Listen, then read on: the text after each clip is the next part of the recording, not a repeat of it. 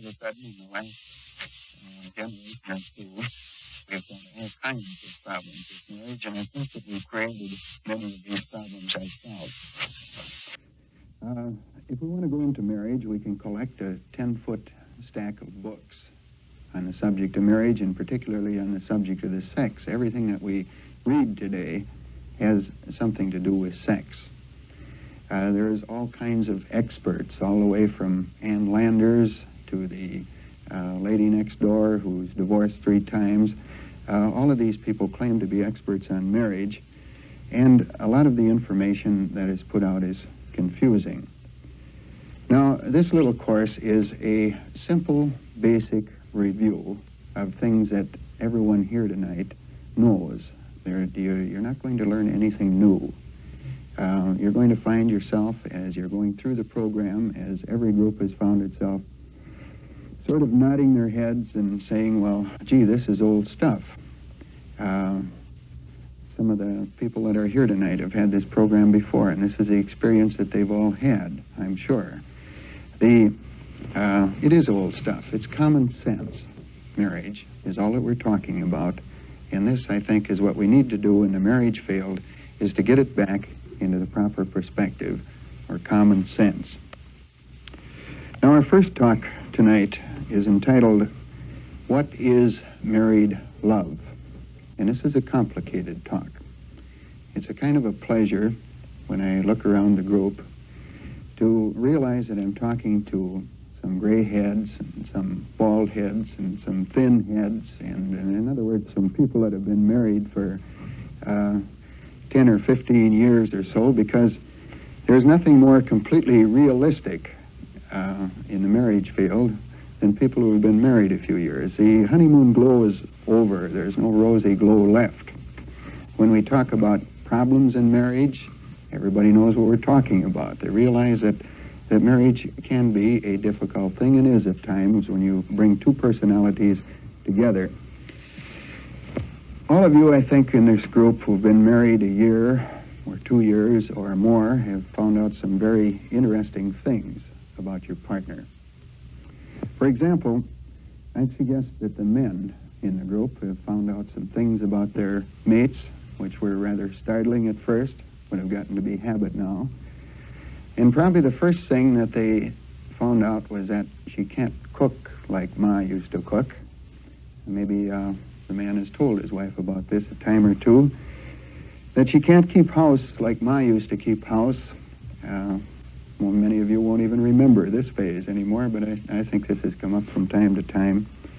That she has the darndest relatives that a man ever became associated with, and that she has lots of disgusting habits that we didn't know about when we were single, and finally, that at times she's inclined to be something of a cold potato. Now, the men, I think, have taught their wives something, too, in marriage. And one of the primary things, perhaps, that women have discovered is that this male ego that she was so proud of at one time can drive her just a little nuts. That this great big guy she married is still a little boy in lots of ways. That he, too, has lots of disgusting habits and the darndest relatives that she ever saw. And that at times he's inclined to be something of a sex fiend. These are common complaints that we hear from marriage people of all persuasions. This marriage that we're all involved in is far different from the real romance type of thing that we see in the magazines, because in the romance magazines we find marriages that are totally and completely compatible. Father and mother always like to do the same thing at the same time. These 2 people just love spending all of their lives together happily. But in this real romance that all of us are involved in, I think all of us will freely admit that compatibility is a big, fat myth. There just is no such animal. So before we go too much further with this program, I'd like to do what we can to hit this myth of total compatibility in the head by asking you a few little simple questions. I'd like to ask you some questions about this morning, early this morning, when you first got out of bed, to give yourself a little mental compatibility test. And I'd like to ask you this question, really. Did you both wake up bright and shiny this morning, or was there possibly one or the other that wasn't quite too willing to get out of bed? This is question number one. When you popped up, did you both have and strongly desire, this sparkling conversation the first thing in the morning? Or was there one or the other that was a little bit backward about this whole bit? In our home, we have a great problem with this. I don't like to admit this in front of my wife, but she is not a very normal person in the morning. She is one of these weird individuals that bounces out of bed and wants to talk about things. You know, I mean, that's not very adult behavior, but over the years we've learned to tolerate this, of course. What happened when you got at the breakfast table? How did you like your coffee? Hot and black, sugar and cream? Like coffee at all? How do you like your eggs fried? What type of people were you all through the breakfast table? Were you real congenial and compatible then? Now, I don't know this group. We've just mentioned one tiny little area of the day. And still, I think in this little bitty area, we probably have found some lack of compatibility in every family that's represented here tonight. This goes on all day long. Compatibility, incompatibility, the constant row, the constant misunderstanding, because husband comes from one different kind of family with one entirely different kind of background than the wife comes from. There's no such thing as a couple that is totally compatible. If they did, if there were, they couldn't be married. They'd die of boredom in just a few years. Compatibility, I think, is a myth. So I think we need to go one step further in our definition of what is married love and make this statement that it is impossible for a couple to live together without a deep love. This is the one essential component, I think, of any successful marriage. Companionship we find, we grow into, but love we must have, and it has to be a very deep love. Now, what's love? Is it the deep, emotional, warm feeling that we like to think about, that we read about in romance magazines, or it's something more than this? I think it's this, that this has to be there, but there's a lot more to it than this. And probably in our definition, in looking for a definition of love, we should take a look at how love grows in marriage and the usual steps and procedures that I think nearly every marriage goes through on the way to total fruition. In other words, until a couple grow up and become compatible and become a real unit of society. I think that every marriage, from many years of counseling, we've done a survey of all the marriages we have in there, and necessarily, of course, this is prejudiced on the side of trouble, but I still feel that nearly every marriage goes through 5 distinct phases in the process of maturing or reaching a mature married love. The first phase we call the dream world phase of marriage. It's a time when everything is possible and most everything is good.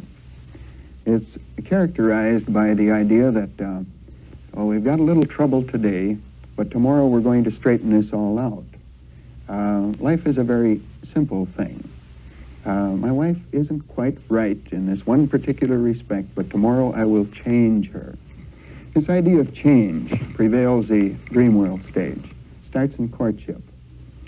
We're also very sure that we're going to change the individual that we're married to in the dream world stage, and this is going to solve all our problems. During the dream world stage, there are many frustrations, of course. We're learning a little bit about each other, but we're not worried about this because everything's going to be all right soon. There's minor little quarrels, but all the fun of making up. Sex is good and bad. mostly bad, but we're not worried about this either. This is just the stupid woman that we're married to, or the stupid man, and we'll straighten this all out shortly. In this dream world stage, the honeymoon stage, I think lasts from a couple weeks to a year. We pass from this in every marriage, I would guess, into what we would call the time of disillusion. And this is, I think, a necessary time, a time that we all went through, a time that we need to go through, perhaps. It's a time of waking up and looking at marriage realistically for what it really is. The honeymoon is over. Sexual tensions start to arise in the home. Quite a few sexual tensions. Perhaps we've had a baby, or maybe even two babies by this time. There's a fear of pregnancy abroad in some of the homes, but at any rate, there's some sexual tensions during this time of disillusion. We're starting to look at our partner. We're starting to find out what our partner really is. We find out, for example, that this sweet young thing has a tendency to belch at the table once in a while. These little things that we all discover about each other during this time of disillusion. Sometimes the wife during this period turns a little cold. The man turns a little anxious sexually. There are a lot of quarrels. There's beginning to be some doubts of love, doubts of each other's love. We're quite sure of our own yet, but we're not sure of our partner. We're wondering if we didn't make a mistake. We think about this girl that we could have married, or the guy that dated us for years. All of these things take place during a time of disillusion. I have here in my notes that we act like kids, but I think that sometimes this could be an insult to kids, because I think that kids are so much more mature than a couple that truly loves each other are during the time of disillusion. Our feelings go so deep, and the hurts go so deep, that instead of fighting and getting it over with like two kids would do, we fight for days and we sulk for days. We're quite immature during this particular period. Now, this would be fine if this passed immediately into something better, but in most homes, I would guess, American homes, and we have some pretty good statistics to bear this out, I think we pass into a still deeper phase, which we call the time of misery. In the United States today, 1 marriage out of 4 breaks up. In Michigan today, it's 1 in 3 1/3 breaks up or ends in divorce. These are startling statistics. And these statistics mostly occur during this time of misery. It's a time, I think, I would like to guess that perhaps 90% of our American couples have been going through. And this time of misery is actually the purpose of a program of this kind, to sort of avoid this miserable time in marriage. We can all stand to be disillusioned, but we can only stand to be miserable so long. And let me describe it to you a little bit. First of all, during the time of misery, there's practically no hope in the minds of either party. They feel that this marriage is lasting. They have no idea why. They know that they should leave their partner, or at least feel that they know this. The only thing that holds a couple together during this time is sheer stubbornness, deep religious faith, a belief that we gotta make this work. This is what keeps it going during the time of misery. There's a state of almost constant tension in the home. You can cut this with a knife. When you walk in the door, you can feel this tension arise. All of us, I think, have gone through these tensions in the home, but during the time of misery, this is almost a constant thing. Sex is dead in the home. It's become a process of no-love situation. It's become a process of duty for the woman in many cases, where she says, well, this is my marital duty, tonight is duty night, this is Tuesday again, all right, so go ahead, you know, this sort of thing. Both people, I think, are looking for a proof of love. Both people are feeling very alone, feeling very unloved. And in the counseling office, we always get this picture of the time of misery. We see a picture of two people standing on opposite sides of the room. And both of these people are saying to each other, I will love you when you love me. And the unfortunate thing is that nobody moves, and the marriage remains in this miserable stage. This period, I think, lasts in some marriage all of the couple's lives. This is a type of marriage that, quote, stays together for the sake of the kids. In some homes, it's a very brief thing. It might last as little as one day. In others, it might last from 2 to 5 years, before finally someone says, we have to do something about this. Unfortunately, again, this is a period when many people seek advice and seek bad advice. The woman, for example, goes to mother and she gets advice from her as to how to handle the old man. Or she seeks out someone at the card club who's been twice divorced and she talks over her problems with her. The man won't even see a professional most of the time. He's very stubborn about this. He's going to solve his own damn problems. And the way that we solve these problems is by straightening out the old lady. And this goes on constantly. From the time of misery, we move into a better time, which we call the time of awakening. And the time of awakening is where real love, I think, essentially begins in marriage. We've gone into marriage with a strong romantic attraction, with a respect for each other. In other words, with a genuine love, but not a mature love. Because the mature love has to begin in a creation of mature love in the home by the couples themselves. And essentially, this is what happens during the time of awakening. Unfortunately, a lot of us got kicked into this. We were miserable for so long that we finally said, nuts, this has got to stop. And someone made a direct attempt to straighten this thing out. In other words, instead of standing on this one side of the room saying, I will love you when you love me, one or the other of the parties just very simply says, I love you. In the process of reawakening this love and maturing this love is already begun. Fortunately, we know what it takes now to make this marriage work. Why do we know what it takes? We've told each other what it's going to take 150 times through stubborn silences at the top of our voice, with the neighbors listening at times, and all kinds of situations. We've told each other, and we know what it's going to take to make this marriage work. And so someone sets out to make it work, as clear as this. Makes a move, a deliberate act of the will, returns to prayer, asks God's help on this marriage in a realistic fashion this time. Instead of God straighten out my partner, it's God help us sort of routine. The person who makes this first move is, of course, rejected. The first time a man says, I love you, darling, after many years of saying other things that are not so kind to his wife, she can't quite accept this. The first time a woman says this to her husband, he can't accept this. But this person persists and is patient and continues to offer total love until finally accepted.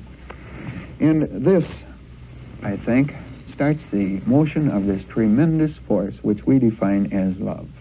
And it is a tremendous force. If we go back to the New Testament, to the life of Christ, we can find what a tremendous force love has been. And we hear the statement quite frequently that love is the most moving force in the world, but a force that is seldom, if ever, tried. And I think this certainly fits into marriage. Because love freely given is an irresistible force that does work. And pushes us, I think, into our final phase of marriage, which we call the time of love. And the time of love, I think, is a very beautiful phase of marriage, but a kind of a strange one, too. You get the picture that, once again, is different from the romance magazine idea of love. Because what happens here is far different than what happens in romances. The man wakes up in the morning and he looks over at his wife, and she's kind of sleeping, and she's snoring a little. And 20 years ago or 15 years ago, one of the things that irritated most about his wife was that she snored a little, you know. And he looks at her and he says, "Gee, I love you, you wonderful thing." And then all of a sudden the thought hits him, why? She still snores a little. She still don't cook so well. She is kind of sloppy about her housekeeping habits. She still doesn't do the dishes right after dinner. In other words, she hasn't changed very much. And I was so certain that she had to. But I love her, and I feel this, and I want her the way she is. And a woman wakes up in the morning with exactly the same kind of feeling. This old man of mine perhaps still drinks too much. And I swore I was going to break him of drinking forever. He's still got lots of habits. He still doesn't call me during the day. He just kind of ignores me completely at times. But still, I have this feeling of goodness and warmth and love. Why? Because I have accepted him. During this time, I think sex becomes a wonderful thing. All of these years, sex has been not the thing that brings us together, but the thing that shoves us apart, the source of our constant frictions and troubles. But now sex becomes no burden at all, because we're together on this. The man's desires are completely in harmony with his wife's desires. He's slowed down a bit, perhaps. She's speeded up a bit in her sexual desires. And he finds himself in a position where he doesn't respond. He has no desire for sex when he realizes that his wife is not in the mood. I mean, it's a sort of a situation where we want what the other person wants, and essentially what we want what God wants for each other. This, I think, is our time of love. Our trust is complete. We're not too shaken when one or the other is out of the house for 24 hours or out of town. We've given up a lot of the old silly beliefs that we had about changing people. We've given up a lot of the beliefs about maturity and what this constitutes. We've recognized that we are nothing without our mate, that we have to have our mate to lean on. All of these things are part of the time of love. Now, we still haven't defined love, and I don't think that we're going to define love during the length of this course, because love is something that we can't quite put a handle on. But many years of counseling experience and study in the field, as well as the experience of our entire organization, has told us that there is a very definite method and routine for building love in marriage. We think that it's so definite and so routine that it can be reduced to a workable formula that will work for all people at all times. Now, we're going to take a short break, and after the break, we'll begin discussing the formula for building love in marriage.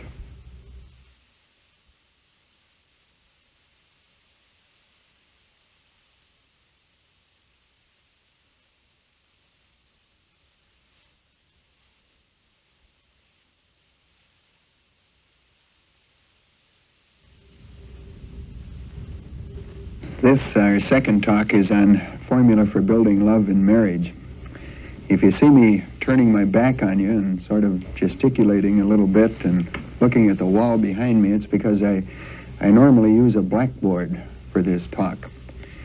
We feel at the counseling office that we have reduced marriage to a formula situation, that there actually realistically is a formula for building love in marriage that will work for all people at all time. And we generally place this formula on the board and talk from there. So I'll probably use a few gestures along here which will represent chalk and lines on a blackboard, and I hope you'll bear with me. Our formula starts basically with good communications in the home. two words, not just communications, but good communications. Learning to talk to each other about things that really matter. Good communications are distinguished, I think, from just ordinary, everyday talking together. A lot of families go through their entire life without really establishing communication between the couples. They talk about superficial things, about the weather, about the Jack Parr program, and basically this is as deep as their communication ever goes. They don't really sit down and talk together about things that really matter. And this, of course, is the element, the basic element of good communications in the home, is talking together about important things to the two of them. Now, good communications we usually divide into three separate areas. Strangely enough, the most important part of communications in the home we call communications with self. Now, what does this have to do with a marriage? What do we mean by communications with self? Does this mean that we go along all day walking around the house going mumble, mumble, mumble, mumble, talking to ourselves? Of course it doesn't. This way lies schizophrenia. But the communications with self, what we mean by this is a kind of real self-analysis that we have to bring into any marriage situation if we're going to make it work. Taking a hard look at ourselves with communications.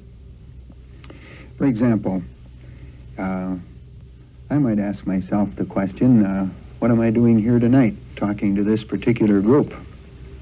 And of course I've got a simple, easy answer for this, and one I really like.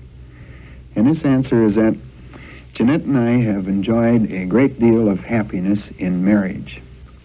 And we're sincere Christians and fine people. And because we're sincere Christians and fine people, we want everyone to have this happiness in marriage that we have had. So for this reason, we dedicate our spare time to going out and giving these talks. Now, this sort of thing I could dwell on for hours, you know, and I could build myself up into a real good feeling over this kind of communications, and this is the sort of thing that we always do. But fortunately, I have a little devil or something that is a personal thing with me that I carry along with me that jabs me about this time with his little needle, and he says, "Herb, are you sure it isn't for the extra $10 a week you make for doing this?" Now, this is what we basically mean by communications with self. Realistic, hard look at ourselves and what we are doing in this particular marriage. A constant analysis, a constant questioning, has a biblical base. A strong admonition of Christ to know thyself is most important in marriage. And it's a difference between a mature individual and an immature individual. The immature individual is one who projects, who communicates all of his problems on his partner. The mature individual is a person who looks within himself, communicates with himself. Now, the second important area of communications is communications with our partner. And this is a difficult area that I don't intend to go into tonight because it's an area that we're going to spend a whole talk on next time that we meet. It's an area that is so important that we just can't brush it off lightly. We have to learn to communicate with each other constantly, because this is a basis of marriage, is communication with each other. It's a thing that we can't avoid. It's a thing that we can't run away from. It's a thing that we have to do. And finally, under our communications, there's still a third kind of communications that a lot of us neglect in marriage or do very superficially, and this is communications with Almighty God. A clear recognition of God's place in every marriage. And some couples are so completely unrealistic about their communications with Almighty God. Totally unrealistic. They are looking for something that hasn't happened in a long, long time, perhaps. They're looking for God to sort of take over their partner and straighten them out. Now, as far as I can remember from biblical and the various church histories, the last time God took over this directly was when he knocked St. Paul off a horse on the way to Damascus, and obviously he's not going to do this in our marriage today. We have to learn to communicate with Almighty God on a realistic level. We have the person who comes into our office, for example, and in the counseling process, we ask them about their prayer life, about their communications with God. And, for example, if this is a woman, she'll say to us, well, gee, Mr. Steinmetz, I pray every day for our marriage. Well, how do you pray? Well, every morning I stop in the church and I bow my head and I say, Dear God, please straighten George out. Please stop him from drinking so much. Is this communications with Almighty God? Is this realistic communications with Almighty God? I don't think so. I don't think it fits into the context of the New Testament at all. It doesn't fit into the context of humility and of love as it's painted by Almighty God. This God straighten somebody else out. And there's another factor that I'd like to mention. Perhaps this is delving a little bit into heresy, but I believe that we're taught that Almighty God is something like us.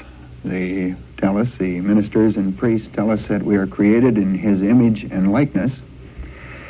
And if this is so, I wonder if Almighty God wants us to dictate to him, to tell him how problems are going to be solved. I wonder if God is something like us, if he isn't like us in this other respect, if he didn't create us in his image and likeness, with the ability to think and reason for ourselves, then he certainly has a much higher faculty of knowing what is wrong with this marriage. He doesn't want us telling him. And aren't we, in a sense, dictating to Almighty God when we say, God, here is what's wrong with our marriage. Here is a solution to our marriage. We have this all outlined for you, God. This is what we want you to do. Put your John Henry on it. I don't think that this is communications with God in the marriage field. I think that what we need is to approach him humbly and say, Lord, we're in trouble. Help us. Or better still, to say, Lord, there's something wrong with this marriage. Help me to realize what I can do to make this a better marriage. Now, so much for communications. We'll be coming back for this, to this in much greater detail in our next talk. I'd like to say something about the next part of our formula, because whenever we have good communications in the home, it always leads to better understanding.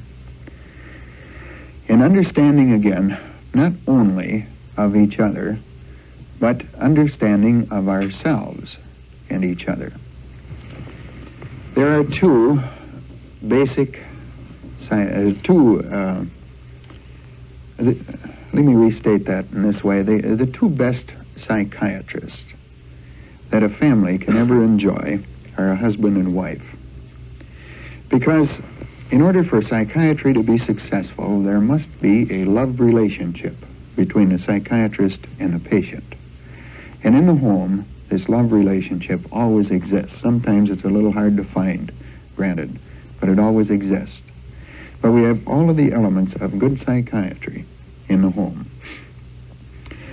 If we have good communications, if people talk to each other about things that matter, even about things that matter to them, about problems, personal problems with their past and with their parents, if our psychiatrist wife or psychiatrist husband can learn to listen, he can greatly, or she can greatly, help the person with the problem understand himself. So we have a problem, first of all, under understanding, we have to develop self-understanding. And this, too, is developed always from good communications. Secondly, of course, a much deeper understanding of our partner is developed through communications, and it's the only way we can do this. In the counseling office, we listen to the same old story time and time again. Husbands and wives have one thing in common. They all believe that they are mind readers. And when we have a communication breakdown in the home, essentially this is what we're doing. The husband thinks that he knows what the wife is thinking when he doesn't understand it at all. And the wife thinks that she understands what the husband is thinking, where realistically she doesn't know at all what he's thinking. And this can only be solved by talking together. Talking together always improves our understanding of ourselves and understanding of each other. Now, once we begin to understand ourselves and understand each other, then we have to add a third thing to our formula, and this is the help of Almighty God. Why do we add it here? What's the purpose? Why do we stick God in after understanding? Well, I think this is obvious. If we completely understood each other prior to marriage, we probably never would have gotten married. And it's as our understanding of ourselves and each other increases that we really need the help of Almighty God. And it's available. It's available. Not only in Christianity, but in all society. For all time, all pagan religions of every kind, the Jewish religion, every religion known to man, marriage has been given a special, sacred dignity. And the help of Almighty God in the marriage field has been clearly recognized. It's here. But it's a thing that has to be asked for, as we talked about before, very humbly. When we ask for help from Almighty God, we will receive it. And it's a thing that we forget nowadays. We're constantly in trouble as far as the importance in God's eyes of the marriage contract is concerned. We have somehow come to believe that the housewife, the mother, the marriage, the people involved in marriage are second-class citizens. That careers are what are important. The things outside of the home are what are important.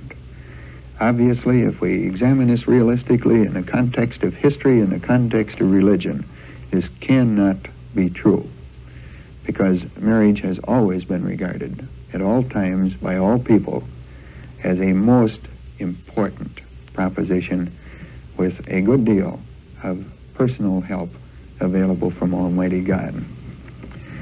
Now, we have communications. Through communications we learn to understand. We receive the help of Almighty God. And finally we come to acceptance of each other. And here is where the marriage begins to mature. Acceptance of each other. A very, very important part of marriage. We mentioned before, when we were talking about God's help, the fact that He is there and that He will help us, and that we are created something in His image and likeness. And we hinted at something that is probably present in all of human nature. And this is what some of the psychiatrists have gotten all excited about lately. They seem to have found this in some people, this great, wonderful concept of conflict with authority. We get the idea from some of the psychiatrists that this is something new, that's something that Joe has and John has, but Pete doesn't have. But I'd like to submit to all of you here tonight that each and every one of you here has a very definite conflict with authority. A very definite conflict with authority. And I'm going to give you a little quiz, and I want you to answer silently. Please don't stand up and holler and say, I got this conflict, nobody else does, but take this little quiz. How do you react when when someone tells you, this is how it's going to be, this is what I want you to do, I want you to do it in no other way. You gotta do it this way. What's your reaction? I think if you're honest with yourselves, your reaction is quite clearly defined. When someone says to me, to you, to anyone else, either out loud or to ourselves, the answer that each and every one of us gives when someone says, you gotta, is the hell I do. Realistically, I think this is what we say. We realistically say we do not gotta do anything of the kind. A built-in conflict authority, I think, is something that we all have. We like to be led to a certain extent. We like authority to a certain extent, but we like reasonable authority consistently. So this brings up the problem of change. The tremendous amount of time that we all waste in marriage trying to change each other. We've all done this. Every single one of us have gone into marriage looking at our partner and seeing one little point that we didn't like. And we said, well, we'll just forget about this because after our marriage is over, our wedding is over, we'll get this all straightened out. And sometimes we've wasted 10 years trying to straighten each other out. And what has happened? Nothing has happened. We cannot change people through force. There's only two ways, I think, that people change.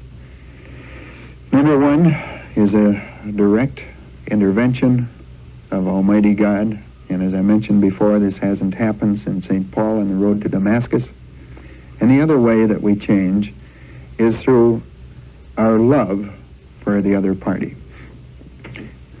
No one can force a woman to change her habits. No one can force a man to change her habits. We men believe that we can change women at times. After all, we're bigger, we're wider, we're heavier generally, and if we shout loud enough and wave a big enough club, Mother will do the dishes immediately after dinner. But what happens when we do this?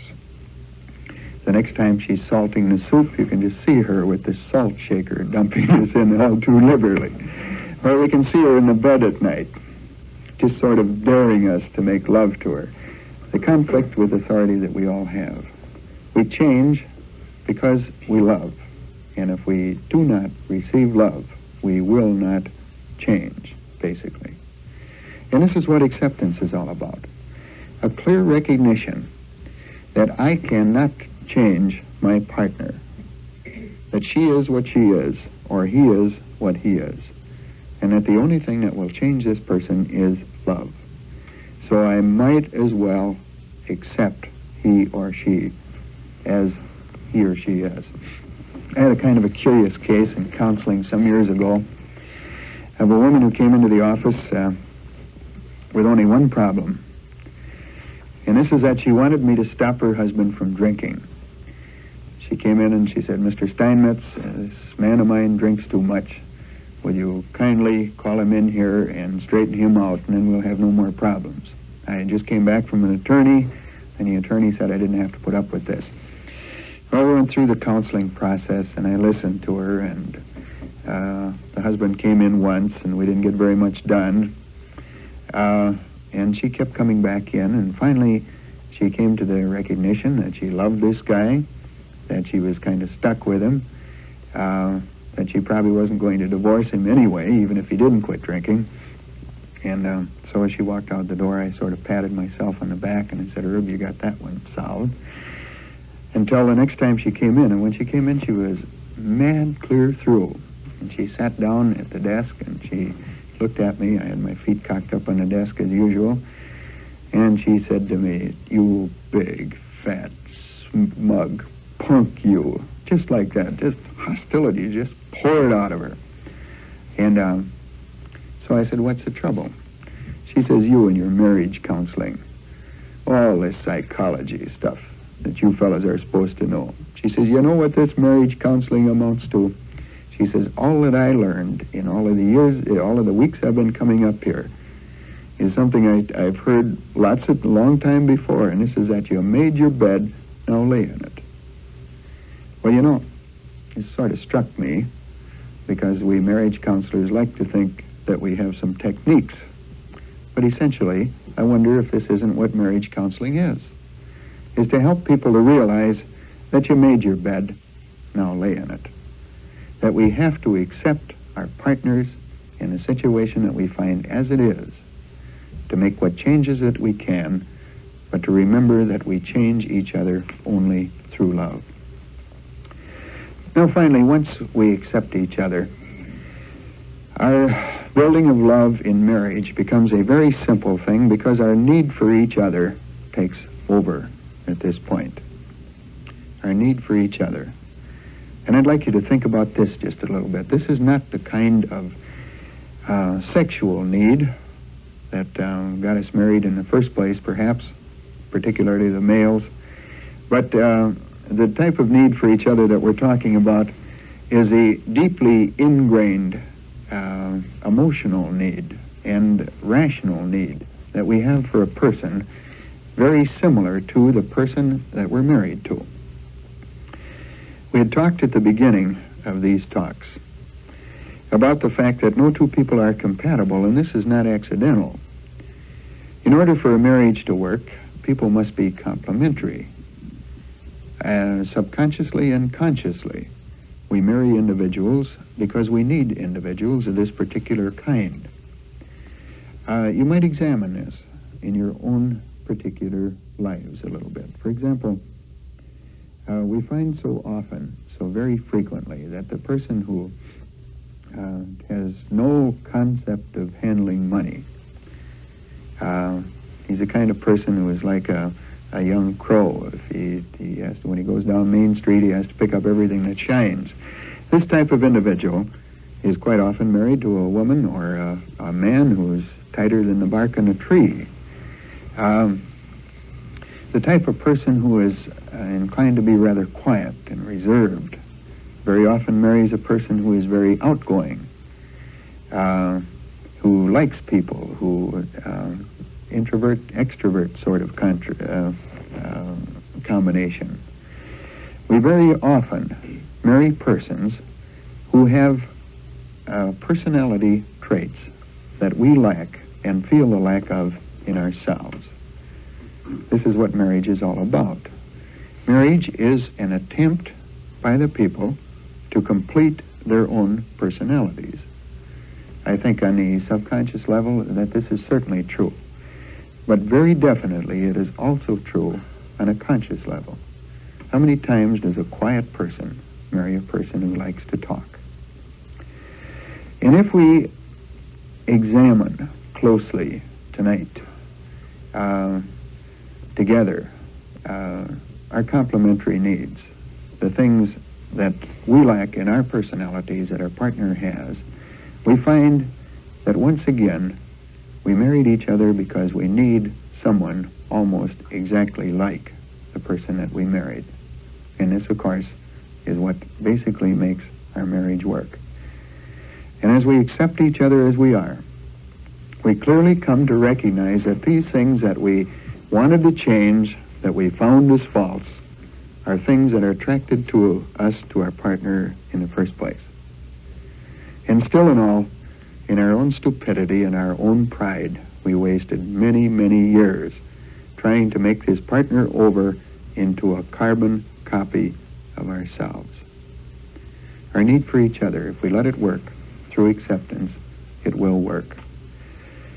Now, once we let our need take over for each other, we clearly recognize what these needs are. We clearly recognize that we need a person very much like the person that we have. Love becomes an automatic thing.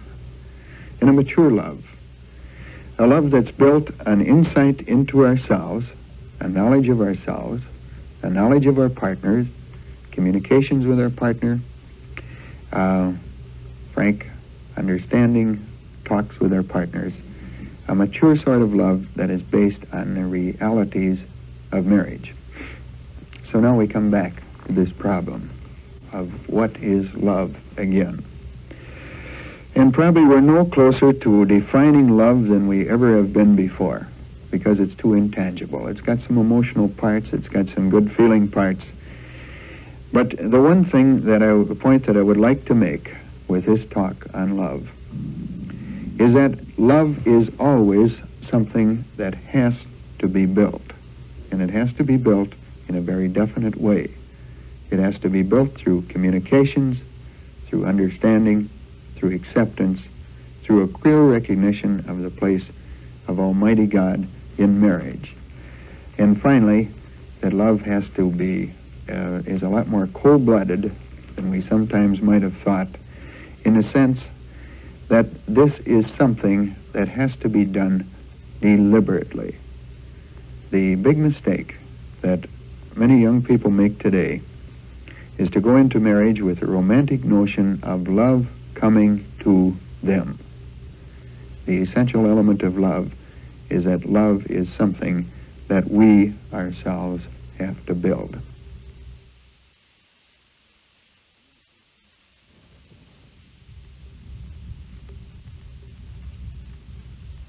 Our third talk is on communications in the home, and we call it learning to talk to each other about things that really matter. Whenever I begin this talk, I think about a couple that I had in my office one day several years ago from the city of Escanaba. Was referred by an attorney. And the attorney called at 20 minutes to 5 on a real hot day, and I'd promised to take the children swimming at 5 o'clock. And he said, "Herb, somebody's got to see these kids. They have no right to break up. They've got 3 little ones. It just isn't going to work out well." So I agreed to see them, but I saw them in a hurry, and it was going to be about 2 weeks before I could give them an appointment. So what we did, we called the husband in separately and the wife in separately, and just very briefly talked to them about the necessity of communications in the home. And essentially all that I said to these people is that you've got to go home and talk to each other if we're going to do anything with this marriage counseling when you do come in. Well, evidently the husband heard me. Whether the wife did or not, we never found out. Because I learned later that what happened is that they walked out of the office in this dead, deep silence, and they got into the car, still not a word. On the way home, the husband stopped at one of the local pubs and picked up a 6-pack of beer, and there's still this dead, deep silence. Then they went home. She prepared supper. They ate supper. Nothing yet. And finally, after supper, he went to the icebox, pulled out a bottle of beer, opened it and set it in front of her and one of them in front of himself. And all of this while, he was building up, and he was still boiling over the many things that had happened, and apparently she was too. Because when he set this bottle of beer in front of her, he said, "That counselor said we should talk. Now, damn you, talk." Well, we certainly don't recommend beginning a talk on communications in exactly this fashion, at least not generally. But it was very effective in this particular case. She did talk for an hour and a half, he told me later, and she talked about everything. She talked about his mother and his relatives and about his own personal habits, and she mentioned all kinds of things about his character. She said that he was about as romantic as a glob of gook. But someplace along the line, she also said in disgust, "I don't know what's the matter with me. If I had any sense, I'd leave you. But I love you, so apparently I'm stuck with you." Not exactly the romantic approach, but it was very important to our communications in this home. You notice that in this little talk, or this little fit of anger, this little example that we've just mentioned, that a lot of important things about communications were covered. First of all, the husband listened. He listened very carefully, and he listened for a long time. And actually, this is the first time in all of his married life that he probably had ever really listened to his wife. Because how do we listen, typically, in a marriage situation? Generally, not too well, especially not when we're angry. The kind of listening that we're doing is not the kind of listening that helps us to develop insight into our own problems. The kind of listening that we do is only to defend ourselves. We're not listening to learn anything about us. We're listening to pick out points and flaws in the other person's argument that we can use to crucify them with. And in this case, the man listened. He listened intelligently. He said later that he thought that the reason he'd listened intelligently is that he was a little dumbfounded. He never could get this woman to talk. And all of a sudden there was this big outpouring of information. He listened, and as he listened, he evaluated himself. He looked inside of himself. He said to himself, could this be me? The kind of intelligent listening that we all have to learn to do in a marriage situation. And secondly, I think another thing we can learn from this example is that communications, to be effective, have to be honest. And I think that once again, in all of our homes, this is something that is not always true. We tend to go in two directions. One is the direction of flattery when we're communicating. The other one is the direction of avoidance. For example, in our homes, this flattery thing, I think typically this is probably a male type of thing, the sort of thing that a man does more readily. He comes home from work at night. He finds his wife in the kitchen. She has her hair all down, stringy. She looks like a mess.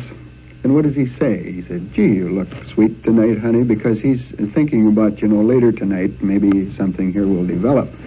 Not honest communications. It's a fake. The wife knows it. It gets us nowhere. The other kind of communications we said was dishonest communications was avoidance. We avoid issues in our home that tend to upset us or that tend to generate too much heat.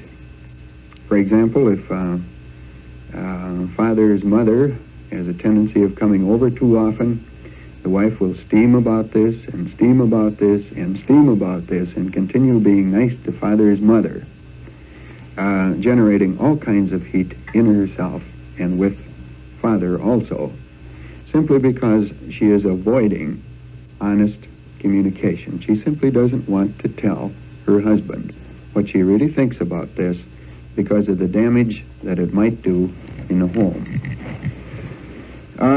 Communications, I think, have to be about everything. The great downfall, perhaps, of the American marriage today is that communications in the average American home are not about everything.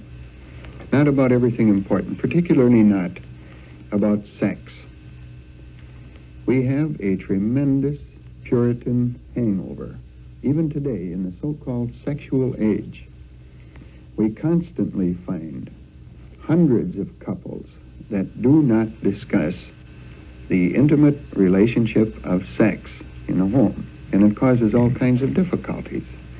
There's certain things that a wife may like. There's certain problems that she may have with sex. And the only thing that it takes to clear these problems up is to communicate these with the husband. Young married couples have a tremendous problem of sexual communication, simply because it has been ingrained into them that we do not talk about these things. Sex is not the only point.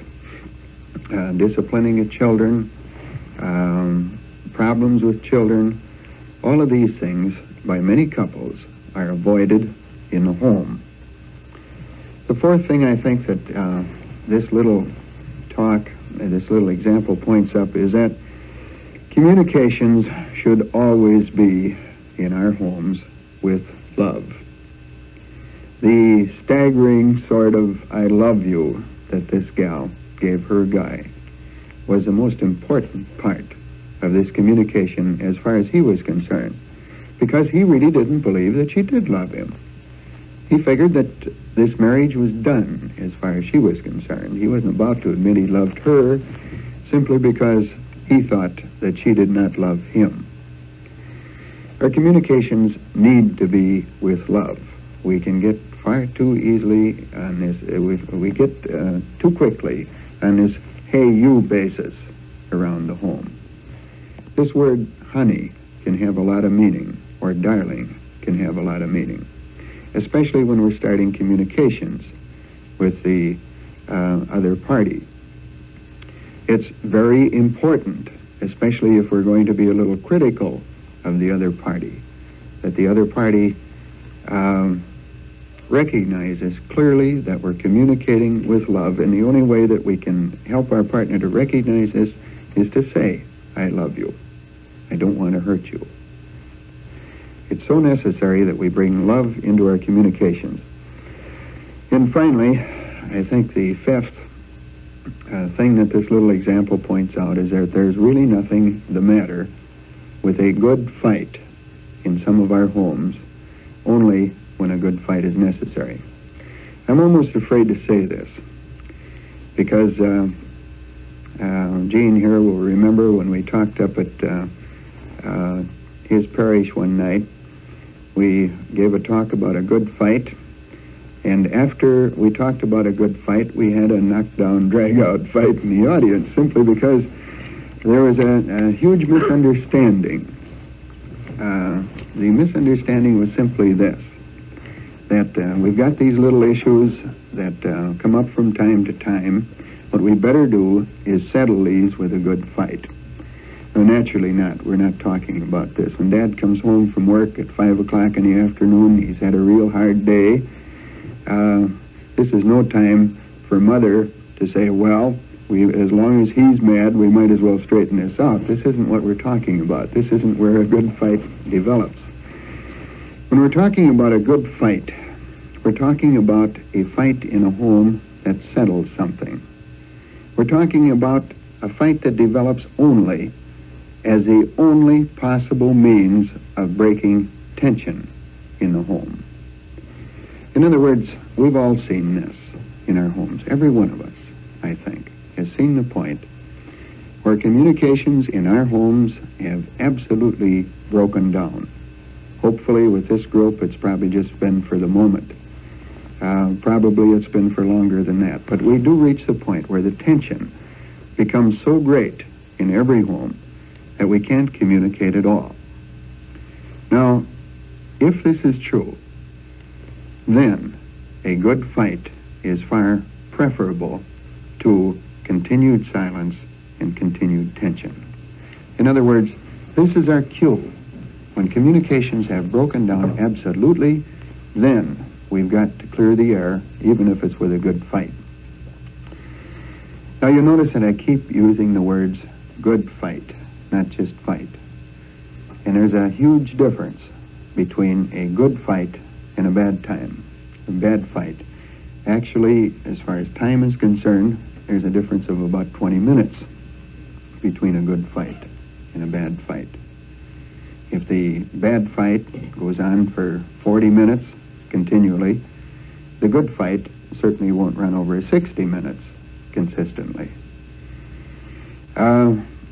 We think that it will sometimes. We think that if we ever get into this particular area, this will be it. We'll be scrapping forever. But certainly this isn't true. Because our fighting glands, if you want to call it these, are the adrenaline glands in our body. And these glands only keep us at a fever pitch for a certain length of time. We can only scream and holler at each other for so long. If you don't believe it, try it on the way home tonight. You'll find that about 20 minutes, 25 minutes is generally par for the course. The good fight, as differentiated from the bad fight, is one that goes on long enough to settle something. What generally happens in our homes when we get into a scrap? Generally, in every home, we've got somebody that runs away when the chips are down in a good fight. The argument starts, and Mother gets in a few good licks.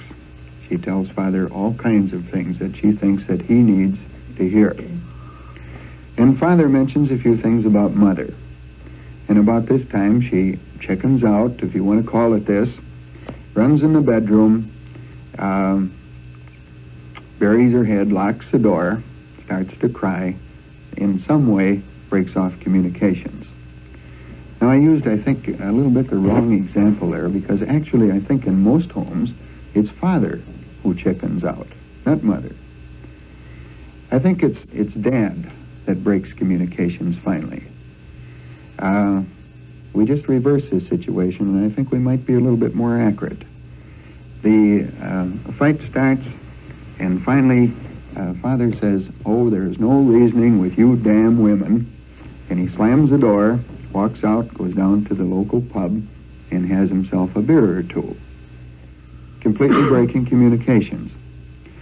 Unfortunately, when he does this, he goes a little bit further. He gets down to this pub, and he gets thinking about this dear little woman that he married, or else he gets thinking about all of the nasty things that she said to me, and he's concentrating on these for quite a while, and then he goes home. And he wakes Mother up in one of two moods. First of all, he wakes her up and says, "Honey, let's settle this." Or else he wakes her up and says, "Honey, you know I love you, let's make love." Well, this sort of thing goes over like a lead balloon. These are bad fights, terrible things. Why? Because every time that we have a bad fight, we raise ourselves to fever pitch, and then we leave it there. Psychologically, what does this do to us? Psychologically, hostility has to be released in some sort of fashion, or it burns us up inside. Hostility that is not released in some sort of fashion, in some sort of intelligent fashion, eventually will kill us. And it will certainly kill a marriage, because this hostility builds up and builds up and builds up. When Mother goes back in the bedroom, for example, what is she thinking about? My darling, how much I love him? A nice, quiet way to poison him is more in line. She's terribly angry at him. She's more angry at herself. She's thinking of all the things that she should have said and didn't. All of these things have happened when we haven't completed communications.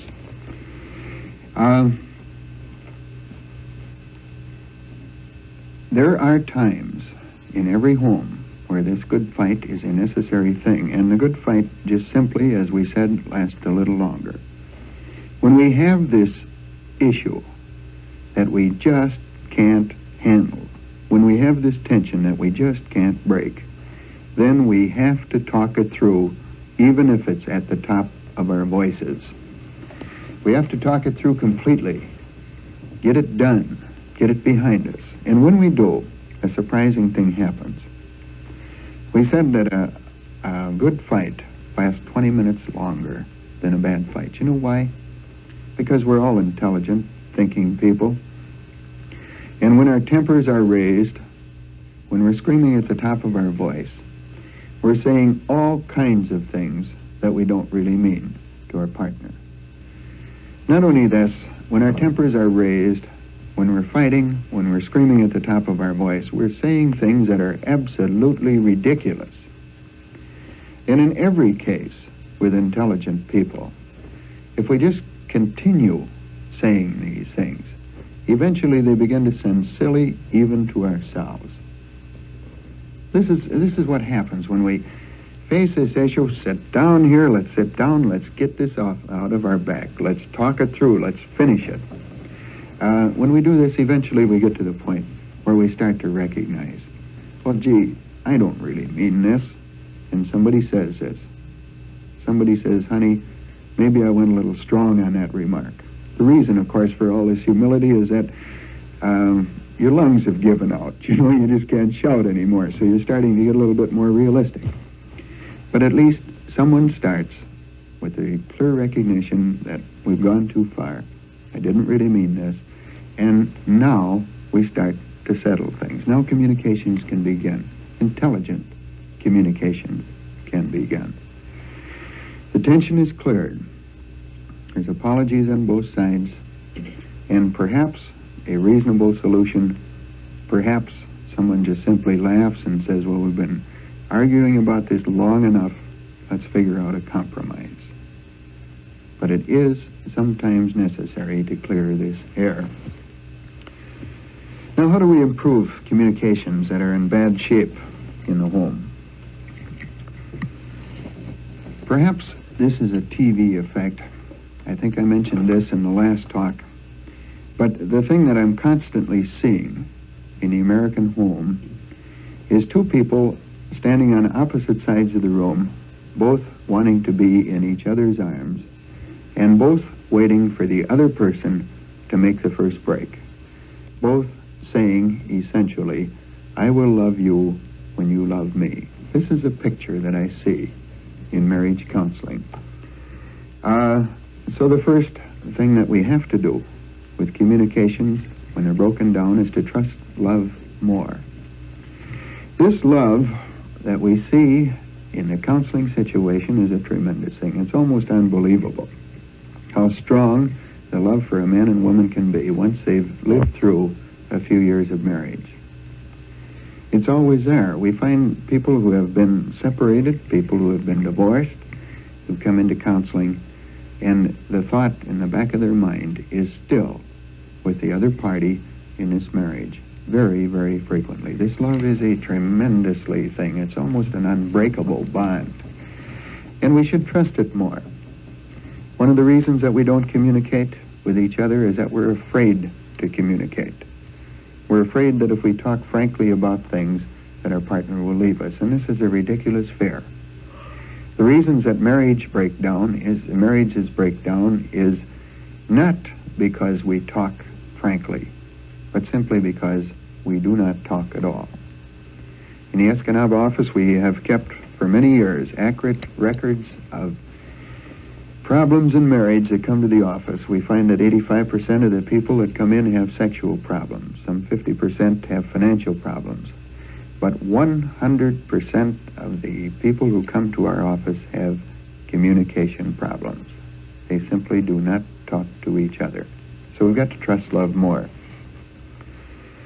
Secondly, to improve communications, we've got to go back to this same old self that we've been talking about all through this program and examine ourselves in reference to sarcasm.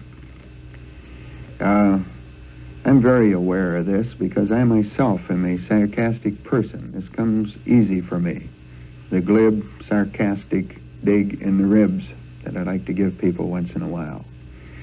This is a thing that we should all search ourselves for because it's a tremendously damaging thing to the marital relationship. The man, for example, who has a wife who will not talk, better search himself very carefully for sarcasm, because she's learned over the years that she can't talk to this guy. It hurts too much. He's too quick with a quick jab. Sarcasm is a tremendously damaging thing to communications relationship. How do we detect sarcasm in ourselves? When we face people with sarcasm in a counseling situation, when we ask them to face up to themselves as sarcastic people, we have a real problem because nobody likes to think of themselves as sarcastic. The little test is a simple one. The test is just simply this: how would I like to have this said to me in exactly the same way? And look at it realistically. Nagging in communications. We have to examine ourselves for nagging. We talked last time about the conflict with authority. That anybody, anytime anyone says, you gotta do this, our immediate reaction is always, the hell we do. And I think that basically this is true. Nagging takes a lot of forms. People are nagged with sweetness. People are nagged by nagging, the kind of nagging that we all know, the constant pick, pick, pick. People can be nagged with sickness. Men, I think particularly young men, do a lot more nagging than young women do. If you're wondering about this, maybe you might want to look back to your own first years of marriage. How many hundreds of times do most young men try to straighten their wife out as to how to keep house, how to cook, how to do things around the house, and so on. These are nagging. Cause breakdowns in communications. If it goes on long enough, the other partner simply will not respond or will not listen. And finally, we've got to stop running away from communications. And I think we all do this, running away from communications. This is a dangerous thing to say with members of the clergy present, but I'm going to say it anyway, that an awful lot of people run away from communications by becoming too involved in, quote, good things, unquote. For example, your friendly family life director tonight sometimes gets far too involved. Perhaps I might be running away from communications in my own home. I doubt this. If I do, I rationalize it off, but this possibility exists. A lot of people run away from each other by doing good works. They become involved in Girl Scouts on Monday night, in PTA on Tuesday night, and something else on Wednesday night. The whole week is taken up out of the home and away from each other, simply running away from problems that exist. We have seen this happen in the counseling office time and time again. So-called good marriages that have lasted for 10 or 15 years, on the surface are excellent. Why? The people don't know each other. They've never met each other. Just sort of going by, and their conversation is always casual. And when a crisis arises, they find out that they don't even know how to talk to each other. TV is a tremendous escape today for an awful lot of males in the home. Pa comes home from work at night, flicks on the TV button, and the next time he talks to anyone is when he goes to bed. He sort of growls at his wife and says, "Come on, old lady, it's time to go to bed," or something of the kind. The reason, if you'll examine this, is very often that he does not want to face necessary communications in the home. Now, to change all this, we have to, I think, go back to learning to approach each other in a very adult fashion, in a real fashion. We can't start out reopening communications when they've broken down on a false note by saying something real hypocritical, like, "Honey, I know that you were all right and I was all wrong." Let's face it, she's going to know you're a phony immediately. On the other hand, we can't start out renewing communications in the home by suggesting that, "Sit down, dear, it's time I straighten you out." This doesn't go over too good either. We have to approach this in an adult fashion. And an adult fashion is an approach that is real. That, "Honey, perhaps we both went a little strong on this particular issue. I know I said a lot of things that I really didn't mean. Now, let's sit down and talk this through." This sort of thing generally gets a favorable response. It has to be real. And secondly, communicate again, always with love. This little word "honey" at the start of things is very important. And finally, in summing up, don't ever forget our very important communications with Almighty God in the home. We forget these so easily. We feel that we're on our own, and actually no marriage is ever on its own. Communications with God are as close as our humility, and as close as a clear recognition that God is needed in our home. As soon as we invite him in, his help is there for the asking.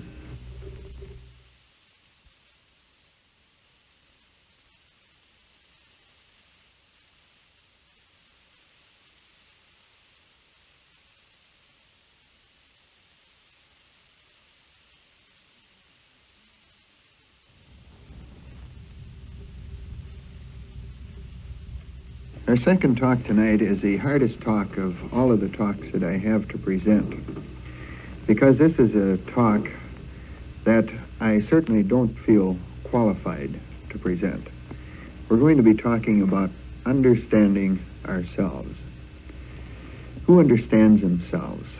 I'm not a psychiatrist, not even fully qualified as a social worker, and if I were, would I still understand myself? Is this possible for any of us to understand ourselves?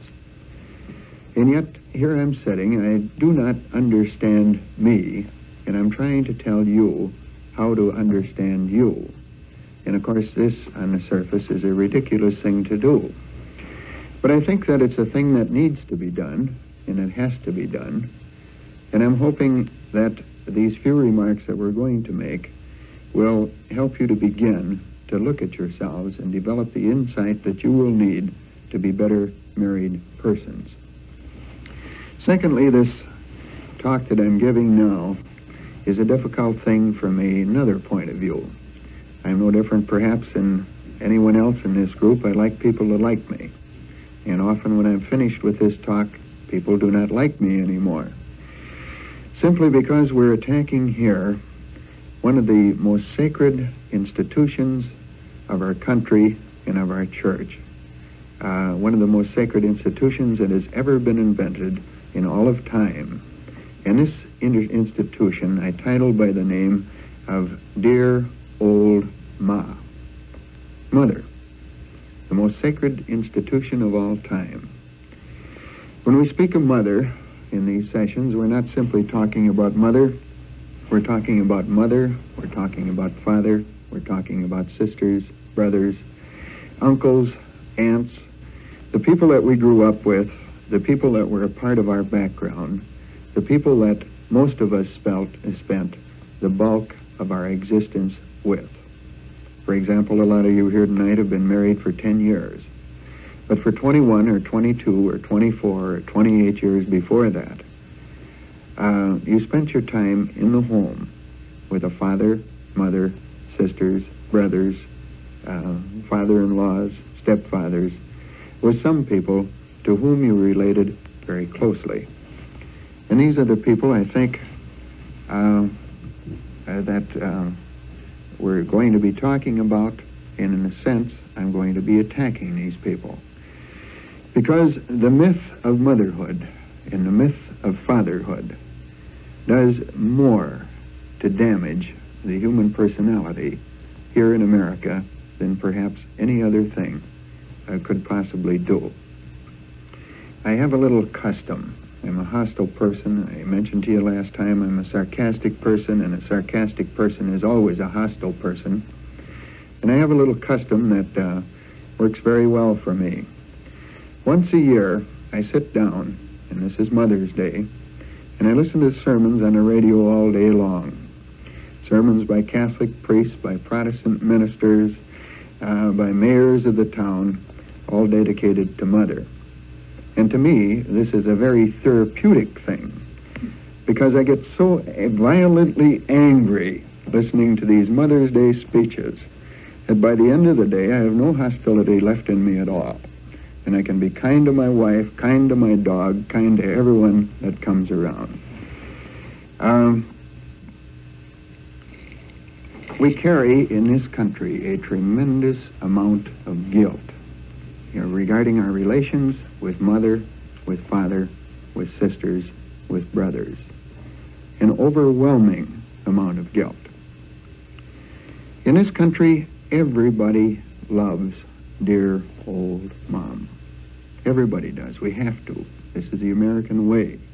You probably all saw this little thing in Time magazine a few years back in regard to one of our presidents. And they said that he stood for many things: home, flag, mother. Mother is such an ingrained institution, such a perfected institution in American sociology, that everyone must love dear old Mom. And yet, looking around the group, most of you are strangers, and certainly I don't know any of you intimately enough to know anything about your feelings toward mother or father. I would guess that at least 50%. Oh, let's discard the 50%. Let's face it realistically. The only reason I said 50% is I'm trying to get along with you people. 60%, 65% of the people that are gathered here have had severe emotional conflicts with their mother or father. 60 or 65% of the people who are gathered here have had very hostile feelings for a large portion of their life toward mother, father, a particular sister, particular uncle, someone that they're very, very close to. Still, America says we can't do this. And here's where our trouble comes in. Here's where our guilt comes in. Here's where our problems come in. We lived with these people for a long time. In Freudian psychology, psychiatry reduced to its basics, I think, discarding the technology of Freudianism, discarding the technology of much of psychology. What we're essentially saying is that we live in homes for long periods of time, and in these homes we learn how to think, we learn how to act, and more important perhaps than even these, we learn how to feel. In other words, we form habits, learning habits in the homes, habits that we gather, habits that carry over into our adult life, habits that we always have. All of these things are learned in our home. Now, if our home was a very comfortable place to be, generally, then probably we grew up to be quite comfortable persons to be around. If our home was an uncomfortable place to be, then certainly we grew up to be people who are often not too pleasant to be around.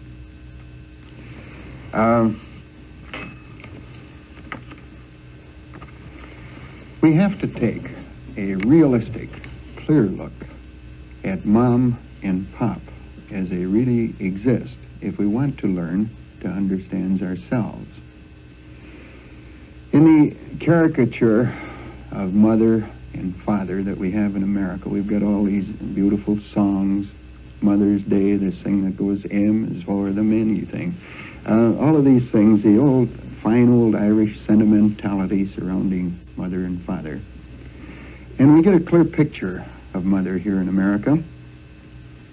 And the picture that we get of mother is of someone who is kind, patient, gentle, long-suffering, certainly not critical, always loving.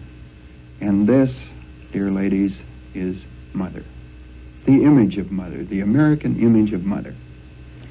Now, I'd like to ask you a fair question. Here in the audience we have mothers.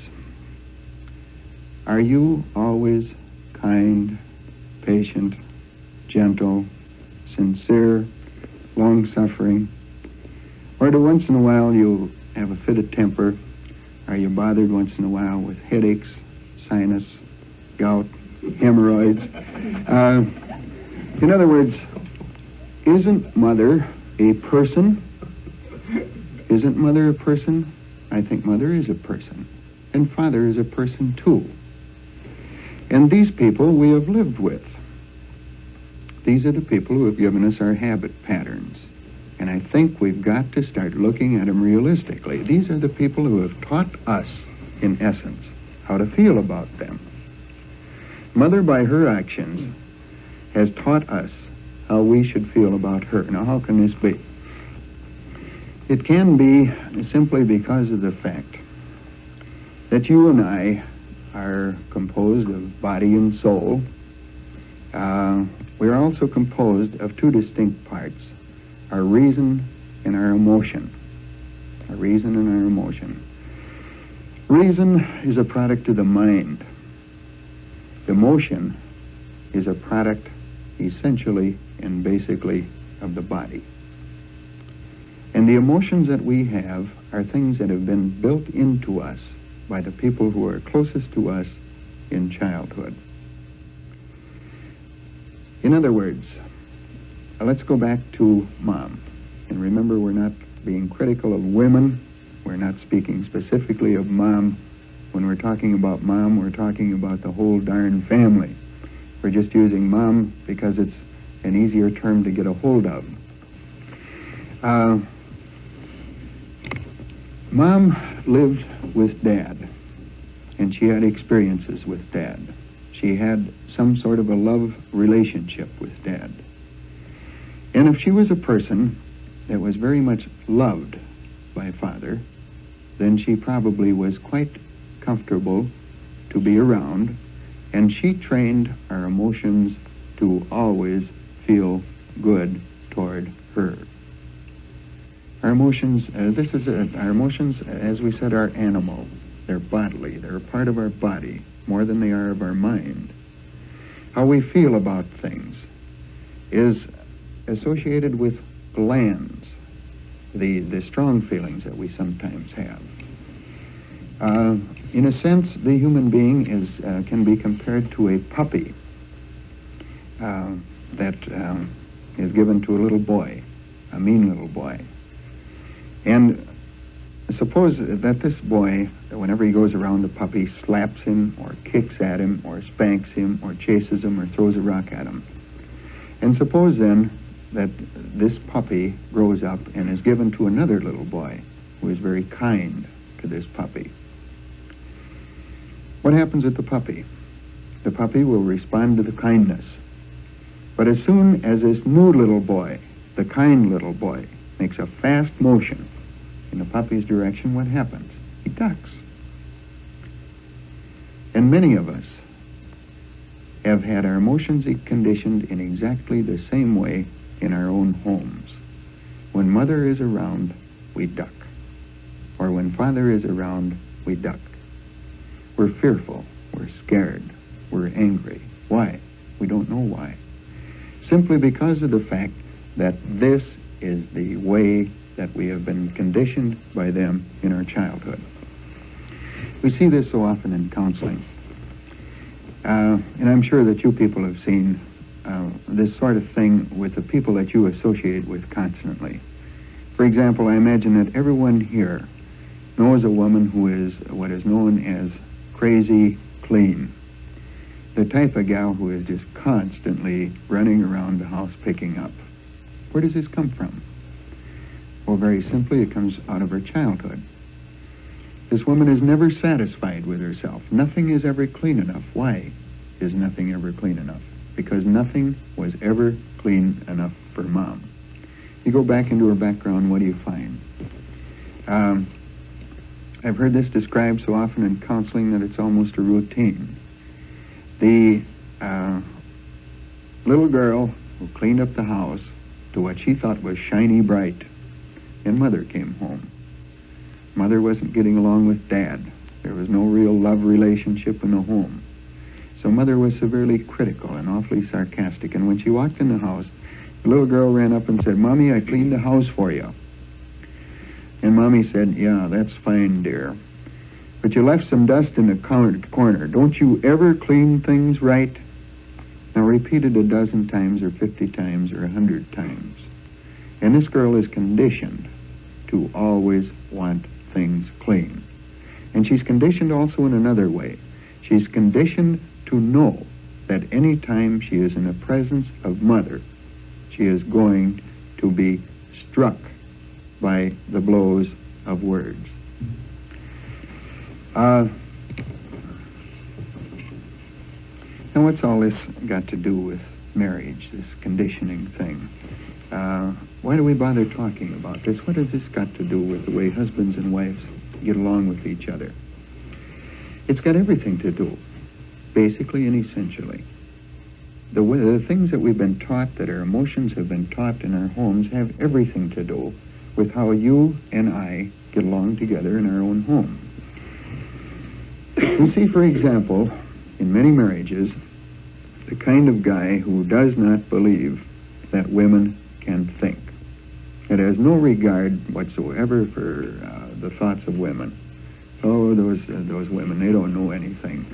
They're nice to have around. Women are great for loving, but for heaven's sake, don't try to talk to them. You see this attitude in a lot of men. Where does it come from? It comes from a relationship with mother that just never could congeal. It comes from a mother who never talked to the boy, a mother that was always too busy. When the child tried to talk to mother, she never had time for him. And so he finally comes to the conclusion that women are superficial or lightweights. It's no use talking to him, and he doesn't even know where the idea comes from. It comes directly out of his emotions and his training. The woman who is constantly suspicious of her husband, she practically chains him to the kitchen sink. Why does she do this? Why does she feel this way? Many times, very simply, because Dad ran around a bit. This great, big, wonderful Dad that she loved as a little girl ran around quite a bit. And she's conditioned to believe that all men run around. Each and every one of us have got some preconceived notions about the opposite sex and about our own sex that have come directly out of our childhood. And these preconceived notions can be tremendously damaging to our marriage. Secondly, they can be damaging to our relations with our parents. The mother-in-law and father-in-law problem is one of the great problems that we face in many of our marriages. Why? Simply because we have so much guilt over the way we feel toward parents that we never quite settle the mother-in-law and father-in-law problem. We've had examples in the counseling office time and time again where people have let mothers practically take over a marriage. Why? Simply because they had too much guilt to resist. We've had in a period of years some outstanding examples of the great amount of damage that guilt over feelings toward mother can bring. The reason that our guilt goes to so deep, of course, is because of the fact that we've all been so strongly conditioned in this country that we've got to love Mom and Pop. And this, of course, we have to do. We definitely have to love our parents. We have to love them as our parents. We have to love them because God gave them to us as parents. We have to love these people as people. But here in this country, love has been associated with good feeling. And realistically, this is something that many of us are never going to be able to get with one or the other of our parents. We can't. We've seen people destroy themselves. Many people destroy themselves by constantly going back to Mom, going back to Pop, and trying to find this relationship that they missed in childhood. We had, for example, a woman come into the office one day, and she was just in a panic, a complete state of panic. She felt that she was completely evil. And what had happened was this. For years, when she'd gone to see her mother, she'd been very uncomfortable, constantly expecting to be criticized. And she constantly wanted to mend this relationship because she felt so guilty about it. Everybody else loves their mother, but I don't love my mother. And so then, on this particular day, she baked her mother a cake. And she spent all day getting this just right, with the candles on top and everything in place, and I love you, Mother, across the top of the cake. And then she wrapped it in a package kind of quickly and went home to Mother, all excited. Today's the day we're finally going to get this thing settled. She brought it in the kitchen and she laid it on the table, and Mother took one look at this package, and her face turned sour. She said, "Mother, I brought you a birthday cake. It's happy anticipation." And Mother said, "Yeah." And she opened it up, and she said, "It's very pretty. But can't you ever learn to wrap things right?" Well, this gal boiled right over instantly. instantly she boiled over, and she called her mother a son of a so-and-so, just without thinking at all. And of course, when she came into the office, there was this tremendous surge of guilt. What kind of a person am I? Say things like this to my mother, feel actually hatred toward my mother. What kind of a person is she? What kind of a person are you and I when we have a conflict with mother or father or dad or brother that goes this deep? What kind of persons are we? What is our responsibility here? Where do we stand? Well, I think the best place to find this out is to look at the relationship with mother and dad as it was clearly defined in biblical terms. Never in any New Testament tract have I ever seen that you must get this real good feeling when you walk into the presence of mother or father. Never once. The emotional thing is an American heritage, an American-Irish heritage, an American-Irish-Italian heritage, if you want it this way, and we can go further. It has nothing whatsoever to do with the position toward our parents. The biblical position is very clear that we must honor our parents. In other words, respect our parents. That these people were people like us who did the best job that they could with what they had to work with. And for this, we owe them honor and respect. We owe them honor and respect as creatures of Almighty God and as our parents, a special honor and respect. We owe them love because they are our parents. But love does not mean that we owe them or even can ever achieve a good feeling toward them. Let me ask you a question that you can think about for just a moment. In our Christian culture, which is the better kind of love? The kind of love that we give to a darling little baby that we just love to cuddle. How many points do we get for this? Everybody can love in this way. The kind of love that we get the points for in Christianity, if you want to call them points in a good book, is a kind of love that is difficult to give. When our whole emotions are for fight and flight, and still we love these people, respect these people.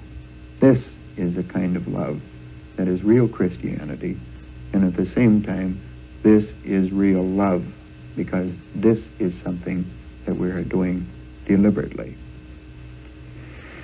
So, before we can become adults in a marriage situation, before we can have an adult marriage, we have to look at men, if we're women, as men really are. We have to look at ourselves as we really are. Men have to look at women as women and recognize their importance. And in order to do this, they have to first reevaluate the basis of their feelings toward their own sex and the basis for the feelings of the opposite sex.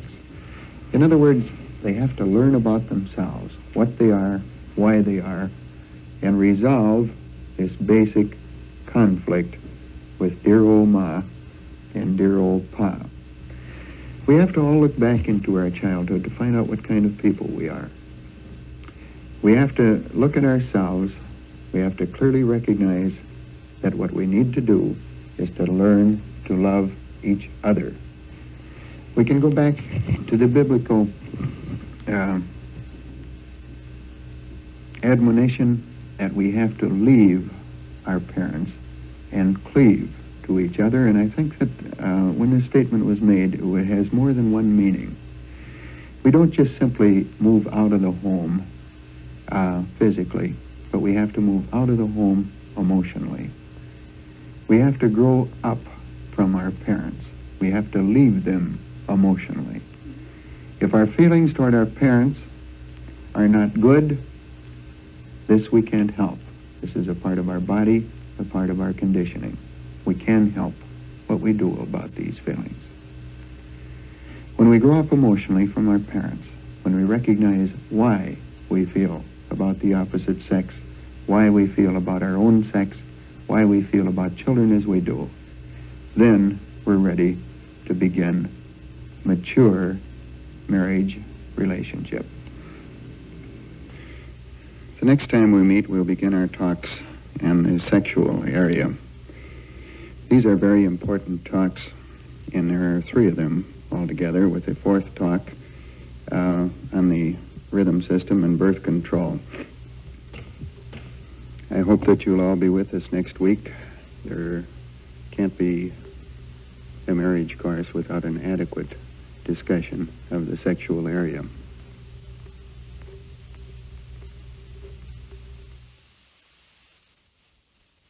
We're beginning tonight our talks on human sexuality and marriage, and particularly tonight we're going to talk about male and female attitudes towards sex.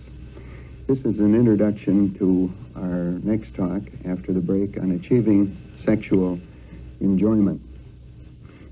This is going to be a little bit different type of talk than we've given. The talk will be essentially the same, but after the talk, in all of our groups, what we have used is a silent question box rather than an open discussion period. There's a very good reason for this. The sex act in marriage has become a thing that is quite sacred and important to the individuals. And when we first started giving this talk and presenting this material on sex, we had a couple of very unfortunate occurrences in which one or the other of the parties felt that they should use the group to persecute their partner in marriage in the sexual talks. For this reason, we've gone to the silent type question box, and while you're listening to the talk, you can think about things that you might like to ask. Then during the break, write down the things that you want to ask and turn them into your conductor. And he will either answer them for you or try to find answers to your questions for you at a later date. Sex is a difficult thing to talk about to our generation, because our generation is probably one of the sickest generations as far as sex is concerned than the world has seen since the time of the Greeks. Why do I say this? How can we prove it? How can we demonstrate this? I think I can say this with a lot of assurance because we can prove it statistically. We have more homosexuals, we have more sexual deviation, we have more unwed pregnancies, we have more divorce, we have more juvenile delinquency, more crime, more of all of the things that grow out of sexual problems in the home than the world has seen perhaps since the time of the ancient Greeks. Our generation grew up in a time where sex simply was not discussed in the American home. If we did a little survey here tonight of the people who are in this room and asked one simple question, which of you feel that you had a totally adequate sex education in your home, I think we'd find practically no one holding up their hands. Actually, in some of our sessions where we've had as many as 60 people, we've asked this question and we've asked for a show of hands. We've had 1 hand, 2 hands, no hands. Ours was a very mixed up, confused sexual generation, and we've passed down necessarily a lot of this confusion to our children. Now, how did we get this way? What happened here? Certainly it wasn't the plan of the Almighty to create mixed up, confused sexual generations. This certainly was not his plan, because God's plan for sexual activity was a beautiful thing. The concepts of 2 in 1 flesh, for example, that he had proposed, the idea of complete and total unity between a man and a wife. This was Almighty God's plan, and in the sex act, it was given a special beauty that is found no place else in human creation. It's been compared to the experience that a minister has when he's first ordained that a priest has when he sacrifices his first Mass. This is the sort of thing that takes place between a well-adjusted, sexually mature couple at the moment of simultaneous orgasm in marriage. This tremendous emotional experience. This experience, I think, is beyond human pleasure. I would suggest to you that perhaps it is a foretaste of supernatural pleasure, a foretaste perhaps of divinity. There is a complete and total absorption at the moment of the simultaneous climax between a well-adjusted couple in the act of love itself and in each other. One of the lighter moments in marriage counseling with a couple that had had some success in this field, one of the women described this as the type of feeling that you get when someone says, so the house is burning, mother, come quick, and she says, let it burn a little longer, dear. The complete and total love that excludes every other feeling at this particular point. Now,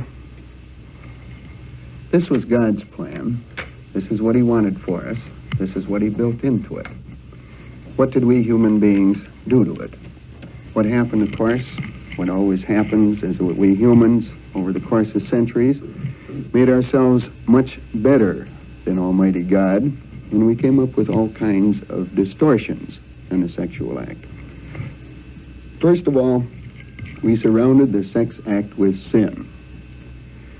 Not only before marriage, not just during the courtship stage, but all through the sexual history. It was surrounded by sin, by shame. This isn't quite right. The concept that this is something that's done at night, something that is for men only, that women should never enjoy. All of these things grew out of the so-called Christian idea of making something better than Almighty God made it, which of course is ridiculous. In the Protestant churches, we had Puritanism. In the Catholic Church, we had Jansenism. And all of these things made anything that was in the body something that was very dirty, very sinful, very shameful. And we were brought up with this sort of attitude. In our modern day, the people of our generation, many of them have rebelled against sex, rebelled against this idea of sex as a sin, and they've gone totally overboard in the other direction, so that every book that we pick up is loaded with pornographic sex, with ridiculous sex, that is written by people who know nothing about sex and the beauties of sex in marriage. It's a complete reversal, but what is it? It's the same old Puritanism, the same old Jansenism, cropping up at the other extreme. The people who write these pornographic things are still the same old people that believe that sex is dirty, sex is sinful, sex is shameful. In our religions, both Catholic and Protestant, still third horrible aberration of the sex act is cropped up in some cases. And this is a concept that sex is a sacred marital duty. Sex is a sacred marital duty. In one of our newspapers that I was reading, a religious paper not too long ago, this concept was thoroughly explained. And the feeling that I had when I was reading this was one of utter disgust. Sex is a sacred marital duty. What a perversion of the beauty that Almighty God created. It's not a general thing in religion, but it's a thing that we sometimes see. Once again, this idea of taking something beautiful that God created and make of it a duty. You gals might like to think about this duty thing a little bit, and you fellas too. I've seen this in counseling so many, many times, this duty routine in sex. And it's almost this bad, you know, where the woman says, oh, all right, honey, it's Tuesday night again. I suppose you have to have it. And she sort of mentally sets her alarm clock for 5 minutes and says, please hurry. I've got many things to do that are more important than this. This is a concept of sex as a duty, which is totally disgusting and discouraging to both male and female. It's a thing that has to be done to please the man to somehow keep him around. Now, in the creation, we were created male and female by Almighty God, and sex was a very important part of this. And the male and female were created as two entirely different people. I'd like to describe the fully mature female as a full-time lover. And as soon as I finish describing the woman as a full-time lover, I'd like to amend this immediately by saying that as far as a fully mature female is concerned, there simply ain't no such animal. But if there were a fully mature, completely mature female, then this person probably would be a full-time lover. She'd be totally absorbed, I would guess, in her man, in her family. In other words, basically, in love and in the people that she loves. And I think that this adequately describes most women, the basic concern. Even the gal who goes out to work generally does this as a token of love for the family, for her children, and even for herself. She's totally absorbed in love. The male, I would suggest, is at best, in God's plan, perhaps sociologically, psychologically today, surely, at best a half-time lover. He's a person who functions in the area of love incompletely. And perhaps I myself am a good example of this. I like to persuade my wife that I'm a full-time lover. I call her once in a while during the day. Why do I do this? Perhaps it's not quite for the reason that she thinks. It's simply because in my pad and my desk every morning, Monday morning, I write down several times during the week, call Jeanette. She likes this. Because a woman likes to think of us as the same kind of a person, but actually we're not. A man becomes totally involved in many things besides love of his wife and love of children. Now, what does all this have to do with sex? This clear recognition that men and women are different is basically essential before we can even get into the sex act itself. At this point, I generally draw a diagram on a blackboard to illustrate this basic difference between male and female in their approach to sex. And so I'm going to ask you to visualize this diagram on the board now. It's composed of only 3 words, and these words are attraction, love, and sex. And at the top of the diagram is the word male on one side of the board and female on the other side of the board. And under each of these are these 3 words, attraction, love, and sex. But they're arranged in an entirely different manner. Under the male, for example, at the bottom of the list is the word attraction, meaning that this is one thing that boys and girls have in common, men and women have in common, marriages have in common. The fact that the male is attracted and strongly attracted to the female. But up the ladder from the word attraction, under the male department, we have the word sex, meaning that the male moves from attraction to sex, and finally, as the sexual returns materialize, in other words, as a mature sexuality grows in the male, only then does he reach a totally mature love. The male moves from attraction to sex to love. When I first came to this town, in marriage counseling, I had what I thought was a totally unique experience with a woman that came into counseling. And she sat down across the desk and she said, "Mr. Steinmetz, I'd like to discuss some problems with my marriage." And then we went on for a couple of interviews to discuss very, very superficial problems. Husband spent too much money and this sort of thing that really wasn't a great concern.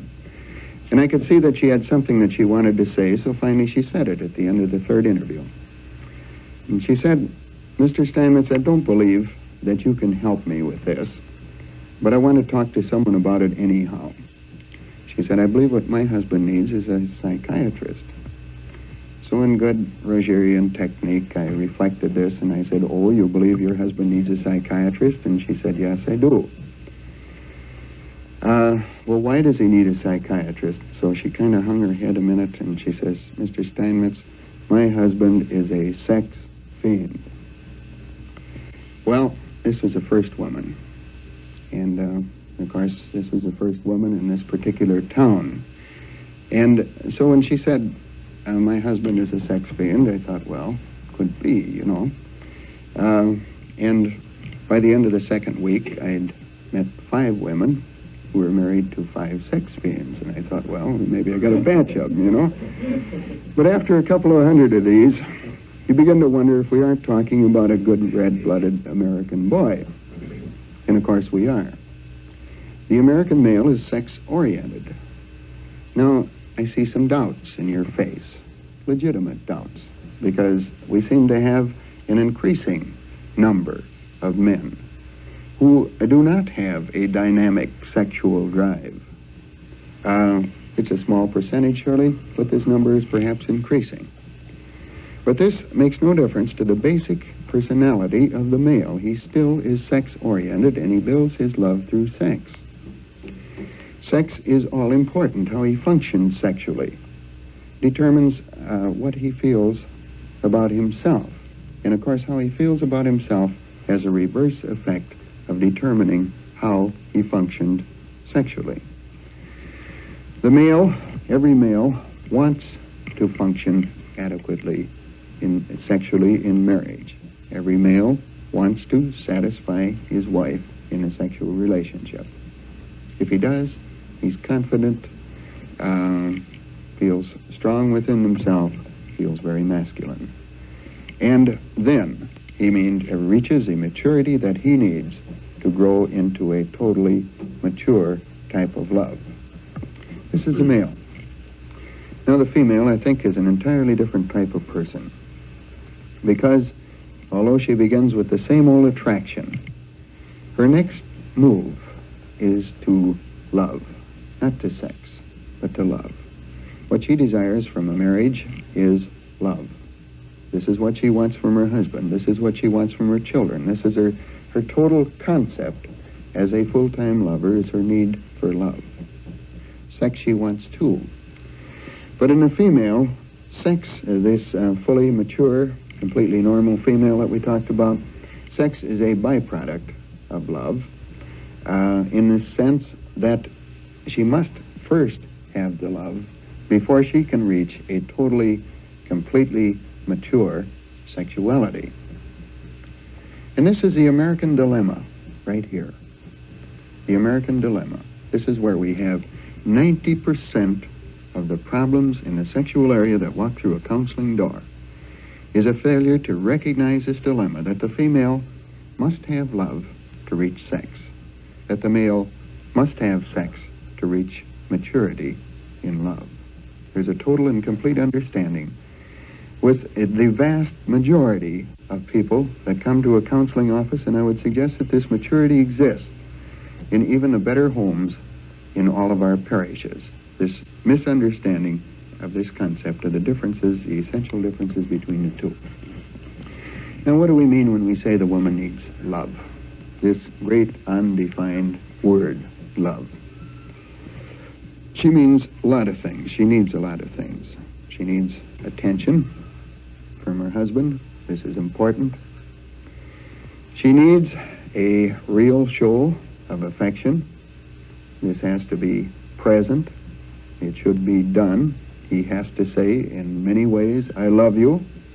He has to put it on a basis that she clearly understands. And once again, this is a thing that we meet so often in counseling. The male who says, why should I have to tell my wife I love her? And she knows I love her. I buy her a house. I bought her a deep freeze. She's got an electric dryer, everything that she needs.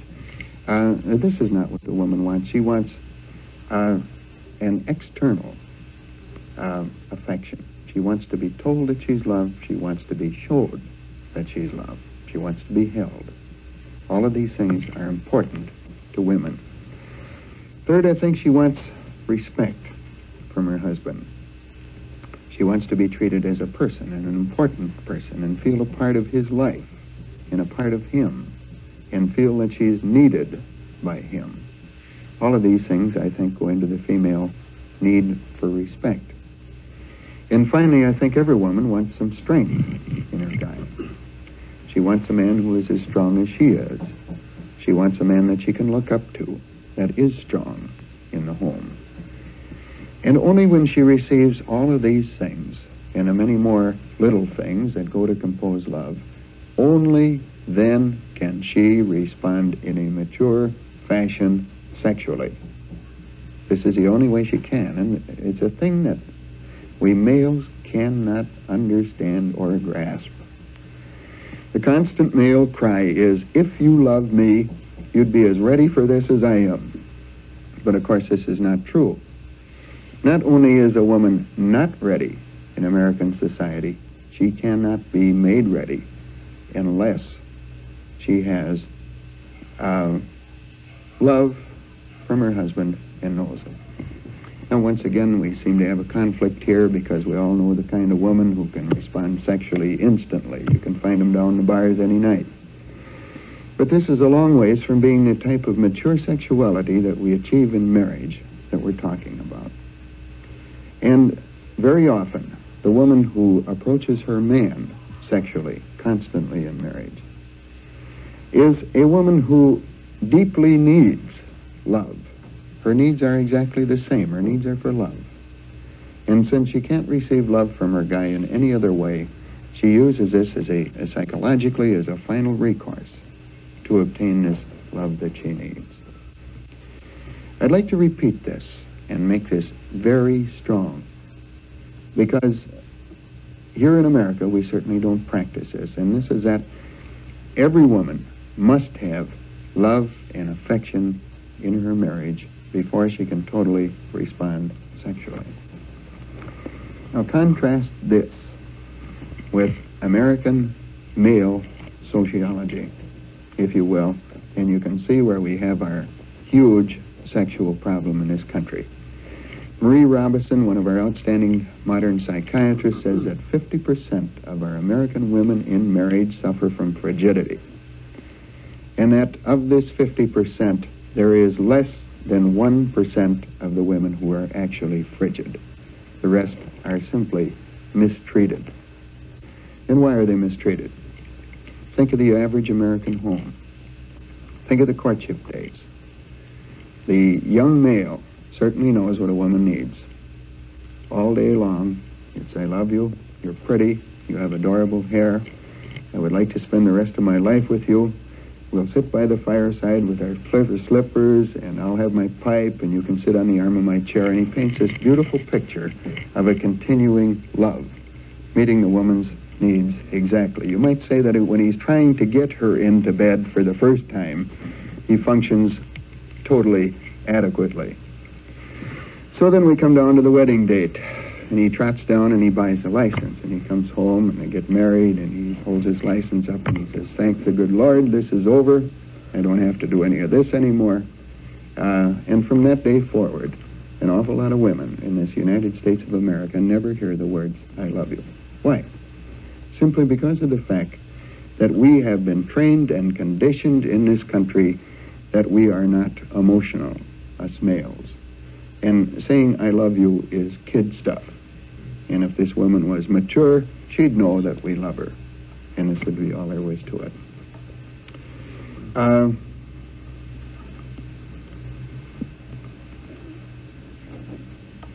We have to get back, I think, to a clear recognition of these basic concepts before we can think about making sex work. We can't make it work by the trial and error system. A lot of us have wasted 10 or 15 years making it work in this way. We simply can't force it to work. We can't make a male feel like a female or a female feel like a male. We have to get back to these basic understanding of male and female before our sex will be good. You know, sometimes this gets amusing, just mention this in closing. to sit in a counseling office and see how ridiculous some of these things can be. I got a picture one day as I was sitting there of a fight that took place in one of our local homes between a man and a woman, and we had this big argument where mother said a few things and father said a few things, and everybody was up in the air, and father parked himself by the TV set with the paper, and mother went dashing off into the bedroom, mad as a wet hen. And she decided that this was the last thing she was going to have to do with father this particular night. So she put on her nightgown, and then she went across the living room to the bathroom to prepare herself further for bed. And as she was going across the living room, she was so angry that she just twitched all over. And of course, here's the old man sitting here reading the paper, and he's mad too. And he looked up, set the paper down, saw this little twitch as she sort of vibrated across the floor, and his first reaction was, "What are we fighting for?"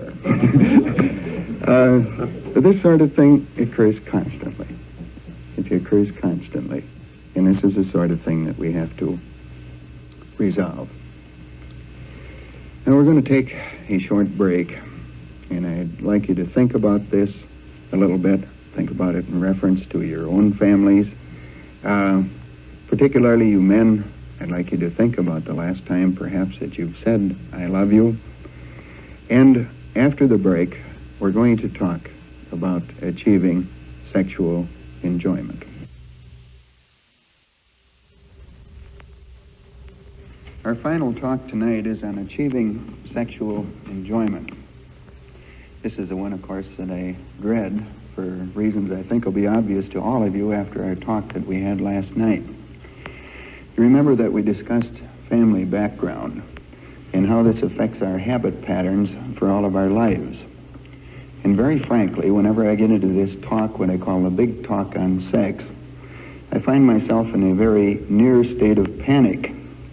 And it seems that in the background I can hear my dear old mother screaming in my ear, "We don't talk about that," and definitely not in public. So I hope that you'll bear with me. We've cut this tape twice before and had non-satisfactory tape because of the nervousness of the conductor, and perhaps this time we'll make the grade. It's a very important talk, I think, because we're talking about something that has been built up in this country into something wonderful, something that should happen to everybody. This beautiful simultaneous climax that presumably occurs every time that two people have intercourse.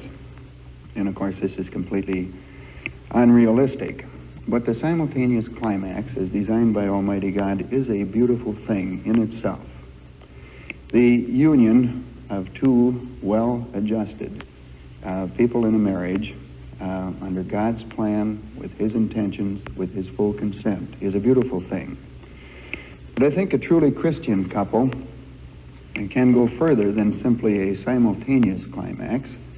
At least we can have this as a Christian ideal, and we can talk about a total climax of the two individuals, a total offering of love to each other, and through the growth of love in the climax for each other, to move in depth into a deeper divine love. And I think that basically this was the plan of the Almighty. It's far simpler to learn to love Him through human love that we can understand very clearly than it is to try to love Him always directly. Now, in order to achieve what we would like to call this total climax of the personalities, a total climax of love, the simultaneous climax being a very small part of this, the man and the woman have to be totally prepared. This is an ideal, of course. It's something that we don't always achieve. But we need total preparation, and I think that this preparation of the man and the woman is on three separate levels. First of all, an emotional level, a physical level, and finally, on a religious level. Now, how do we achieve this preparation? How do we prepare ourselves for this total climax in marriage? I think we'll start with the woman, because The woman is the person in America who gets a lot of the blame for any problems that may arise in sex, I think falsely. But she does receive this blame because frigidity is typically a feminine problem. So let's start with the woman. How does she prepare herself, or how is she prepared for this total climax in marriage? First of all, emotionally, she's prepared by being made to feel like a woman, to feel very feminine. Her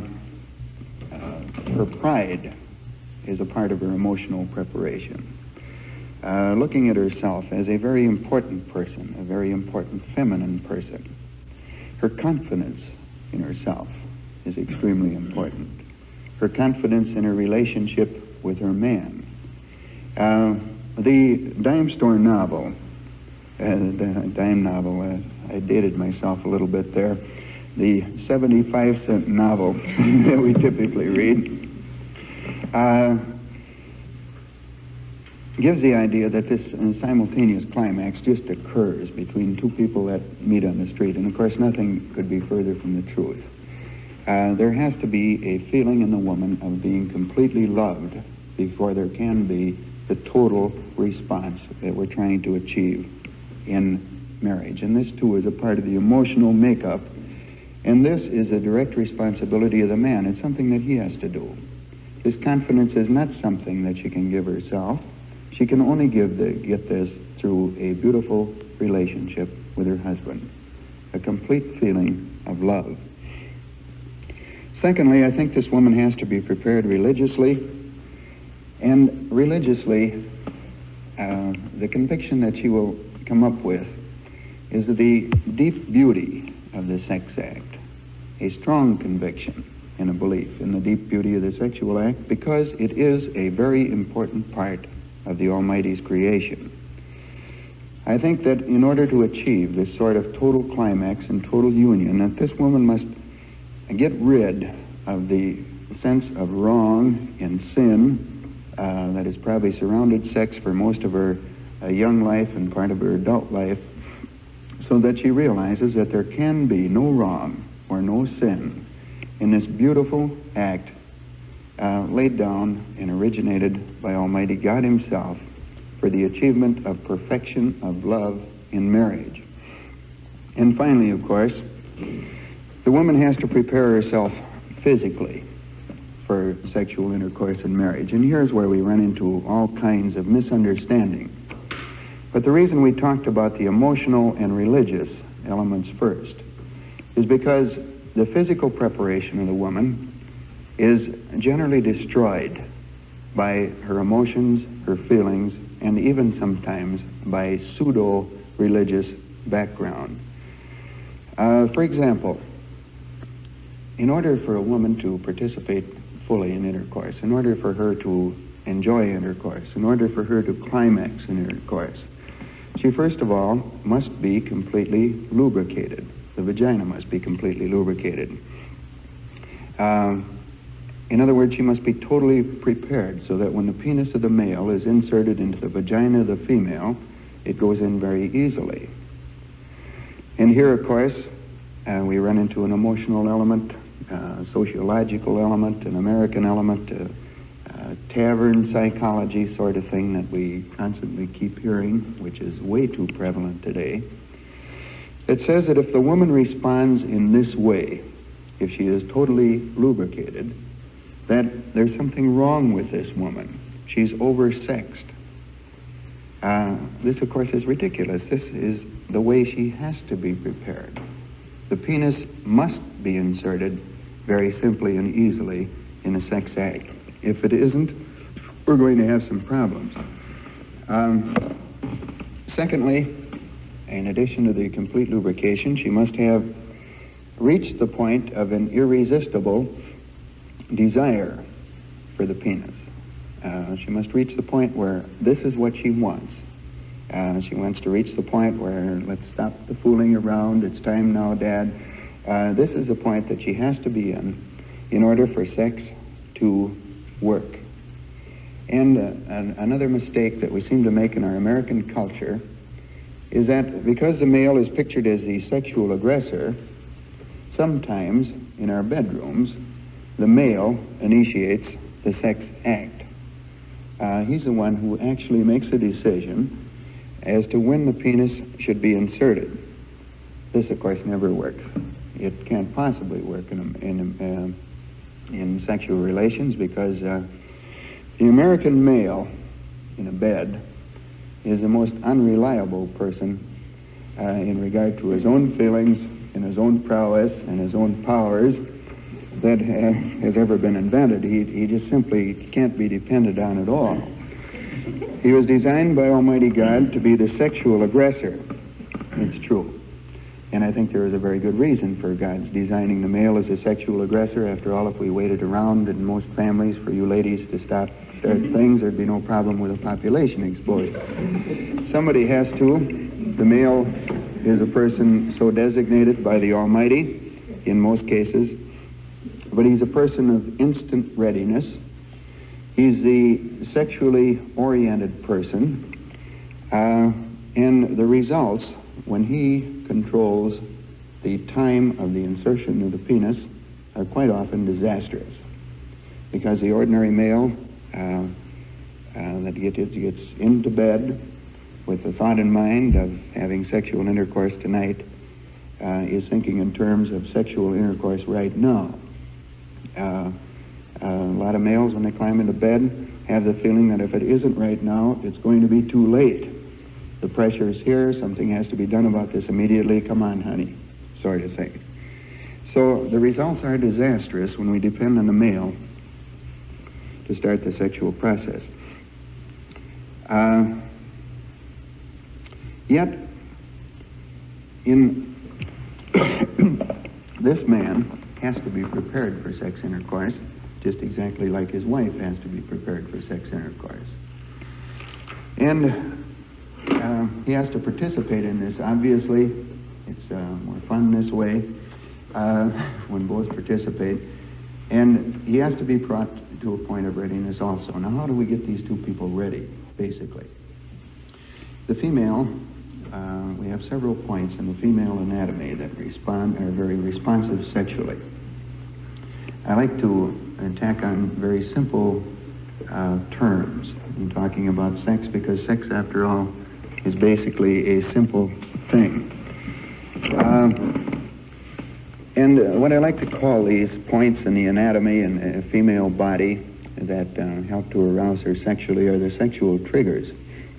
Basically, in most women in American society, these sexual triggers are the mouth, quite often through French kissing, the tips of the breast, which are massaged by the male hands or by the male mouth, the inside of the vagina itself, which is generally manipulated by the male fingers, and the clitoris of the female, the all-important sex organ in the female, which is actually, medical people tell us, a small penis, which is located at the very top of the vagina, of course, is a key organ in arousing the female.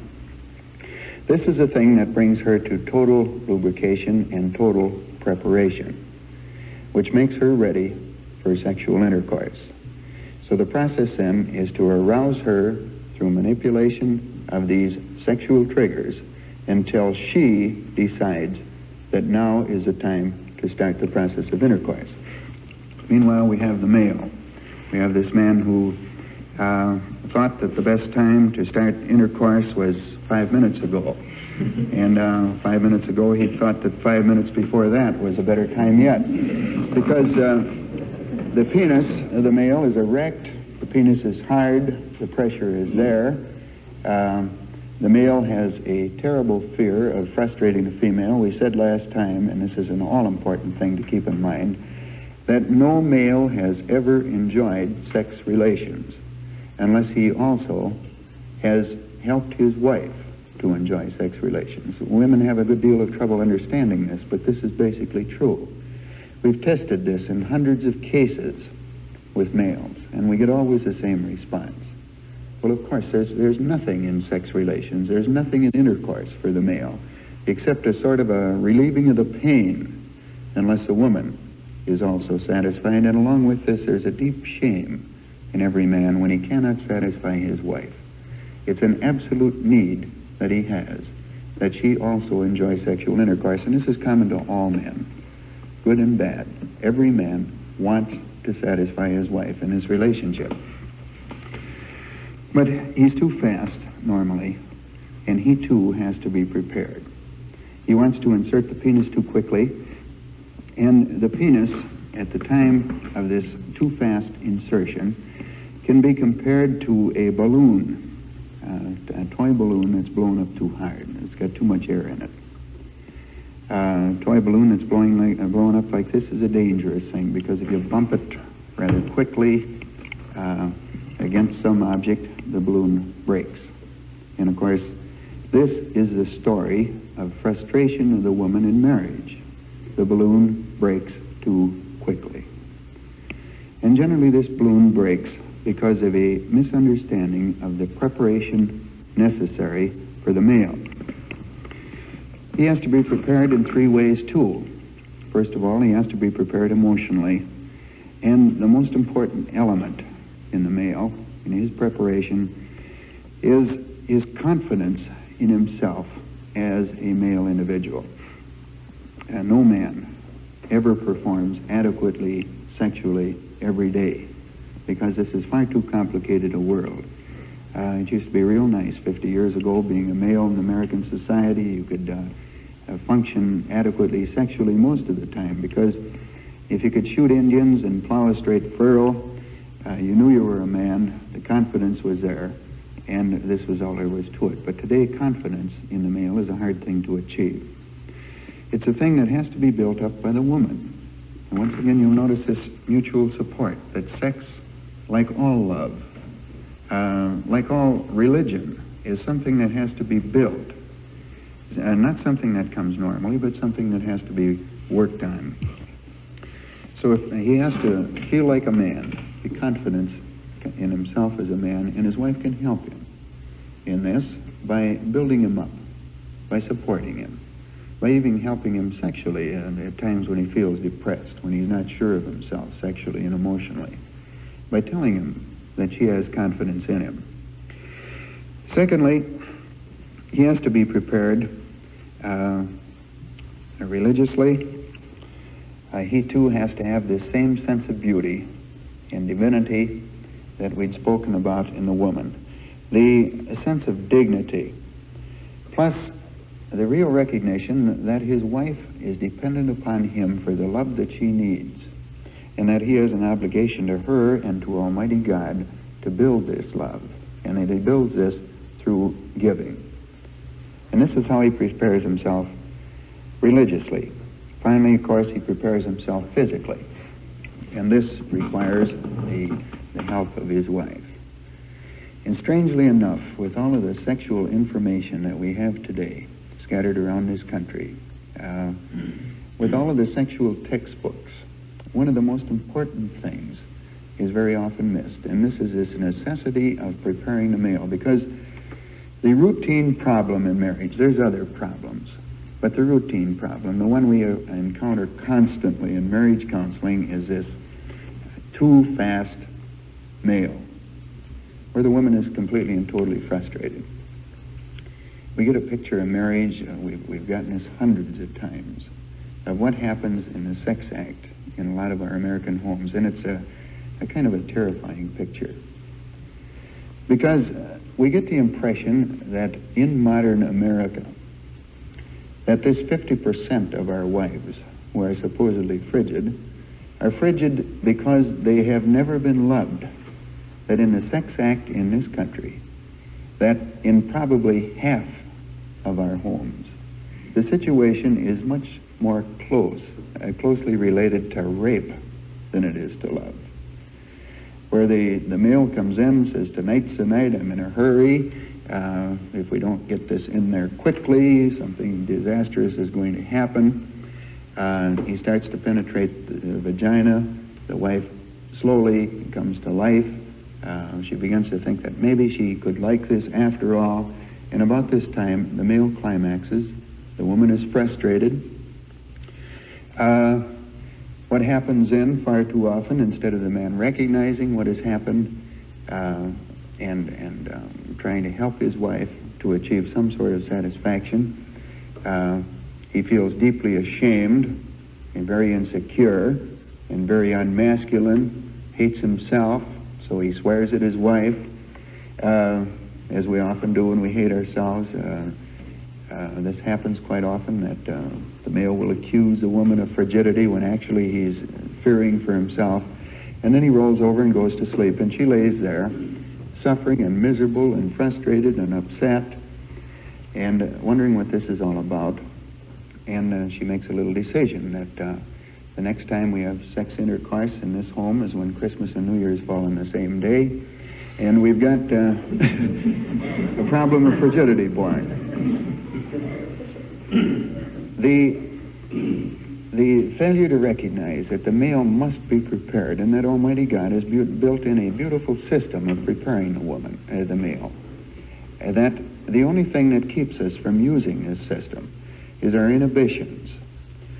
The fact that sex has been a masculine thing in America, that we still have this Puritan hangover in this country, that women are not supposed to enjoy the sex act completely, and that anything is fine for the man, but that women cannot do certain things. This is a thing that stops us from physically preparing the male in many cases. Now, at this point, when I'm giving this talk in a normal group, I have a habit. You get yourself in a lot of trouble when you imply that people are not normal. The kind of group I was talking about is one that didn't have a machine running on the side. When we're giving a talk to this type of group, I normally use a blackboard, and on the blackboard I draw a penis, a male penis, to illustrate the next point that I make. And I never will forget the first night that I drew a penis in a little town called St. Ignace. I drew this penis on the board and went on to explain why I had drawn a penis, and there was an elderly fellow there sitting up in the front row, and he just glared at me when I put the penis on the board. And then as he saw the reason for it, his face sort of relaxed a little bit. So after the talk was over, he raised his hand and he said, Mr. Steinmetz, he said, all of my life, whenever I've walked into a bathroom and I've seen a picture of a penis on the wall, I've just gotten furious. But he said, you know, he said, I'll never feel that way again. And I walked right into it, and I said, why? He says, well, he says, when I walk into the next bathroom and I see a penis on the wall, I'll just simply think that maybe a social worker was here.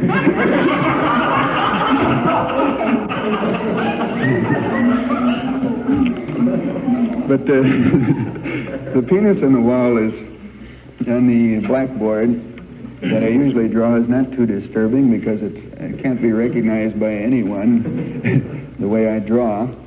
But the reason I draw this penis is to illustrate the two important areas of the penis and their function in sexual intercourse. And these two important areas are the tip of the penis and the base of the penis. And I'm going to give them once again two very simple names that are understandable to everyone. Even if I knew the medical terms, which I don't, I always promptly forget those things, I wouldn't give them to you, because I think the names that we're giving explain them better. The tip of the male penis we could call the trigger. This is the very front of the penis. We can call the sexual trigger, the sensitive element of the penis. And this tip of the penis is the portion of the penis that sends a message to the male brain, telling the male brain that now is the time, mother is ready, release the sperm.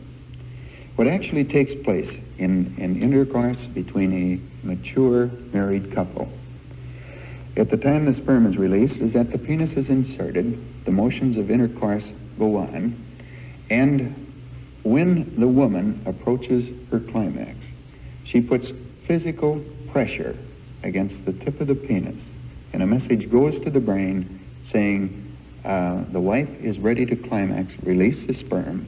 The message comes down from the brain, the sperm is released, and the climax is achieved. This is the function of the trigger, the tip of the penis. The second element of the penis, the base of the penis in the testicles, I'd like to give another little simple name, and we'll call this the play area. The portion of the penis that was so designed by Almighty God to soften the too hard balloon. Remember, we compared the penis to a balloon that is too hard, that is constantly ready to break. And when it hits resistance, the trigger of the penis is an unfeeling thing, an unthinking thing. All that it knows is what it's told. If the male tries to penetrate the vagina before the female is ready, he finds the vagina dry. The tip of the penis runs into trouble. It cannot penetrate. And a message goes to the brain saying, mother is ready, even though she's not ready at all, and this sperm is released. And once again, we have frustration. Now, the play area was designed very beautifully by Almighty God. All of you have noticed many, many times, and I hate to even mention it in a group of this kind. This is routine information, but sometimes we forget some of these things. The play area in Almighty God's design has the definite purpose of releasing the pressure in the balloon, as we said, and the way this happens is through the actual release of a certain amount of semen during the warming up process, or the playing around period, if you want to call it this. In other words, what happens in intercourse, what must happen in intercourse with most men, is that the woman must play with the base of the penis and with the testicles. And when she plays with this, semen, which does not contain sperm, or which contains a very small amount of sperm, comes out of the penis. And this is what takes the pressure off the male balloon. This is what allows the losing of this little bit of semen resulting from the woman playing with the man, with the play area of the man, is what allows him to relax the penis enough so that he can continue intercourse until the woman is ready to climax with him. At this point, I generally tell a little joke, a very old joke. And when I first started giving this sexual program, I used to tell the people very hypocritically that the reason that I told this joke was to relax the group because they were tense and tight. But since then I've achieved a great deal of insight, and I now realize that the reason that I tell a joke is to give myself a chance to relax before I go on with this. This is about the pastor who is a very skilled marriage counselor. I always hate to tell this with ministers present because most of them have heard this before. But he was a very skilled marriage counselor, and over the years he'd handled so many couples that he felt that he could tell what the sex life of the individuals was simply by looking at their faces. So he was talking to this group of marriage couples on this particular night, and he looked out over the group, and in this front row he spotted a very serious, sober-looking couple, lines in their faces, and looked quite unhappy. And he said, "Now, I would guess, sir and madam, that probably you people have sexual relations in your home about once a month." And they looked rather startled, and they said, "Yes, Reverend, that's true. How did you know?" So he passed back to the second row, and there he found a couple that looked somewhat more contented. And he said, "I imagine that you people probably have intercourse about once a week." And they too looked startled, and he said, "Yes, Reverend, how did you know?" And so he went back a little bit further, and there was a young couple that were kind of holding hands and exchanging glances with each other, and looked real happy and contented with each other. And he said, "Obviously, these people have intercourse about once a day." And they looked up with a big grin on their face, and they said, That's right, Reverend." So he was about to stop. He thought he'd demonstrated his point when he saw a little man sitting in the back row with a grin from ear to ear.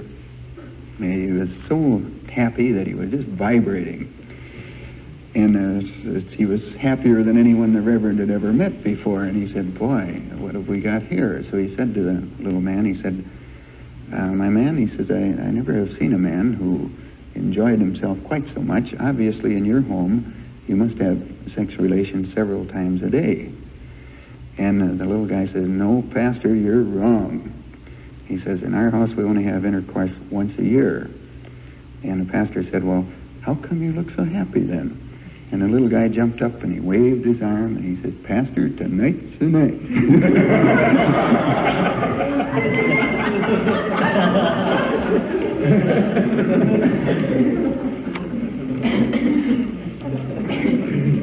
So now that you are all relaxed, I can go on with this talk.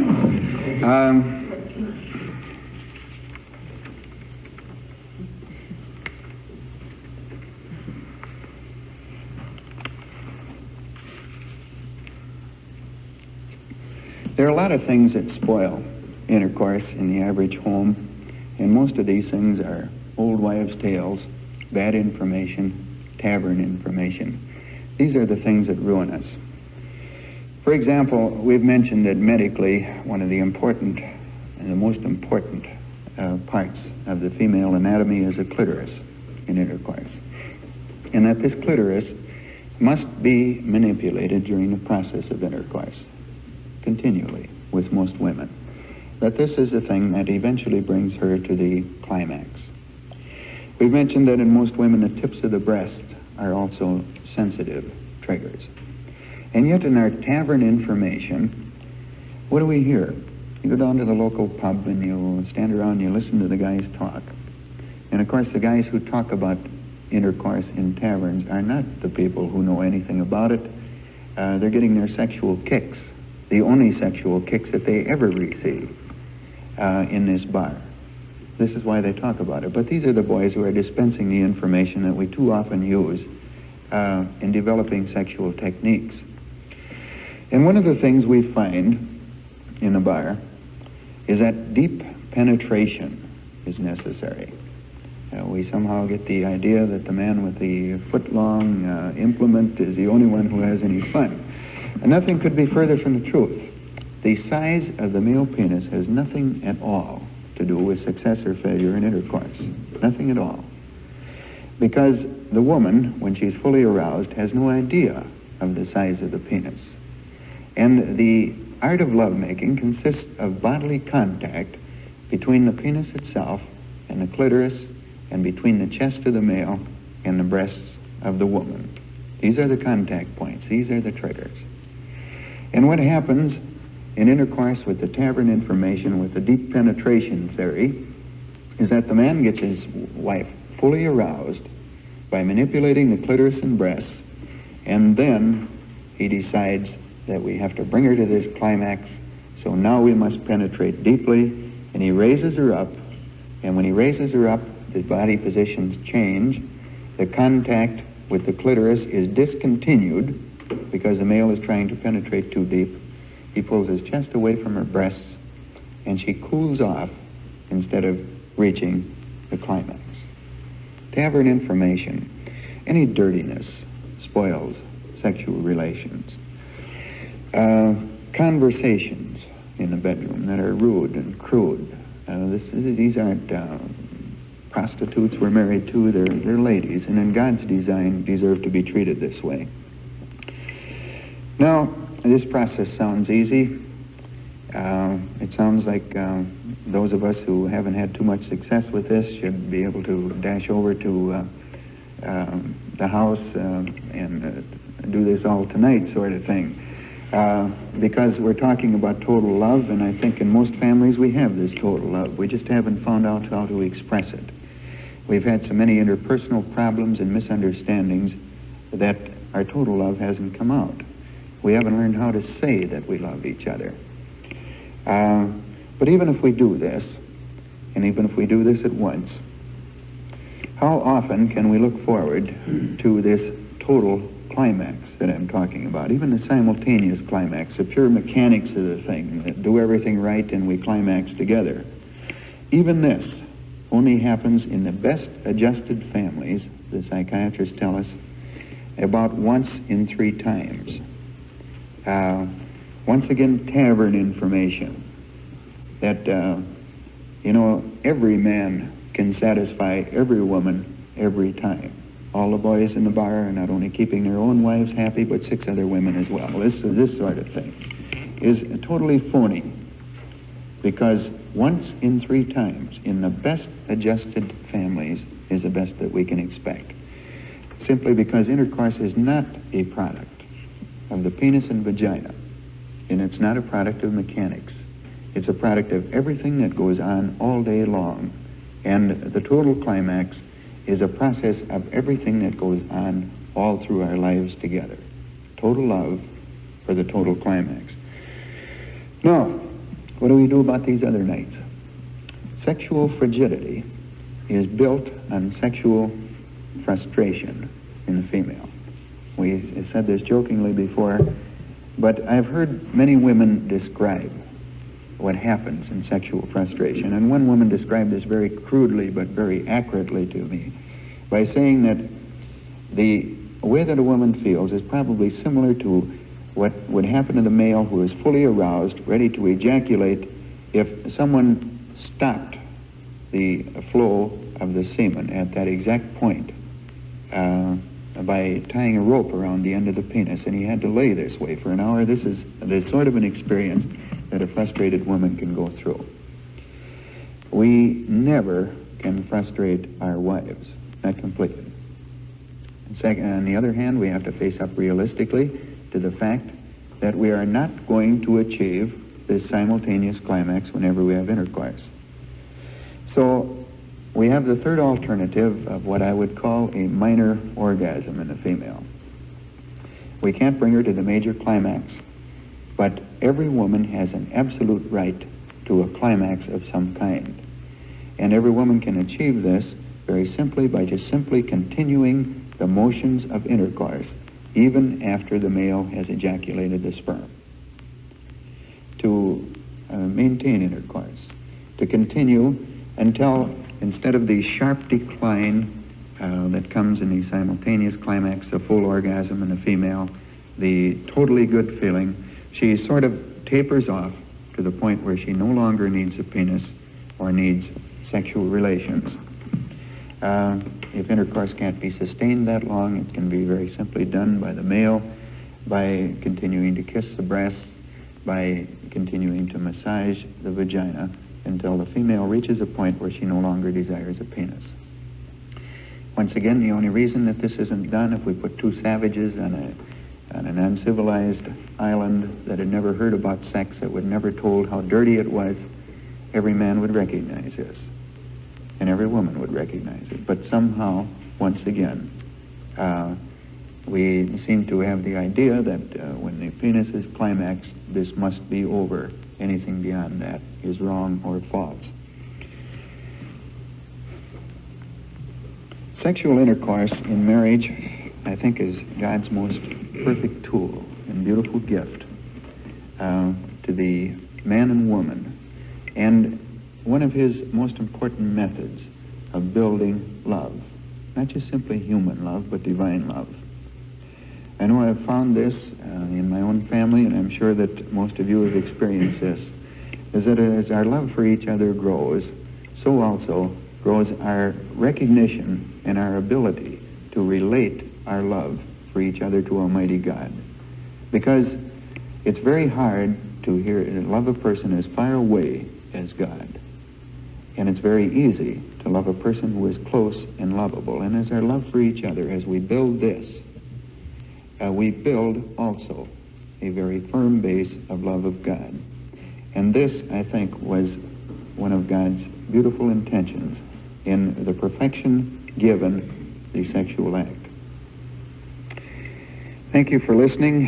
Next time when we meet, we're going to talk about further thoughts on sex. It's just a sort of a catch-all thing. Many things dealing with consideration, with patience, some of the things that we all know but tend to forget at times. Thank you for listening. We'll see you next week.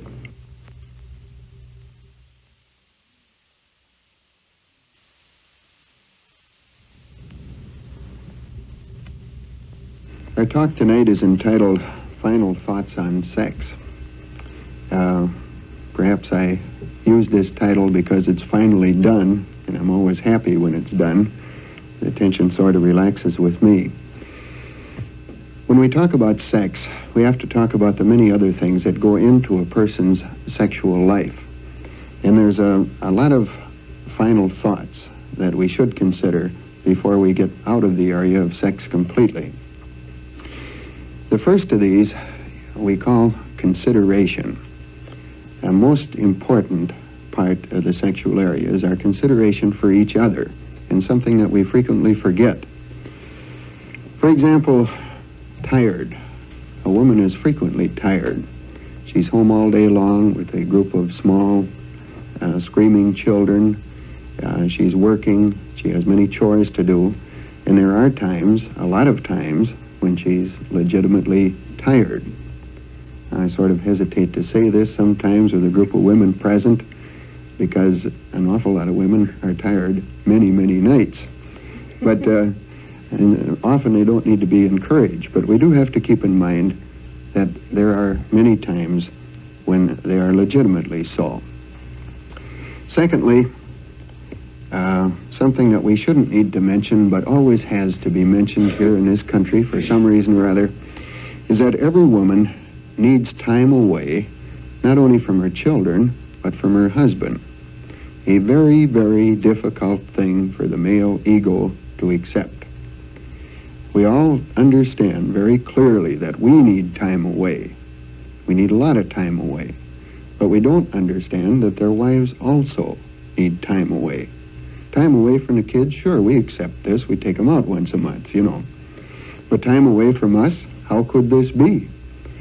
Well, realistically, it has to be. Because if a woman is going to keep on loving her children and her husband, she has to get away from both of them once in a while. She needs this. It's a part of her love for her husband and her children. Times of special tension are an area of consideration that most men frequently forget. These times of special tension, there are many of them. One of them is pregnancy. During pregnancy, a woman goes through a long period that can best be described as schizophrenia in many ways. She is very emotional. She's high-strung. Occasionally she hallucinates. This is all nice, normal, feminine behavior during pregnancy. Every woman is somewhat upset. And during this time, she needs a lot of non-sexual attention and love, much more than she usually does. She needs to know that she's loved and appreciated and wanted. Speaking of pregnancy, Jeanette and I had quite an experience when we were first married. Bobby was perhaps 7 months along, and we were out at the air base. And of course, a rather standing joke among the young soldiers was about the blondes at the air base. So on this particular night, Jeanette had gone to bed early, and I was sitting in the living room reading a book. And unfortunately, I'd pulled my usual trick of parking my jacket on a chair in the living room when I came home. So she went to sleep, and apparently she had a dream. And in this dream, one of the blondes from the air base pulled up in a long Cadillac. And I walked out, climbed in the car, and disappeared. And meanwhile, of course, she was sitting there stewing in this dream. And just about the time that she woke up from this dream, I walked into the bedroom carrying my jacket, as if I'd just come in from outside. And of course, this made it all pretty real. Well, we had quite a session that night. And she needed a lot of reassurance, non-sexual reassurance, before we finally got it settled down. Premenstrual tension is very, very common in women. As a matter of fact, I think most women have some sort of premenstrual tension. This is especially true, of course, in homes where they use the rhythm system or some other method of birth control where the family is very large or the menstruation is a little late. The woman can get quite upset and quite disturbed. But even discarding the fear of pregnancy, most women, I would say, go through some tension as the menstruation period approaches. And this is the thing that a man has to keep in mind. If he leaves in the morning and she's lovely and sweet, and he comes home at night and she's a darn old crab, it could well be that it's just approaching this particular time of the month and that she needs a little more reassurance than normal. Change of life can be a disastrous time in some homes, although it doesn't have to be, because it's nearing the end of one phase of the relationship, and this is a thing that shakes up a lot of women. They don't know. They've heard a lot of old wives' tales about the sex life ending with the change of life, and for some women it's never even begun. And of course, this disturbs them a great deal. Even a normal woman has bodily changes, rather drastic bodily changes that tend to leave her somewhat upset during the change of life, although nothing like the psychological fears that the woman who has been totally frustrated during her life generally experiences. Once again, a lot of consideration during this period. Under consideration, we might mention personal cleanliness and appeal for each other. That's so important a part of sex, and things that many of us are constantly forgetting. There's a woman, for example, who dresses in this beautiful bridal gown, the long flowing robe, spends days preparing herself for the wedding, spends months and months of actual time preparing herself for dates, and then she gets married. And at this point, she changes into an old pair of blue jeans, and this is lets her hair down in strings or up in rollers, and this is the last time that her husband ever sees her as a real attractive person. And she sits back and she wonders why he doesn't pay these little compliments anymore. Well, it's pretty logical. He's not a liar. He doesn't quite know what to say. Men with their bad shaving habits on weekends. This just occurred to me as I was talking. My wife sort of glared at me a little bit. I'm one of these people that doesn't like to shave on weekends, too. Men who won't dress up to take their wives out once in a while. Men who actually physically are not clean about themselves in their baths. We don't usually have to mention these things, but it occurs so often in counseling that I think it's necessary to bring these things up. We have to continue to be lovers all through our life if we're going to have an adequate sex life. Now, our second main point that we should talk about under final thoughts on sex is this item of normality in sex. We mentioned last time that there is no such thing as a completely normal individual, that none of us are normal, that especially in the sexual area, none of us are normal because we've all been conditioned by our parents, by circumstances, by society, to have a lot of ingrained fears and reservations in the sexual area. So we should keep this in mind in preparing our sexual life. And one of the things that can be very upsetting in the sex life is a lack of privacy. If we were all perfectly adjusted, this perhaps would not be important. But privacy is very essential to a lot of people. We had a strange case in the office not too many years ago of two people who were well adjusted sexually for several years, and then a baby came along. And for some reason or other, their sexual adjustment went completely to pot after the baby was born. And they were both disturbed about this, and they couldn't quite place their finger on it. And so, of course, being a sharp counselor, we went into their backgrounds and, you know, the first 3 years of their life and looked for traumatic experiences and all this sort of thing. I looked a little too deep, because what had really had happened is that there was two bedrooms. The baby slept in one, the parents slept in the other, and they were adjoined by a door. The only problem was there was no door. And every time that they would approach the sex act together, the woman would freeze And the reason was at the back of her mind was this vague feeling that Junior is listening in. It spoiled their sex life. So we solved that one real easy, you know. Get yourself a door, no problems. In-laws. For a group like this is an older group, but maybe we should review this because with an older group, there's the reverse danger of being too kind to your children. A lot of us, when we were younger, had the experience of moving in with Mother and Dad to help out for a while. I know we did this, and I'm sure that a lot of people around World War II vintage, like myself, did the same thing. Save the rent till we find a house sort of thing. Actually, this living with in-laws can be the most destructive thing to us unnormal people that we can have. There's these little problems in living with in-laws. For example, the squeaking bed that's directly over Mother's bed down in the first floor. The long walk to the bathroom. All of these things can be mighty upsetting to a young couple experiencing sexual relations for the first time. It's a thing that we should keep in mind. As our children grow up, we're not going to help them very much by letting them move in with us for a few weeks. About all that we can do is hurt their sexual adjustment. This time of day thing that we mentioned once before, we mentioned in a joking way that some people are morning people and some people are night people, and that there isn't very much you can do about this. Some people are wide awake and ready to go at 1 o'clock in the morning and want to make love then.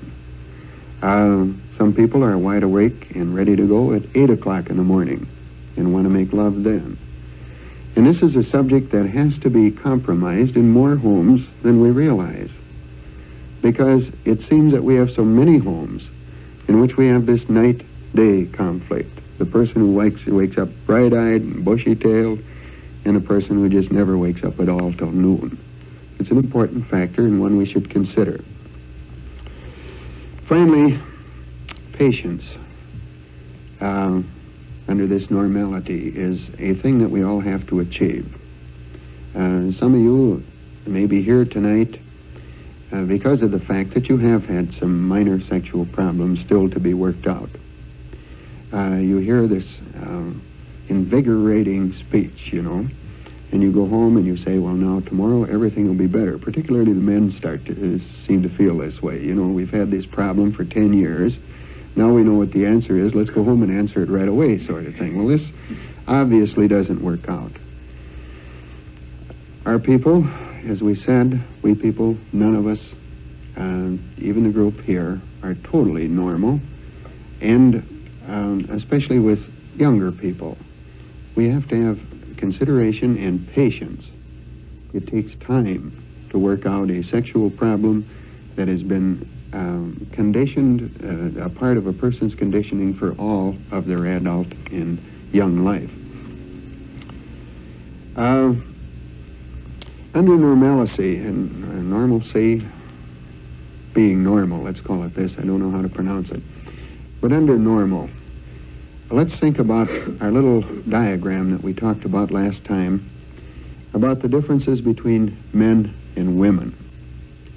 Today we're seeing something new in the sexual area that I shouldn't say it's new, it's always been with us, but an increasing number of men are suffering from impotency.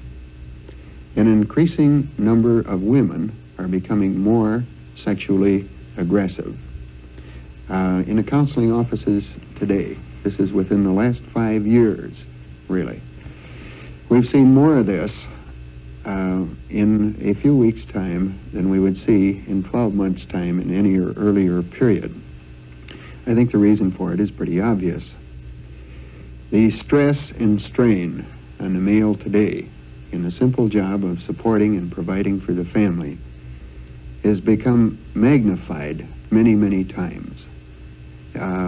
The amount of knowledge that he needs, the kind of job that he has to have, the kind of experiences that he must undergo, all of these things put a constant pressure on the male and cause him to feel increasingly insecure, so that he has a real tendency to carry this insecurity over into a sexual life.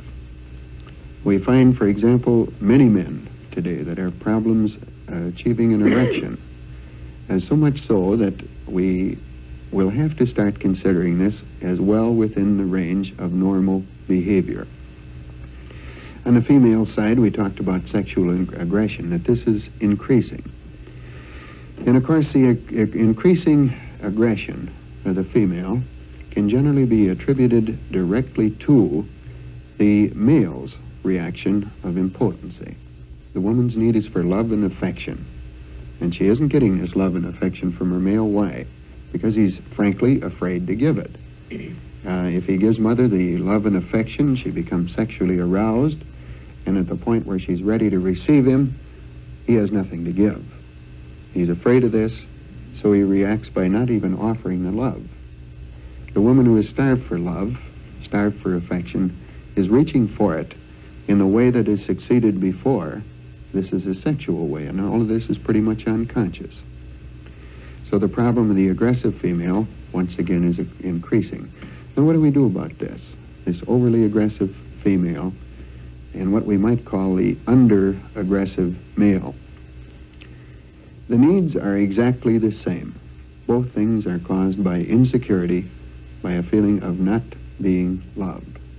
And the answers, of course, are exactly the same. Reassurance, support, love. The woman needs to tell her husband that she believes in him, that she has confidence in him, that she knows that he can handle these day-to-day problems that are plaguing him. And the man, of course, has to reassure the woman constantly of his love. These little relationships that we sometimes think are deviations are not deviations at all. They're just the type of normal pattern that all of us married couples fall into once in a while under severe stresses and strains. Once again, under normal behavior, I believe, there's no way of proving this, but I believe that nearly every male goes through this period of sexual impotency at some time during his life. Now, this is a broad statement that I can't justify at all, because where can you find a male who is going to admit a thing of this kind? Males just don't do this. And if they're impotent, they hide this. They keep this to themselves. But still in all, in marital experiences, we've talked this over with many, many couples in large groups, and we don't get too many strong reactions to this. So apparently there's a lot of truth to it, that most males do go through this little period of impotency, probably during a period of severe sexual frustration. And this is when the husband needs a lot of support. Finally, some final thoughts on sex is, number one, that we don't make it dirty at any point. We have this come up every now and then. It should never come up in a marriage. The gutter language, the conversations in the bedroom that are conversations right off the street, that make a woman feel like a prostitute. Obviously, these things don't belong in sex. Sex is something beautiful, it's God-given, it's pleasurable, but certainly we should never make it dirty. Secondly, we should, I think, beware of booze in our sex relationships. The great deceiver of men is alcohol, as far as sex is concerned. Every guy, since time began, that's got himself about 4 drinks of whiskey has come up feeling that he's God's gift to the ladies, and that mother was just waiting for this night so he could come home and make her very happy. And of course, nothing could be further from the truth. The man who's full of beer or full of drinks of any kind always thinks that he's a tremendous sexual performer. Actually, he can't perform sexually at all when he's full of liquor. An interesting thing for any of you, if you ever have an opportunity to listen to something like this, for heaven's sake, do. If you ever have heard the wife of an alcoholic describe the effects of liquor on sex, on what happens night after night in the wedding bed, I think that it would completely destroy any illusions that anyone may have about how the male performs sexually when he's full of drinks. The penis, for example, is soft. It's rubbery instead of hard and firm as it should be. He doesn't hit the right places, where sex normally takes 5 minutes. For this particular male, it's liable to last for 3/4 of an hour. He's all over the bed, he's all over his wife, he's slobbering over her, there's a scent of this liquor in her face at all times. All of these things can completely destroy a woman's reaction to sex. So beware of booze, strictly on a practical level. This has nothing to do with religious feelings toward drinking too much. It's strictly on a practical level. It just doesn't work. And finally, our one thought that we should always review in any sort of a religious gathering, I believe, is the area of sexual sin. A thing that we should look back on briefly because, frankly, in our religious groups, far too often, sex and sin have gone hand in hand in the past. All of the things that were said about sex in some churches 10 years, 15, 20 years ago were negative things. Don't do this, don't do that, don't do something else. This is a sin, this is wrong. So that many of our people have gone to bed with an uneasy conscience. Now, of course, religiously, this is the farthest thing from the truth, because in any of our religions, when we sit down with any minister or any priest, we'll find that sex is, in their religion, in any religion, a very sacred and beautiful thing. It's just that the negative thoughts have been the ones that have come through. Sin is an exceedingly hard thing to commit in a bedroom. There's questions that are always asked about playing around with each other on nights when you know that you can't have intercourse, during a safe period in the rhythm system, for example, or during the menstruation period. Loving each other. Can this be done? Certainly these things can be done. We're not performing any sort of deliberate masturbation or anything of the kind. We're simply loving each other as God has intended us to do. So let's get the sin out of the bedroom, basically. Let's make the bedroom a place of love. And when we do this, we'll find that our sex life is far more beautiful and far more effective. Now we'll take a short break, and then after the break, we're going to talk about responsible family planning.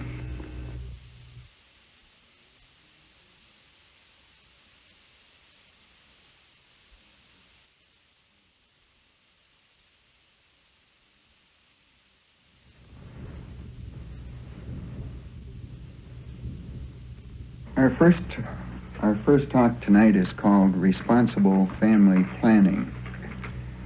And this is something new for a Catholic to be talking about. As little as 5 years ago, if a Catholic talked to a group of Catholics about responsible family planning, probably the next thing that would happen is that somebody would try to burn him at the stake or something of the kind. Responsible family planning is something that everybody in the church is talking about today, but it's something that very few people were talking about just a few years ago. In a sense, our talk on responsible Catholic family planning is a Catholic talk. It's mostly directed to Catholic people. However, a lot of our Protestant friends will also be using this tape, and we hope that they use it at least for the purpose of interfaith understanding. To know where the church is and what the position of the church is at the present time on birth control and family planning. In the Catholic Church, we have at least 3 separate areas relating to responsible family planning, and each one of these is just a little bit different. The first one, of course, is the rhythm system. Rhythm is an ancient Catholic method birth prevention. It's good and it's bad and it's realistic. It's a thing that perhaps a third of our population, or at least a sixth of our population in America, has to live with, and it's a thing that I think that we have to face realistically. Now, the Catholic Church's teaching on the rhythm system has become very clear. The rhythm system can be used any time by any couple at their own discretion. There is no need at any time to have permission of a Catholic priest to use a rhythm system. This was again clearly enunciated at the recent Vatican Council. The second area that the Church is equally clear on is the area of artificial birth control. And of course the answer to this is very simple. The Church's position is never, period.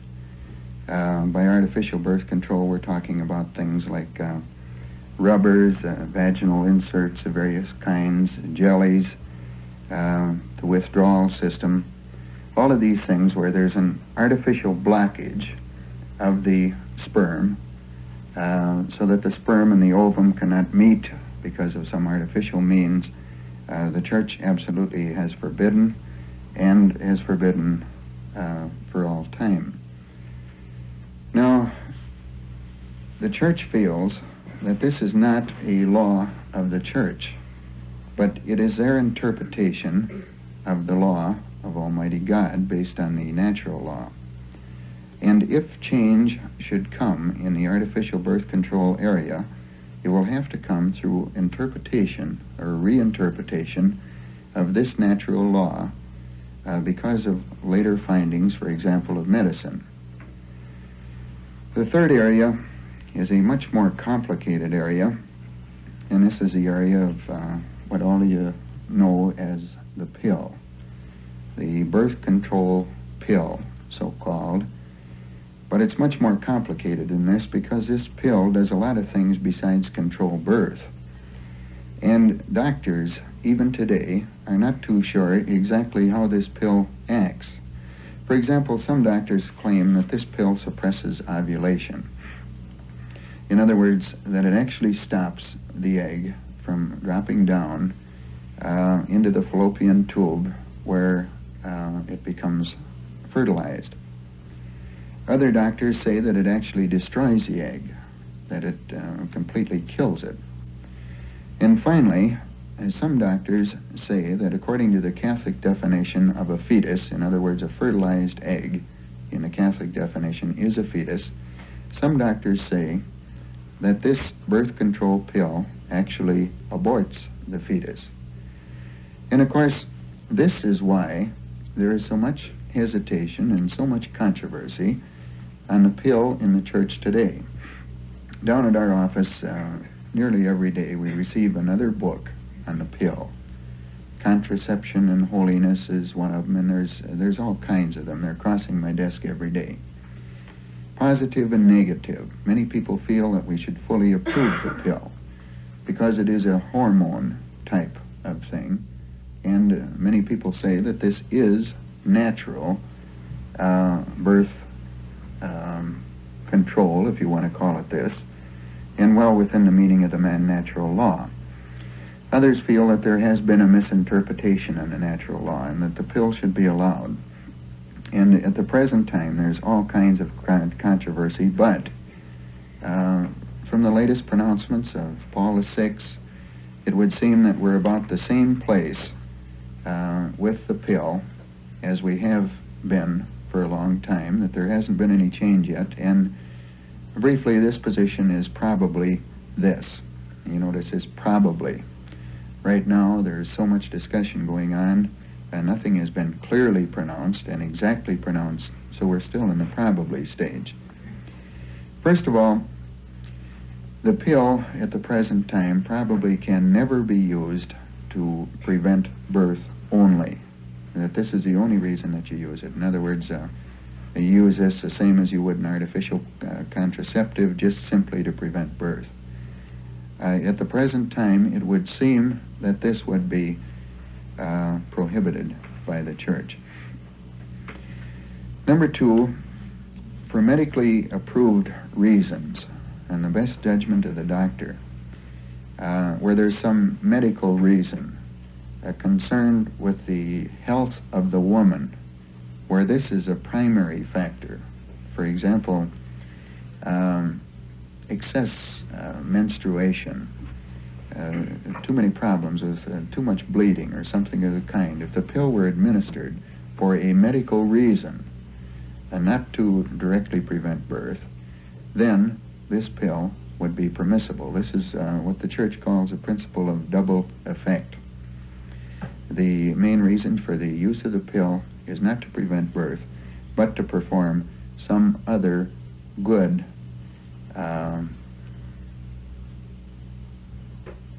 for some other good reason.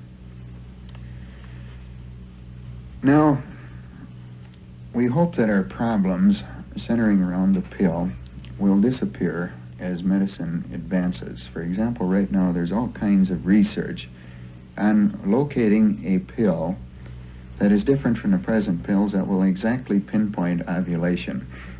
I've got a friend that suggests that what we really need is a pill that causes a female to light up red and green. It's either stop or go. And actually, this is entirely possible today, that we're probably not too far from the red-green pill, that a woman can take a pill for a certain number of days, and at the end of this number of days, she stops taking the pill and will ovulate immediately.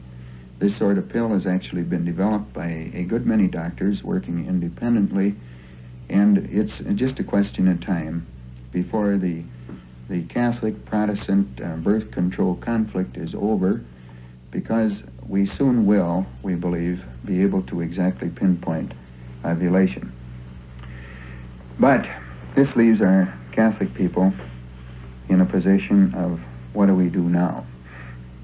In a position that we seem to be in now in the Catholic Church, if you want to follow exactly the principles of the Catholic Church, is that we're still living with the rhythm system. And this can be, as I say, a good thing. It can be a bad thing. Rhythm has been built up sometimes into something that's fantastically good. It amuses me to see some of the statistics sometimes. You would get the idea from some of the Catholic authors that this rhythm is the most effective thing in the world, when actually it's not this effective, really. And the opposite is also true. You find a doctor that just completely discards rhythm. He wants to throw the whole thing out the window. He says it just simply doesn't work. I have a friend in Marquette, a very good friend that I've known for a long time, and this particular friend of mine has 8 rhythm babies. And he has a name for the rhythm system. He calls it Vatican Roulette. And he says it was invented by a secret council of Vatican ecclesiastics, and the reason for inventing it was to populate the world with Catholics. Now, I'm not sure that this is true, but since I have 6 rhythm babies of my own, I'm kind of inclined to go along with this a little. But the rhythm system, we've subjected to a great deal of experimentation and testing down at the office. We've talked to an awful lot of people, and we found out that one thing is very common in the rhythm system, that most people that have a batch of rhythm babies have been cheating a little someplace along the line. And of course, cheating a little has the same effect as becoming a little bit pregnant. They're both awfully permanent and result from the same things. We are amused at the reaction of the people coming into the office. In the first interview, when you ask the woman who complains that she's got 4 children in 4 years, when you ask her, have you tried the rhythm system, her immediate reaction is, oh, that. We've been on rhythm system for 4 years now, and look at the results, Mr. Steinmetz. This is the first interview, but we've gotten so we can almost anticipate what's going to happen along about the 3rd interview, because along about the 3rd interview, she gets to know us better, she's a little bit more relaxed, she can discuss something like this. And about this time, she gets a little bit more honest, too. And she says, well, actually, I'm not too sure if this rhythm does work 100%, because with Johnny, we had gone out to this wedding on the 11th day of the month, and of course we knew that we shouldn't, but then we had a few drinks, and my husband said, well, honey, we just simply couldn't be that unlucky, and we were. And things like this, and she goes through the entire operation of the rhythm system, and we find out that with each of these children, they cheated just a little bit, or crowded the rhythm system a little bit too close. Now, this is typical with Catholic people, and it's typical, I think, for a very simple reason, and this is a complete misunderstanding of the working of the rhythm system, which I think is basically due to some very bad teaching of the rhythm system among Catholics. Because if you were taught rhythm, like I was taught rhythm, what you heard about was self-sacrifice, this big, beautiful word called self-sacrifice, where we could, during the unsafe time of the month, we could make this big, glorious sacrifice, and this would prevent us from having children. Now, last time we talked about sex, and we talked about the differences between men and women as far as sex. And we talked about the fact that in most homes, at least in many homes, a great many homes, that the male is the sexual aggressor, and that the female is only aroused to sex through love. Now, let's examine this in the context of self-sacrifice, and we'll see why so many Catholic gals get pregnant. Because, let's face it, gals, when we're talking about self-sacrifice under the rhythm system, who are we kidding? In other words, the male, who is the aggressor, who has a sexual need, this guy is making a big sacrifice for 10 days of the month. And in many cases, the woman is doing what she wants to do anyway, namely going to sleep. This kind of mutual self-sacrifice isn't going to get it, because it's not mutual at all. There's nothing mutual about this. In order for the rhythm system to work, there has to be a mutual self-sacrifice. In other words, two things have to happen. First of all, during the safe time of the month, there must be as much sexual relationship as the male wants and needs, and this should be good sexual relationship. And during the unsafe time of the month, we've got a different kind of a man then going into this unsafe period.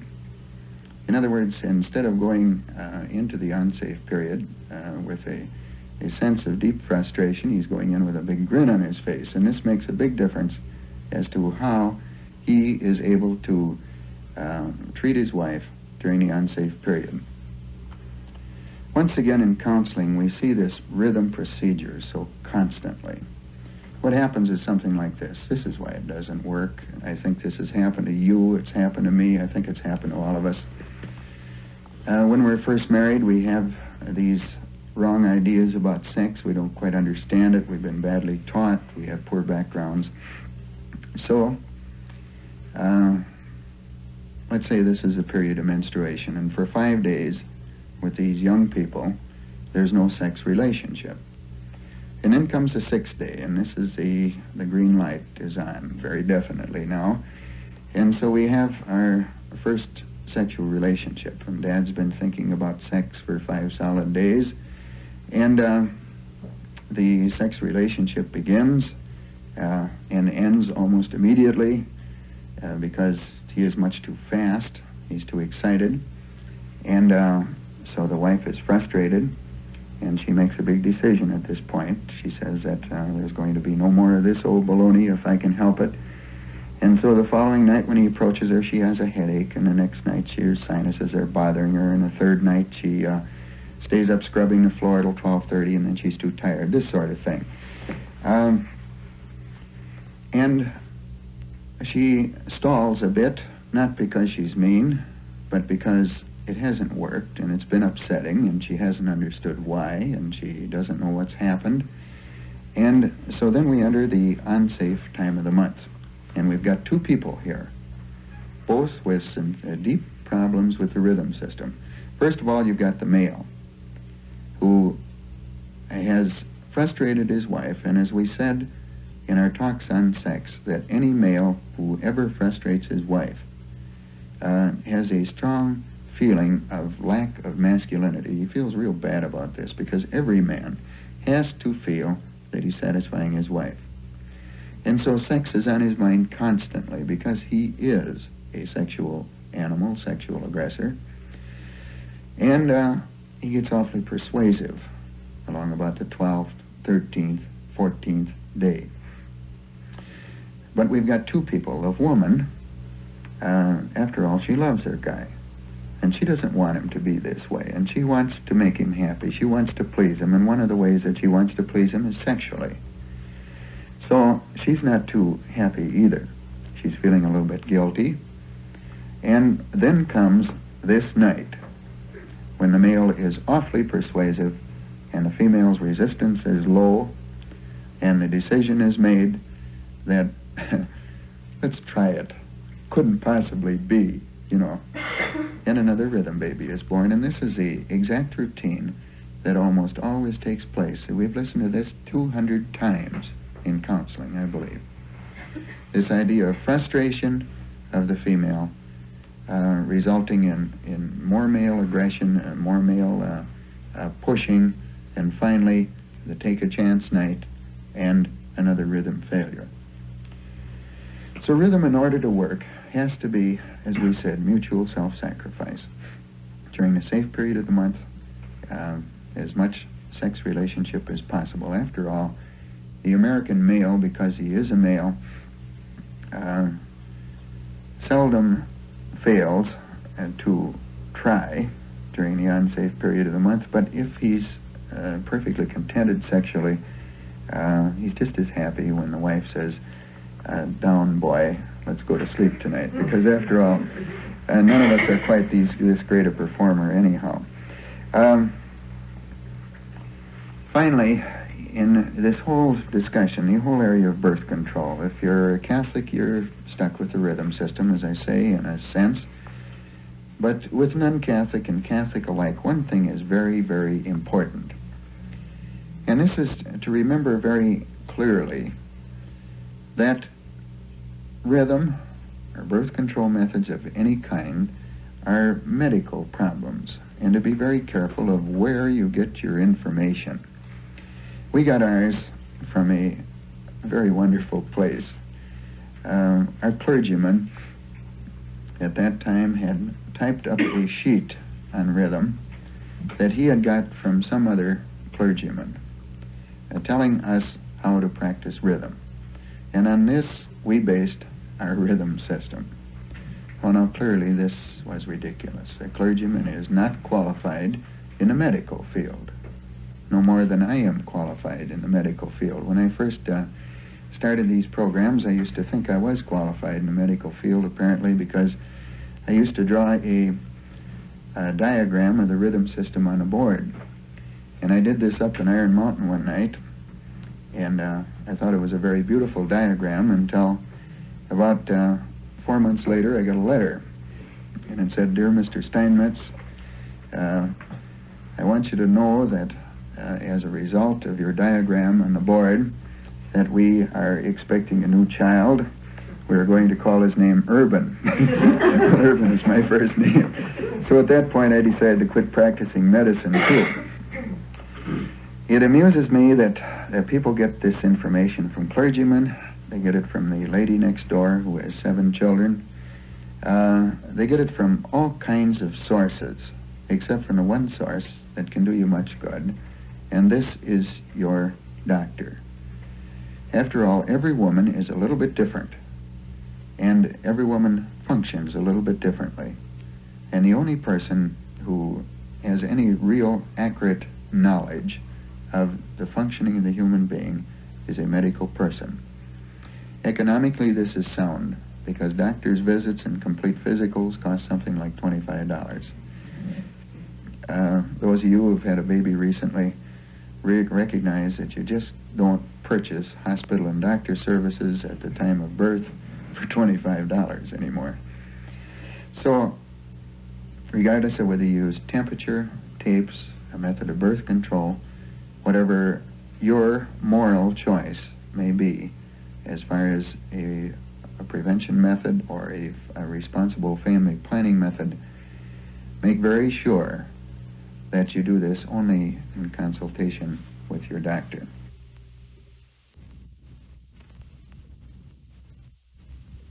Our talk tonight covers three very important areas, the areas of acceptance, maturity, and responsibility. Three areas that really no one, I think, likes to speak about, because up till now we've been a real friendly group talking about things that we've all enjoyed. Tonight we have to talk about something that is deeply personal to all of us and a part of our personal growth. Once again tonight we're asking all of you present to take a hard look at yourselves in these all-important areas of acceptance, responsibility, and maturity. Now, before we do this, I'd like to quickly review our little formula that we talked about for building love and marriage. We said that we started out with good communications in the home, and we spent a lot of time on communications. We've talked about various types of communications, including sexual communications and prayer, communications with Almighty God. And we said that once we learn to communicate, we learn to understand ourselves better and understand our partners better, and that through understanding, we finally come to acceptance of each other. And once we accept each other, then with the need for each other that we have built right into our marriage, we finally arrive at love. Now tonight we're finally getting, after all this talk, to acceptance. Probably the most important step in building love in marriage is acceptance. But like communications and like understanding, before we can begin to accept each other, we first have to learn to accept ourselves. We have to be able to look at ourselves and like what we see. And this is a problem that an awful lot of us avoid. We must be, in other words, acceptable people. And if we are acceptable people, people that we can enjoy looking at, then we have to act in a mature manner. Now, maturity is a trick word. Everybody uses maturity. They kick it around all over the place. Mature is a favorite psychiatric term. It's a term that's used in sociology. It has a dozen different meanings, depending on who gives the meaning. But I'd like to offer a very simple meaning for maturity that applies, I think, very well in marriage, and define maturity as simply the ability to accept responsibility for your own acts. I'd like to say that this acceptance of responsibility is one of the basic things that gives us a difference between an adult and a child. You know, all know how children act. Children are constantly projecting.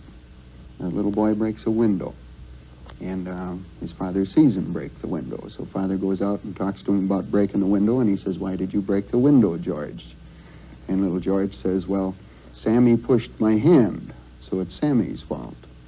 Or Henry threw the ball, and he threw it too high, so it's Henry's fault.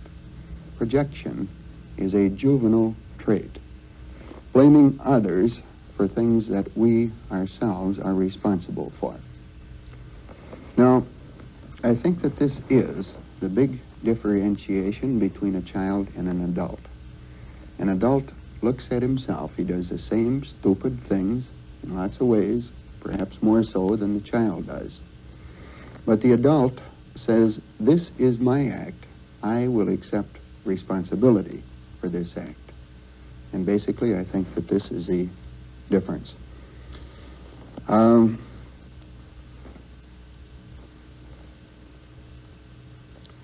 marriage, we have a great problem centering around responsibility, not refusing to face responsibility ourselves. And this problem in marriage is guilt. When we're not acting as we should, and we know we're not acting as we should, we feel guilty. When we feel guilty, we're upset, we're not functioning well. And far too often in marriage, we try to alleviate this guilt by this childhood mechanism of projection, by pushing our problems off on the other party. For example, let's look at the woman in the home and see how she does this pretty frequently. The woman is responsible in most homes for keeping the house. And she does this pretty adequately at times, but once in a while she falls way down on the job. And at this point, of course, she has problems with guilt. But what does she do about this? Very often, instead of saying to herself that I am not keeping house because I don't want to keep house, she says, I do not keep house because he does not appreciate me. So why should I? Blaming the husband for the fact that she does not keep a good house.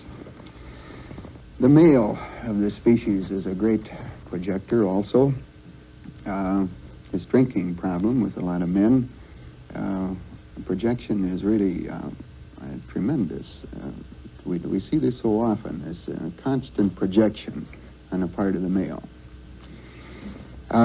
He goes out and gets drunk. Why does he get drunk? Obviously because he wanted to, because he decided to, because he, this is a thing that he wanted to do on this particular night. But when this comes out, how does it come out? Oh, you'd get drunk too if you were married to an old biddy like I am. It's her fault. She chases me out of the house. She nags me into this. Well, all of these positions, I would suggest, all of this projection that we do is ridiculous. It's perfectly ridiculous, and still how many times do we do this? We blame our partner for our faults. She nags. This is why I do this. He doesn't appreciate anything. Why should I keep myself nice? He never compliments me. All of this projection, it's the other guy's fault for my activity. And this, as we have said, always causes a good deal of guilt in us and always causes us to act in an immature, irresponsible manner. We have to do our jobs, and we have to be able to live with ourselves, and we have to mature to the point where we say, this is my action. Perhaps it is a good action, perhaps it is a stupid action, but I am responsible. The guy that drinks cannot blame his wife for his drinking, because he could have answered this problem in all kinds of other ways. Maybe he can't stand her presence. Maybe he can't stand her nagging. But there's lots of answers for him except the one he chose. Now, responsibilities is a phrase that we kick around a lot. Male responsibilities, female responsibilities. Where do they begin? Where do they end? It's a big problem. We could talk about this all night. We've got a changing situation as far as male and female responsibilities to a great extent. It's becoming a different kind of a world. But I think that the basic prime responsibilities of the male and female are still the same. And I would like to boil these down to two areas. The area of support, which is probably the basic male responsibility in most families, and the area of love, of husband and children, if we want to call it this, which is the basic female responsibility. In other words, I like to say it this way, that perhaps we have to recall in our modern, complicated society that these basic responsibilities still remain, that father has to bring home the bacon, and mother has to cook it, in some sense of the word. Her basic job is to care for the home and the kids, and a man's basic job, I believe, is still support. Now, I'd like to mention that nothing comes ahead of these basic responsibilities. Not the church, not the school, not the Boy Scouts, not the Girl Scouts, not anything can interfere with these basic responsibilities. I sometimes think that if I am unfortunate enough to go to hell when I die, and I stay there a while and get acquainted with the place and make connections here and there and get to be a sort of a second assistant devil in charge of destroying people's souls, that the method that I'll choose to destroy middle-class souls is to create good organizations with great big quote marks around the good, like our family life bureau. We're all assembled here tonight, perhaps neglecting our children a bit at home. But I think this is what I'll do. I think I'll set myself up a huge printing shop, and we'll send out reams and reams of invitations to good things, not bad things. Why bother tempting people with bad things? Everybody wants to be a do-gooder. And so many of us completely lose ourselves in all kinds of organizations to save other people's kids and other people's souls, that we completely neglect the prime responsibilities that we have at home.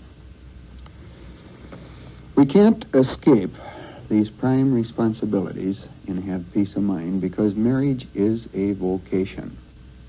It's a prime vocation. It's a thing that, it's the method that you and I have chosen to save our souls. And we have to fulfill this basic vocation of marriage if we're going to save our souls. We can't do it through all kinds of other good activities and neglect our responsibilities at home. Peace of mind comes from facing responsibilities squarely, and peace of soul comes from facing them squarely, and there's no other way we can do it. Anytime we procrastinate, put things off, you've all done this, I do this every day, I'm sure most of you do too, we have no peace of mind, because at the back of our mind are worries. Whenever we project on other people, whenever we get too busy to face our prime responsibilities, we're in trouble with ourselves, and we have no peace of mind. As far as the basic male and female responsibilities, the responsibility of the male to support is one area that I almost hate to discuss in this modern era of unemployment, because a lot of our people today are living on unemployment checks. They're spending 6 or 7 or 8 or 9 months a year on a job, and a lot of the time on unemployment. And this creates a very serious problem in a lot of homes.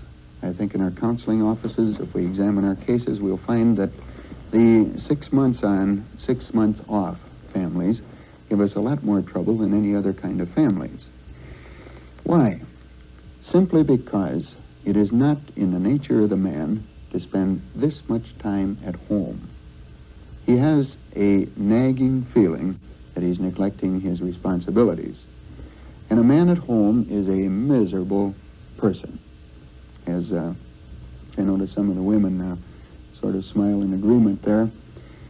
Jeanette had a wonderful experience in this direction about 4 or 5 years ago when I took a 2-week vacation. And I decided that this time I'm going to spend all of my time with my family and do all kinds of good things around the home. Well, I did. I spent 2 weeks at home with my family.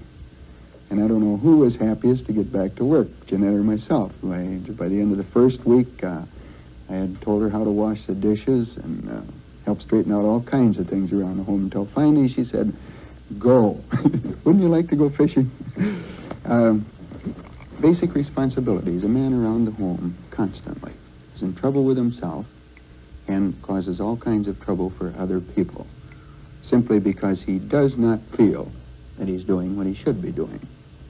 This man on unemployment has an obligation, I think, to find something constructive to do that takes him out of the home several hours a day, because only then can he feel himself a useful person. Now, from the woman's point of view, we've moved into a complicated world. We've moved into a world where a third of our women work, where working is becoming more prevalent, more common, it's accepted. And studies seem to indicate that work is good or bad in comparison to the people who are working, the type of work that they do, their enjoyment of the work, what the family needs are, and so on. It isn't a thing that we can say anymore is bad or is good. It depends on the situation. And in this complicated area, we have some reversals of these traditional roles where the woman is a prime support, and in some cases where we've tried to completely reverse the situation and have the man keep the household. And of course, in nearly every case, this has led to trouble, simply because the basic prime responsibilities are not being fulfilled. The woman still has this prime responsibility of love and care for the husband and children. Her basic responsibility is this home. Now, I hate to say this to a group, to any group, because there's an awful lot of males, just like myself, perhaps that like to avoid all of the work around the house that they possibly can at all times. And they go home and say, see, Steinmetz said, we ain't supposed to do nothing around the house. This is your job. Well, this, of course, is obviously not what we're trying to say. A woman needs a lot of help around the house. But the only place that we get in trouble is when we reverse the responsibility, when it becomes Dad's job to care for mother and the children, to love mother and children, to prepare the meals, to keep the house, and so on.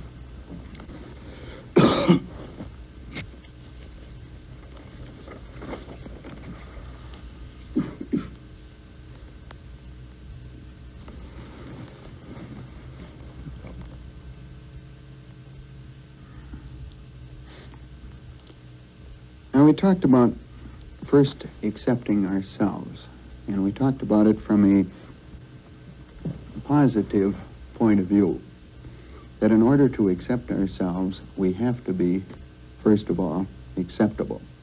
But there's a negative point of view, too, that can be awfully disastrous to a personality, and this is a type of personality that is always super critical of itself.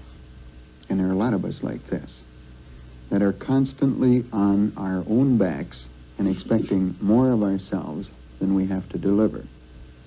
So we have to accept ourselves also from this negative point of view. We have to accept the fact, for example, that we are not perfect as individuals.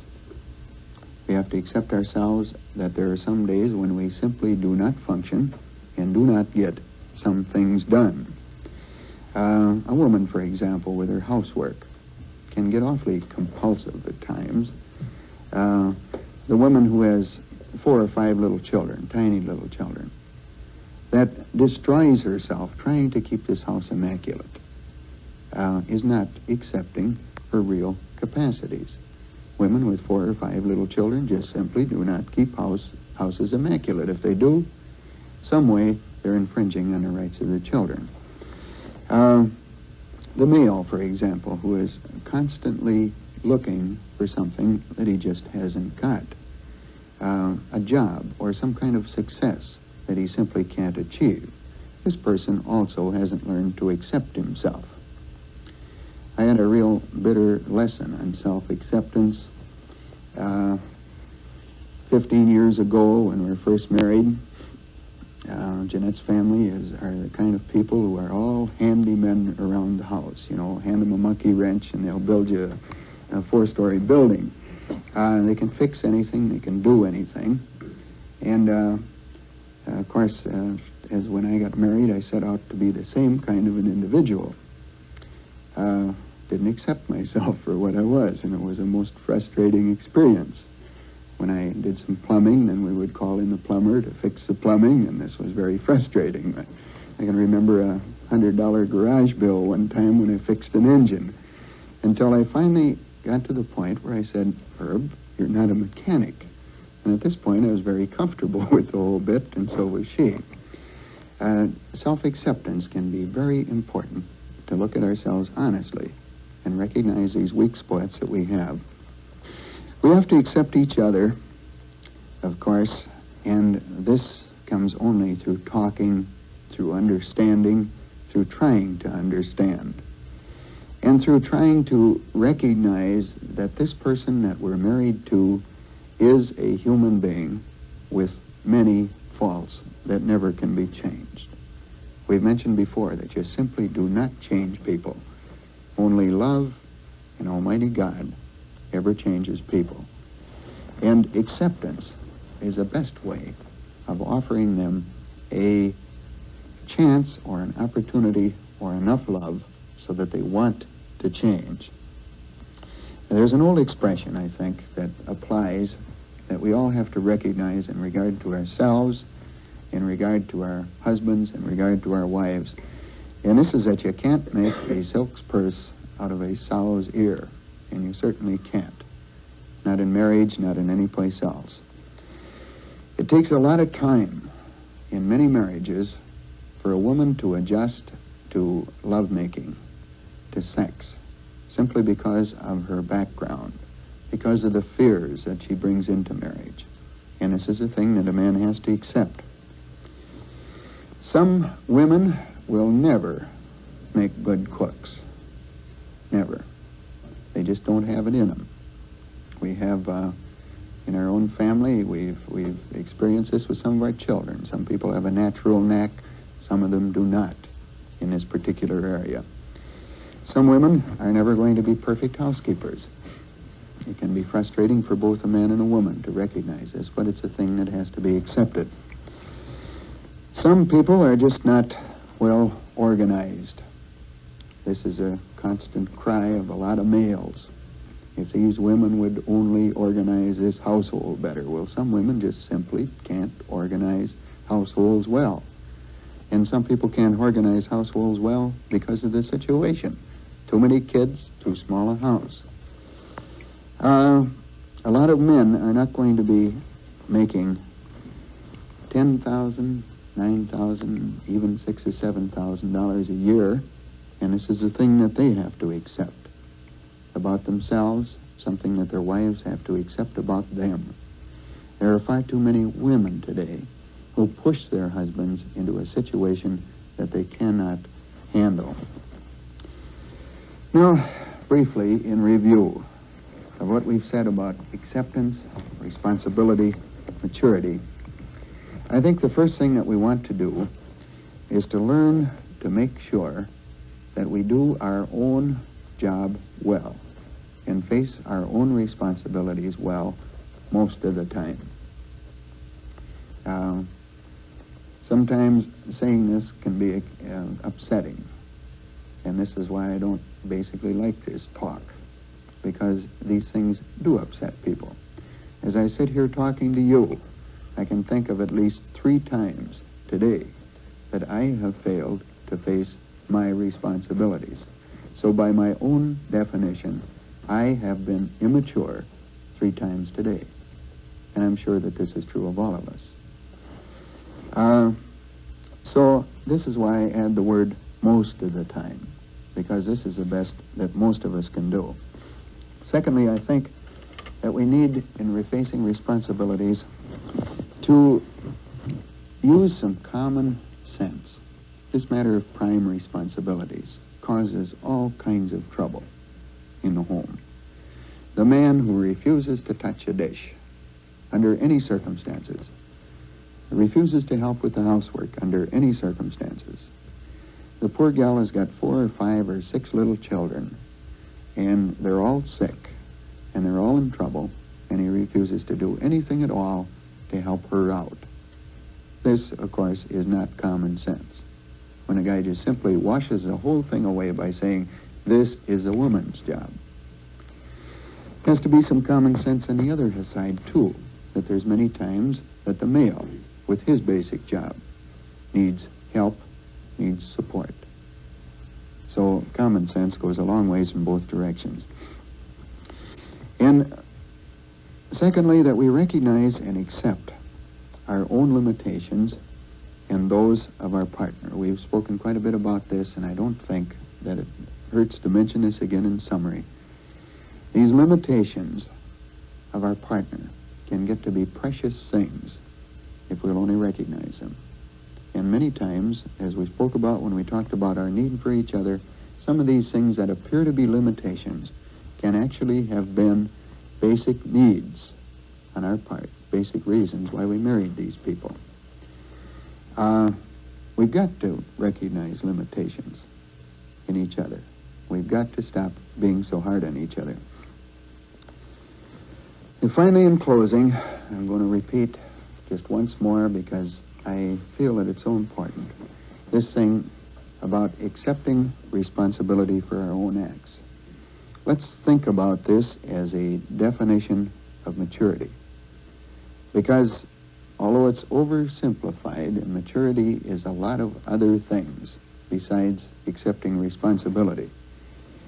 When we do our job as we know our job, and when we know we are doing our job, and when we're doing our job in a marriage, then we are comfortable people to be around.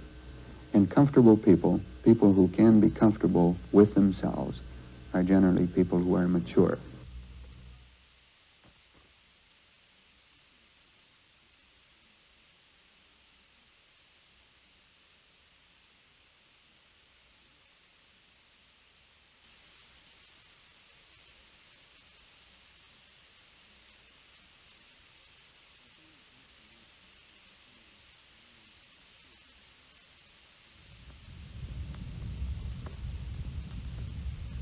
Our final talk tonight is entitled Dollars and Cents. A talk pretty obviously on finance. I feel in a sort of a strange position here, giving a talk on finance, because probably sitting around this group are all kinds of people who are doing a fabulous job of managing money. And sitting up here on the table talking to this group is a person who has raised 6 children on the ragged edge of bankruptcy for all of his life. It sounds a little ridiculous, perhaps, to qualify myself as an expert in this field. Still in all, I feel that we have raised 6 children and haven't gone bankrupt, and perhaps this should qualify me for something.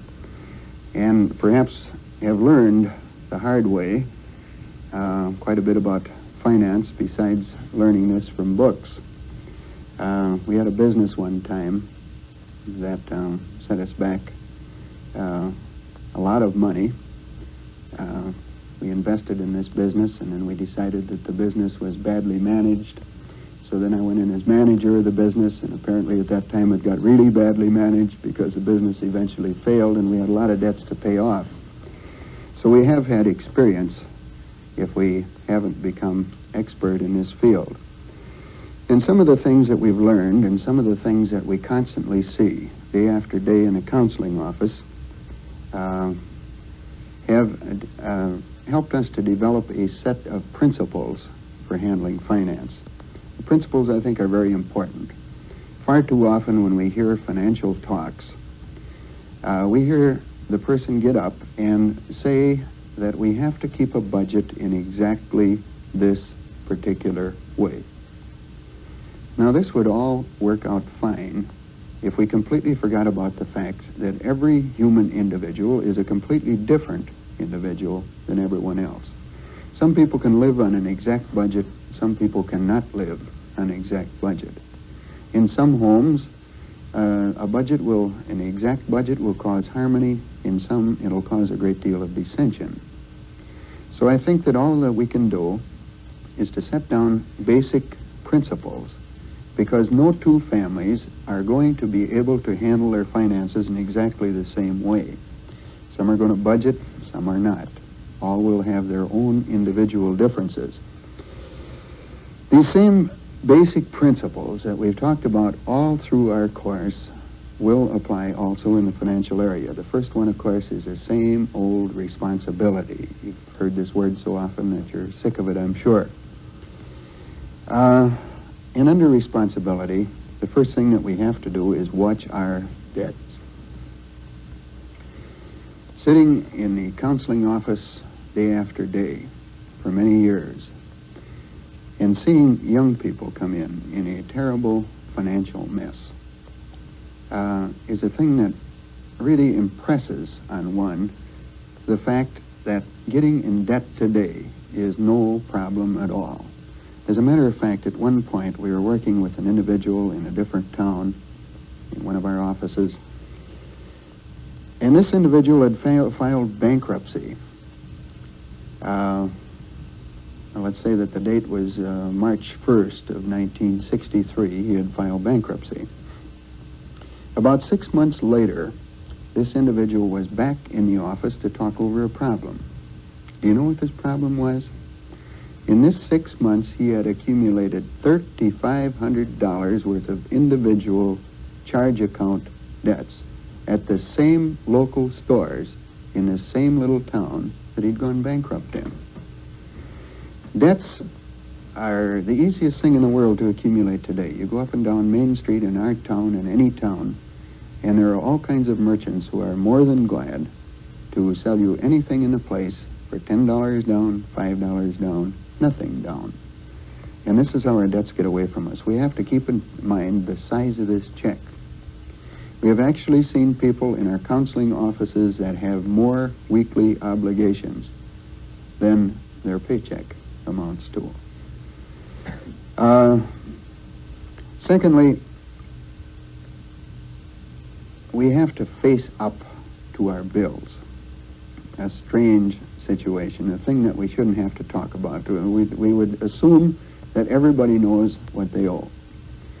We mentioned our own personal experience and how easy it is not to face up to bills. You go along just kind of wishfully thinking that maybe you owe a certain amount. This is one of the strangest phenomena we've ever seen in counseling, is this facing up to bills thing.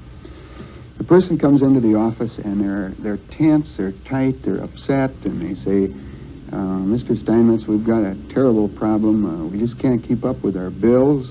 We don't know what to do. And so the first question that we ask is, well, how much do you owe? We can help you get these things all straightened out, but first of all, we have to know exactly what you owe. Well, gee, I don't know. Maybe we owe $1,000, maybe $1,200, something like that. Wouldn't you say so, honey? Yeah, that's about right. And then we go into this little talk about, now, go home, collect all your bills, wait till the end of the month when they all come in and list them exactly so you know exactly what they owe, and then come back with this sheet laid out exactly what you owe, and then we'll help you to consolidate these in some way. And the thing that amuses me is that in almost every case, this is what happens. The people go home, they do as directed, they write all this stuff down, they bring it back into the office with a big smile on their face. And so we say to them, well, gee, you look happy today. How come? You probably don't owe as much as you thought you owed. Gee, no, we thought we owed $1,000 or $1,200. Actually, we owe $1,800.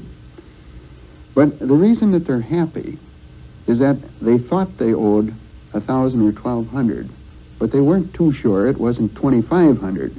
And as soon as they got it all listed down, it at least looked possible. Facing up to bills is so all important, and so many people do not do this. There has to be some sort of accurate enough accounting so that every family knows exactly what they owe at all times. And this is most important. There's no other way of controlling a paycheck. Secondly, under responsibility, we should all establish some regular savings. Now, I know that this sounds ridiculous and old-fashioned in the days of Social Security, and we've always, Uncle Samuel is taking care of more and more of our needs. We now have Medicare. Why should we save? We should save for right now, for emergencies that come up. We had an example of this. That was startling or different enough that I think it's well worth mentioning the type of thing that can happen to a person who has no savings. This certain individual was a professional man. He had an excellent job, making good money, and he was living his money up. His credit was 100% good because he did face up to his bills and he kept them reasonably current. He had quite a bit of credit around town. And we talked about savings a few times, and he was of the school that spending is what keeps this country going. Savings is old-fashioned. Why should I save? I can always go down to the bank and get $500 as long as I keep my credit good. And this worked beautifully for him until suddenly the corporation that he worked for closed. And in a matter of 24 hours, he was out of a job. He had no savings, was faced with a long-distance transfer of himself and his children. It took him some 3 or 4 weeks to find a job, and by this time he was completely out of money. And then when he found his job, he needed some $500 to move, which is not a big sum for a man that was making at that time about $9,000. So we went down to see all of these friendly people who had loaned him money before. And the first question they asked him is, "Who are you working for?" And as soon as he said, "Well, gee, I'm temporarily unemployed, but I'm going to a factory, let's say in Phoenix," they said, "Well, gee, we've enjoyed your business. It's been nice knowing you. Perhaps if when you get out there in Phoenix, talk to those people out there, and they'll be glad to help you out." This man, whose credit was 100%, just a few days before, at the local lending establishments, his credit had gone down to nothing because he couldn't answer the simple question of where do you work. A little savings, $1 a week, would have staved this situation off for this man. Third, I think we need to be very careful of interest. It's surprising today how few people thoroughly understand interest. And the reason for this, of course, is that a lot of the lending institutions are determined that we will not understand interest. Several states have tried to pass truth in lending bills. There's one that has been in and out of the Michigan legislative hopper for years, which says simply that every bank, loan company, credit union, lending institution will state its exact amount of interest on a per annum basis. And believe me, the lending institutions have fought this tooth and nail. They don't want this to go through because interest is quoted in all different kinds of ways today. And interest ranges any place from a 6% true annual interest all the way up to 2.5% per month, which is actually 30% per year at some of the lending institutions. The wide range of interest charges that are made today are fantastic. And many times we don't realize this because we go into a lending institution to make a 6% loan, and this sounds fine. Now, on a true annual interest rate, if we make a 6% loan and we borrow $100, this means that the first month, when we pay back $10, we'll pay interest on $100 or we'll pay 50 cents. In the second month, because we've paid off $10, we'll be paying interest only on $90, so this month we'll pay 45 cents. Our interest keeps going down. This is true annual interest. But most banks, lending institutions of various kinds today on small loans, appliances, automobiles, do not charge a true annual interest. They charge what is known as a discount interest. The same old 6% it sounds like, but it's entirely different. Instead of being 6% on the balance that we have left, it is 6% on the original amount of the loan for the full length of time. In other words, on the same old $100 that we borrowed, it's 6%, presumably. When we have paid this down to $10, instead of paying 6% on $10, we are still paying 6% on the original $100. This is discount interest. Is it worth it? Sure, it's worth it. If we need this money, if this is a big help to us, this is fine. But we have to understand that we are not paying 6%. That more likely we are paying 14% or 13% or 12% for what has been advertised as a 6% loan. Our stores today practically all have revolving charge, easy credit plans of one kind or another. How about these easy charge plans? We got one back not too long ago. Very small carrying charge. We thought it was just wonderful. It was only $2.30 from a particular large store. Until we computed the interest that we paid, this small carrying charge that they talked to us about was $2.30, actually represented 22.5% per year that we were paying for the privilege of buying things on credit for this big store. Now, the average large store charge account will run any place from 18 to 22, 23% on interest charges. Once again, should we do it? Sure, we should do it. If we need it, if we want it, as long as we know what we're paying and can afford to put out this kind of money for interest, fine. Because certainly credit buying has helped many of us to purchase many things that we probably wouldn't have had, and has put a lot of people to work. Some of the small loan companies actually charge 30% a year, 2.5% per month, which is a very large amount of interest.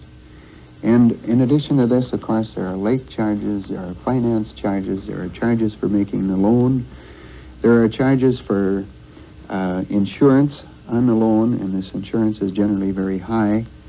Our actual charges for using money can run up as high as 35 to 40% when all of these hidden costs are added in. Credit unions operate on a 1% per month basis, which actually is 12% per year. Sounds like a very high rate of interest, but actually when compared against some of the other rates of interest, in some cases, it is a very beneficial rate of interest.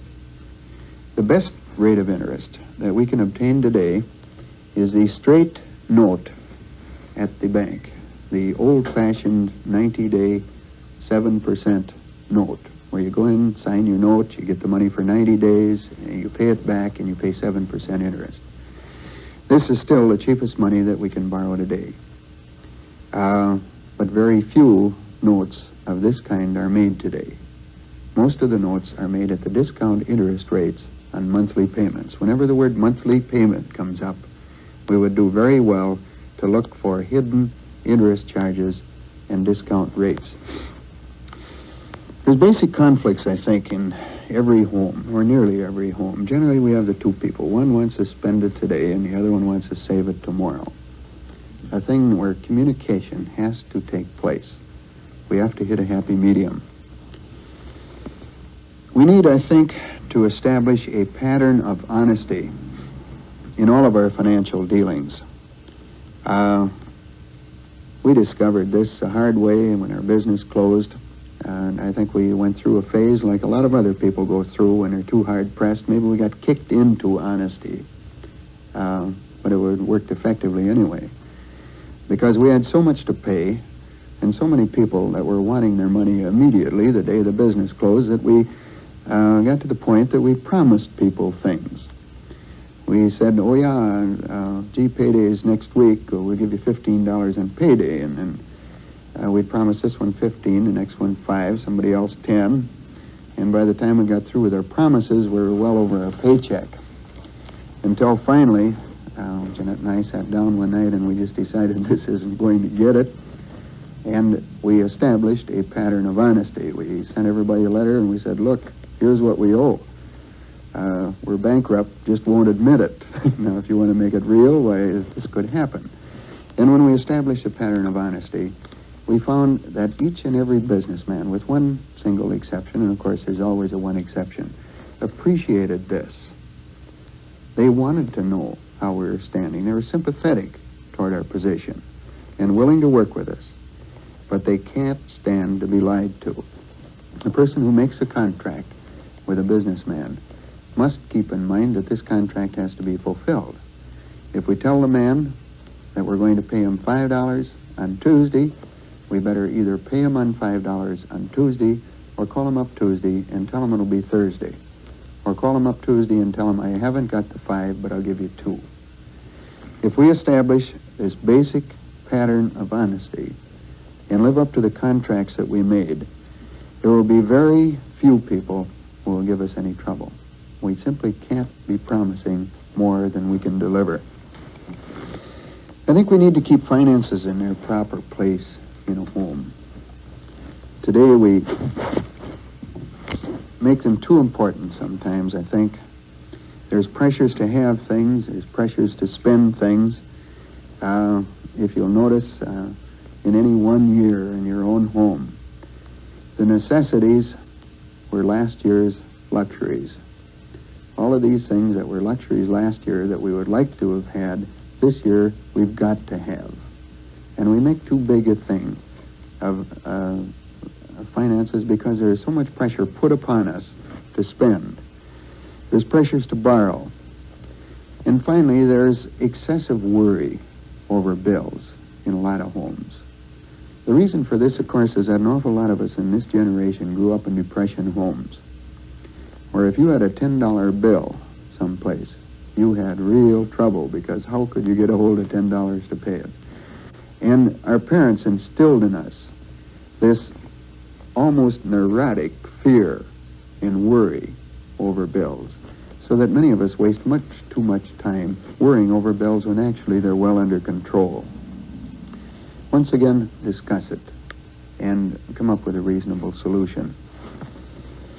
So finally, what we're saying all the way through here is, once again, we have to follow our same old formula in the handling of finances that we've handled in everything else. First of all, communicate. Talk over everything. Understand each other's feelings. Why? Look at ourselves in understanding. Look at our backgrounds. Find out why we feel as we do. Examine this thoroughly. If we're insecure financially, the type of people who never have enough money in the bank, we know that this is unrealistic. Why not take a look at it? Where does it come from? If our wife is this way or our husband is this way, perhaps we can help them to understand why they are so insecure financially. Third, I think we need to, as understanding, I think we have to recognize our limitations and the limitations of our partners. This is a strange thing, but in most homes, there's this one person who walks down the street with $1 in his pocket, looking for a place always to spend the $1. And 9 cases out of 10, this is the individual who wants to handle the money. Now, this is completely unrealistic. This individual doesn't need to handle the money. He or she needs a guardian. He or she needs someone it's a person who handles the money carefully. And there's generally one in each family that does a fair job of budgeting. This probably should be the person who handles the money. We should recognize this, discuss it, face it frankly, face it in ourselves, decide what to do about it, and stick with it. In our communications and understanding, we have to work out a system of handling finances. I used to think that Jeanette and I were the only people, this was many years ago, were the only people at that particular time that used to have a small battle every payday. And the reason for the small battle was pretty obvious. We had $100 coming in and $125 going out, and she thought we should skip person A, and I thought we should skip person B, and meanwhile we're trying to get something out for a little entertainment. So every payday we had this big chit-chat for a long time. And we recognize one thing out of this. We can't keep fighting every payday for the rest of our lives. We have to work out a system. And we did. And the way we worked out this system was very simple. She keeps track of the bills as they come in. She presents me with the list of bills on payday, and then she runs. And we get along beautifully, no trouble at all. Now, this has worked for us, and actually, is something like this is the way we've worked it out. She handles one end, I handle the other. Every couple needs to work out some system that they both participate in and both understand and can live with. You can't settle bills every payday in a democratic fashion by chewing the rag about it until all hours of the night. Some way, a system has to be worked out that works for you. Once again, communications, understanding, and acceptance of who's got the limitations in what area. Now, one final remark. We've been talking in this country, and we've always talked, about who is the head of the family, the Christian family. And there would seem to be general agreement among male and female. We find this especially true in a female, that we want a democratic family, but that the ultimate responsibility should rest with the male. The woman doesn't mind delegating this responsibility. As a matter of fact, most women prefer this. And the male, in his supreme ego, insists on this.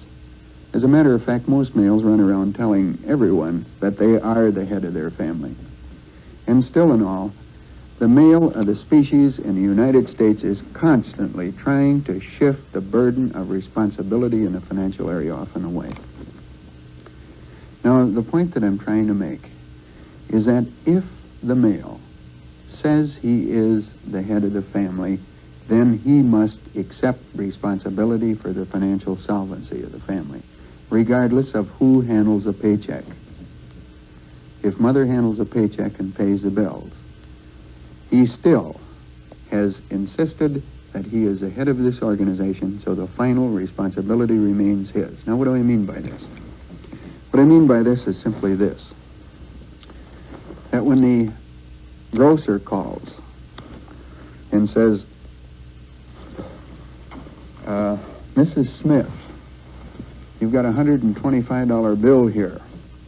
What are you going to do about it? That this is, a lot of our American males will say, tell him I'm not home. Tell him I just left for church. This sort of thing. Or you call the gas company and see if we can get another 50 gallons of gas.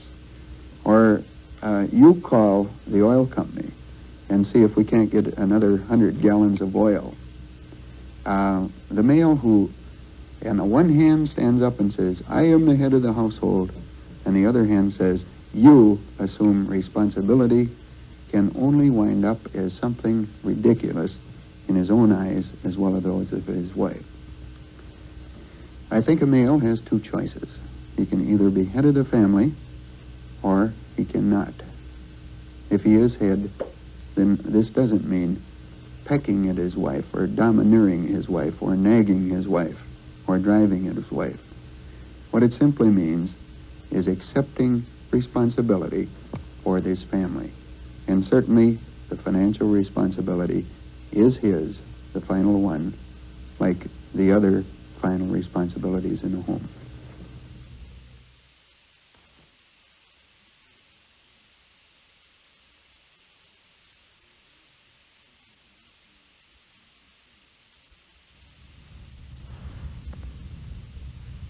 Tonight we're discussing raising emotionally healthy children, a topic, incidentally, that I would much rather discuss in Chicago than I would in Escanaba. The reason being that our own so-called emotionally healthy children live in Escanaba, and too many of you people might know them. And, of course, this is never a good place to talk about raising children. You're always an expert out of town. Here, in this area, I'd like to disqualify myself as an expert because definitely we do not always practice what we preach. And very often we're very much confused, as all parents are, in raising children in some sort of an emotionally healthy atmosphere. There's mountains of literature on raising children, millions of experts in the area. A few of them agree with each other, most disagree on many important points. And parents today can get any sort of advice that they want to on raising children. Some people are advocating yet today a very strict routine in the home. Some, of course, are still talking about permitting unhampered growth, the old permissive routine. Let them grow. Some people, many of us I think today, tend to overprotect our children to quite an extent. We do too many things for our children, and others, of course, are saying that if our children are going to become healthy people when they grow up, we must let them learn by experience. Now, with all this confusion, with all of the experts, with all of the advice, with the many different books that are printed, what's right and what's wrong? Who is right? I think probably a simple answer to that, and one that is exact and true, is that perhaps all of the experts are right in certain areas and all of them are wrong in certain areas, even though they tend to disagree.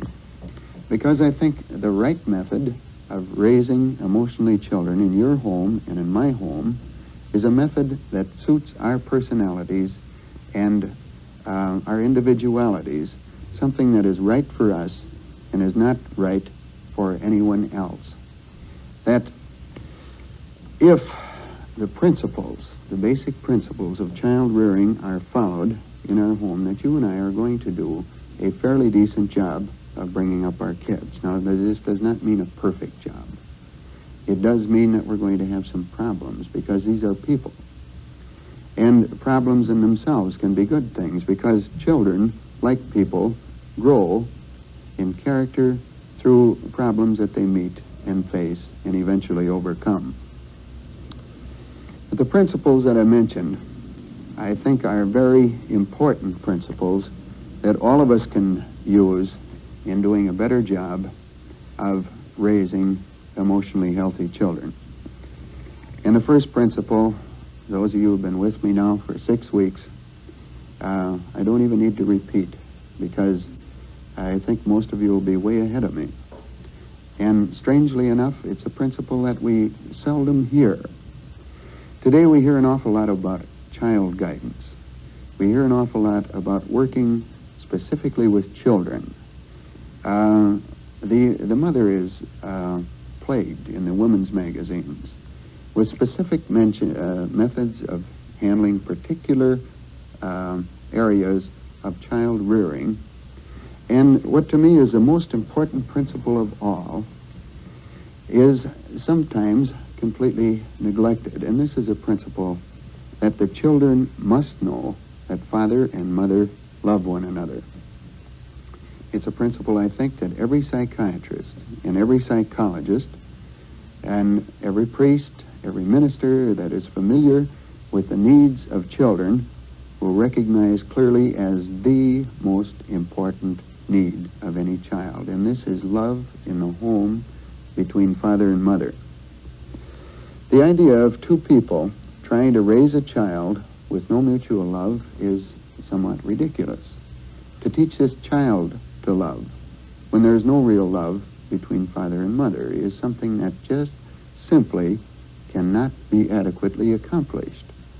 He must know that dad and mother love one another. This is where his security comes from. This is how he becomes a comfortable person, because when he sees this love in the home, he knows, first of all, that dad and mother are going to be there. He knows that when he comes home at night, there's love, there's pleasure in the home, there's happiness in the home. And this is what basically creates an emotionally healthy child. The second principle that I'd like to mention that we often forget is that we do not teach children very much by words in the home. We teach them constantly by example. And how we tend to forget this. Many times we tend to forget this. We had a real amusing experience in our office. You've heard of these kind of experiences before, and I might have even mentioned it before in the course of the person who was trying to teach her children not to swear. And this gal was from one of the back 40s in one of our local populations here, and she had a beautiful vocabulary, and she mentioned to me that them damn kids of hers were swearing all the time. This is what the children heard, the example that they heard around home. Drinking in the home, too much drinking. How are we going to persuade these children to be moderate if they see Dad and Mother getting canned up every Saturday afternoon or every Sunday afternoon? We're constantly teaching by example, always teaching by example. We teach love by example.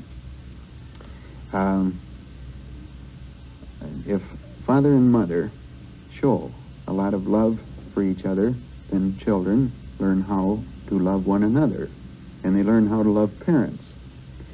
But if a parent says to a child, love is a wonderful thing, honey, that love in marriage is a beautiful thing, and then at this point completely rejects the partner, you know, get out of here, you stupid fool, sort of thing, we certainly are not teaching love, because children will believe what they see much more quickly than they'll believe what they hear. We teach by example very much in the church area.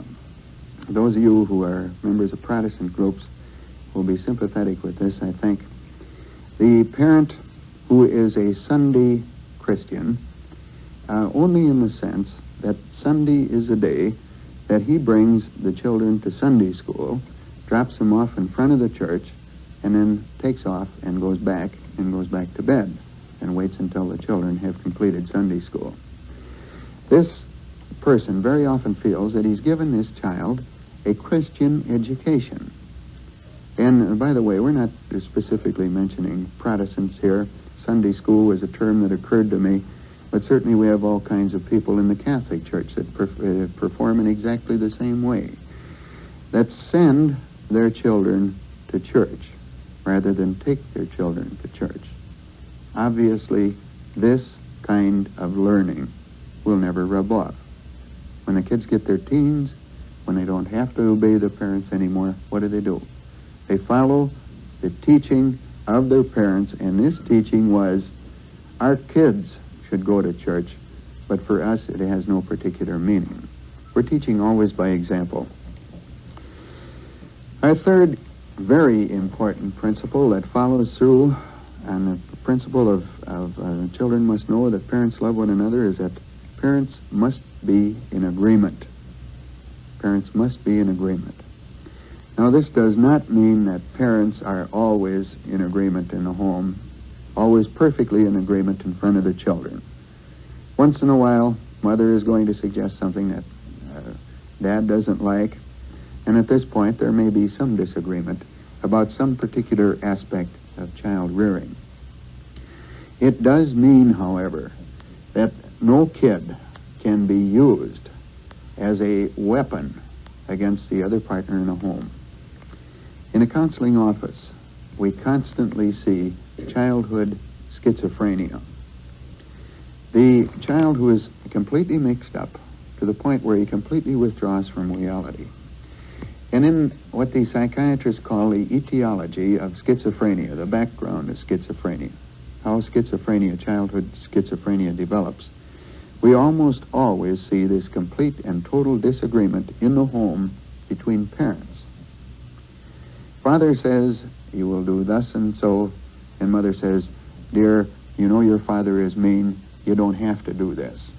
Here's 15 cents, go to the show. Sort of dated myself on that 15-cent show, didn't I? 45-cent show maybe, or 95. But parents must be in agreement.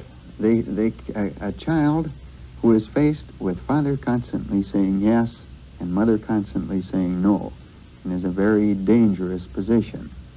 In divorce cases is where we see an awful lot of childhood schizophrenia, simply because one of the parties in the divorce is trying to use the child to punish or get at the other party. The child spends a weekend with Dad, and Dad spends all weekend telling him what a dirty dog Mother is, and vice versa. And what happens is that here we have a child who is designed by Almighty God with a definite need for two people to love, a mother and a father in a home. This child cannot make a choice between two people, both of whom he loves. And when he's forced into this choice, we are bound to have mental problems. Because what happens with the child's personality, we can illustrate by using a pendulum on a clock. And what we do when we pull him in both directions, and both insist that we are the people who loves you, we are the person who loves you, then we're forcing this child on this pendulum, rocking back and forth between mother and dad. And the rocking becomes a habit or a characteristic of this little personality, until finally this child continues to rock and cannot make any choices or any decisions regarding love. And here we have the beginnings of a split or a schizophrenic personality. Children will not take sides, can't take sides. It is simply impossible for children to take sides between two people that they love. We, once again, we hate to keep harping on divorce, but this is a thing we see so constantly in divorce, that children will not take sides. The person who tries to poison the mind of one of these little children against their opposite mate, the mother, for example, against the father, is always in trouble. And all that she generates in her child is not love, but hatred, rejection, because the child will not take sides against people that he loves. He can only get pulled apart. The fifth principle is one that I don't know whether I dare mention in the presence of a group of males, but I think we better. And this is a principle that we call Mama Knows Best generally in child rearing. And I think that looking around the group and noticing the ages of the group, that probably we're going to have no great argument on this Mama Knows Best theory. Most of us have found out the hard way that Mama does generally know best about raising children. There's nothing more amusing than to see a young man with his first child telling his wife how this child should be raised. It's amusing if it weren't for the fact that it's also so disastrous. Because what does this guy know about raising children? Let's examine the background of the typical American male.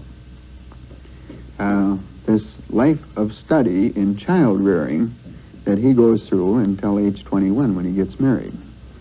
First of all, during his growing up years, he has no idea that children exist because he's busy playing football, basketball, hockey, out in the streets, guns, shooting people, this sort of thing. He goes through his high school years. He becomes aware that older girls exist, but young children are a pain in the neck, and these he avoids totally and completely. And then for his final postgraduate course in child rearing, in the city of Escanaba, he drives up and down what we call the drag all day long, whistling at girls again. This is his child rearing. Then he goes down and he approaches a priest or a minister and he gets married. And somehow the Holy Ghost comes down on him on this wedding night and informs him completely about how to raise kids. This, of course, is ridiculous. It just can't happen this way. If we look at the girl, at the other hand, we can begin to understand why Mama knows best generally. We've heard the thought that this is instinctive. Well, we can call it instinct if we want to, but I'd rather take a look at the background of a little girl in child rearing to see why Mama knows best generally. When she's 2 years old, what does she start playing? She starts playing house. And incidentally, this is the only experience that most boys get at raising children is when a 6-year-old girl drags in the 2-year-old boys to be the babies in the house. She starts playing house. She's close to her mother. She's interested in children. She spends a period of time, most women do, going through a babysitting stage. She studies, reads, builds hope chests. She concentrates, in a sense, in learning about raising emotionally healthy children. And her judgment is far superior to the average man's as to how children should be raised. If we had a young group here, this would be a bitter pill to swallow. But as I say, I think all of us are mature enough to clearly recognize that mother does know best, generally. A sixth principle that I think is awfully important today. Maybe it's just that I'm old-fashioned, but I still think it's awfully important, and growing more important by the day, is a principle that we call friends, but never equals in child rearing. Respect. I am an adult, and you are a child. And you, as a child, must respect me as an adult. We can be friends, we can play together, but we are not friends together on the same level. We're grown-ups, you're children. And we demand and insist and will try to earn your respect. Today, the reason I say this is so important is that the advertisers have discovered that togetherness is a wonderful thing in family rearing.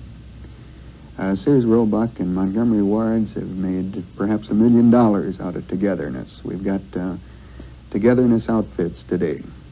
You can go down and you can buy a sweater for mom and a sweater for dad and a sweater for all the children that are exactly the same. Some of our sob-sister type individuals who write for some of the women's magazines, I'm not saying that the majority of these people are sob-sisters, but there are some, are talking about father as a sort of a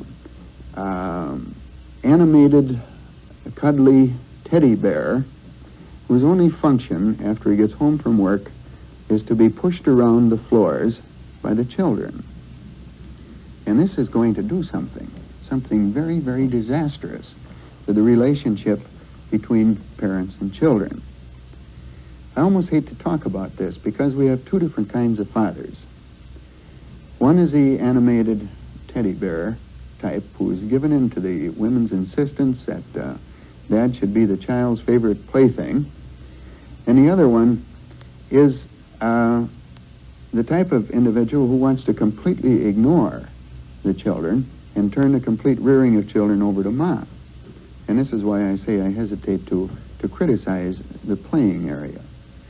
Because we do have these individuals who even go so far as to say, your children are in trouble to their wife.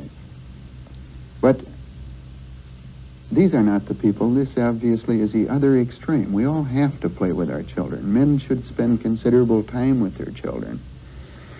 Togetherness is important, but we have to keep in mind that the relationship between children and adults is always a relationship of friendship, but not equals. In other words, when dad is rolling around with the kids on the floor, this is fine, as long as they're calling him dad and respecting him as dad. But when they start calling him Charlie, then maybe this is the time that we call a halt and say, I'm not Charlie. I'm your father, son. And if we do, if we maintain this essential respect, our child-rearing process will not so quickly break down. Our child, every child, must have a final line in discipline, kind of a vague principle, because we can't start laying out final lines tonight for every little disciplinary matter. This is the thing that every couple has to work out themselves. But it is very important that every child must have a final line and that he will know exactly what is going to happen to him if he crosses it. Now, this is going to vary in every particular family, this final line thing. What's going to happen if the child crosses it? But the one thing that every adolescent demands is this final line. We find this with our kids constantly. They want to know what time they're supposed to be in. And as soon as you tell them, we immediately have this big argument, not the argument really, but Jimmy Jones can stay out much later. Everybody can stay out much later than I can. This is the constant cry of the teenagers, but they still want and appreciate and have to have a final line. How far can I go? They have to be told what's going to happen to them when they cross it. And when they cross it, whatever they have been told must happen to them. So many times in child rearing, we see what looks like a final line set. Now, Johnny, if you do that once more, I'm going to slap you. So Johnny does it once more. Johnny, if you do that once more, I'm going to slap you. So Johnny does this once more. Johnny, if you do this once more, I'm going to tell your daddy when he comes home. Why should Johnny quit? Why should he stop? He's got the person, the individual figured out. He's not about to stop what he's doing. And as a result, he's very uncomfortable because he doesn't know where he has to stop. And everybody needs a certain amount of self-discipline. They have to know how far they can go, what their limitations are. Children are very hedonistic, pleasure-seeking. They will go, generally, as far as we will let them go. And this is why the final line is so necessary. Our eighth principle is that both parents must participate in discipline. I thought that this was real common to the American scene until we got into a particular area in marriage counseling, one whole nationality. Second-generation Americans, where apparently this was not done. Where this is a place that we're talking about where the fathers actually used the expression, your children, when talking to their wives. Where the father's chief function in the home was a breeding function. And after the breeding was accomplished, then these children became mother's children. And believe me, we've had more discipline and more trouble with this one particular segment of younger people than with any other segment in the entire area of counseling, simply because of this complete neglect of the disciplinary function of the father. There has to be a division between the disciplines, but both people have to take part in discipline. And I think one of the finest principles that works the best in all homes is the principle of mother little and father big in the disciplinary area. In other words, the little things that take place during the day, these mother handles herself. When something big comes up, then this is father's place to step in. I think this is the only way it works. Let's get back to this young couple we're talking about, where father knows all the answers, where father is constantly disciplining a little child. Very soon, this little child doesn't listen too well to father either. We've all seen how this works with mothers. I think this is a thing that happens in every home where mother has got several children. That once in a while, the little disciplines get completely out of hand. The children are constantly around mother's skirt. She's correcting these little children so often that after a while, she doesn't hear herself correcting them, and the children don't hear her either. I mean, it's constantly, Johnny, get your hands out of the soup. Susie, quit drinking the coal oil, this sort of thing. I mean, it goes on all day long, constantly, over and over correction. And eventually, in the home, in every home, I think, or in most every home, the children get so they simply do not respond to mother anymore. Why? Because they hear her constantly correcting. Now, this is a place where father has to step into the disciplinary thing. This is where father comes in strong support of his wife. This is a place maybe in some family where he comes in and he slaps every bottom in sight, maybe, if this is the way he functions. Or at least he comes in and says, now look, kids, this is your mother talking. This is your mother talking. This is where he comes into the discipline. Fathers are a very important functionary in the disciplinary area, in this big discipline thing. You've all noticed in the house, you ladies, as a matter of fact, it's a constant complaint that we hear in marriage counseling, in our groups, when we talk to women. The thing that can sometimes really irritate a woman is that they can scream and holler at children all day long and nobody moves. At bedtime, for example, or, "Now, Johnny, you get up to bed. Johnny, get up to bed. Johnny, get up to bed. Johnny, will you please get up to bed?" And finally, Johnny goes up to bed, and about 2 minutes later, he comes down and says, "Mother, can I have a drink of water?" And Dad is sitting there with the paper, and Dad never sets the paper down at all. He says, "All right, Johnny, scoot." And Johnny goes, "Scoot," up to bed. And this makes a woman furious. Well, the reason that it works so well is that Father is not always constantly disciplining Johnny. This is a new voice, and a voice of authority. And it's important that that voice be maintained. And this can be done, I think, by what we call the big deal approach in discipline.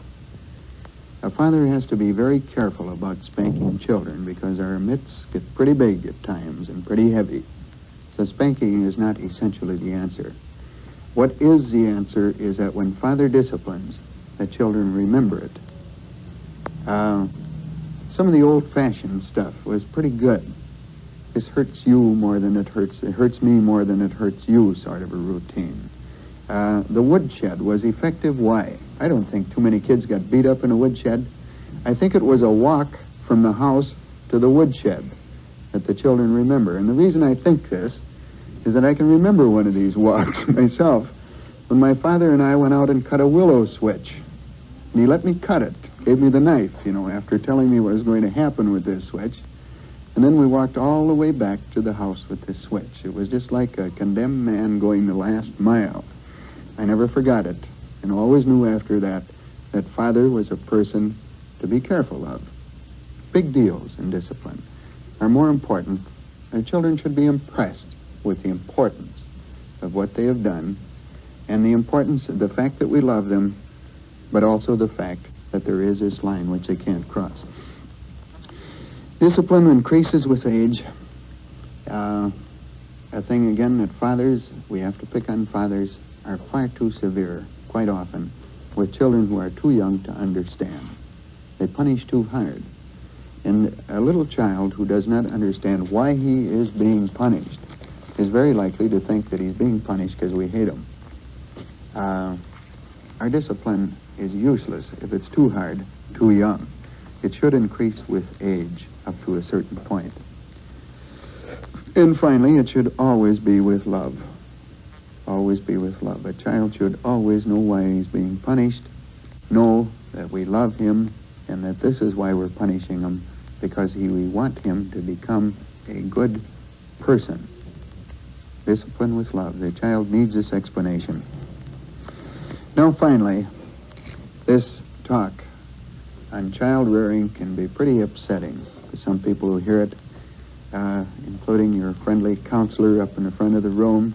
As I'm talking to you, I'm doing the same thing that some of you are doing. What we're doing here essentially is reviewing our child rearing ages, our child rearing period.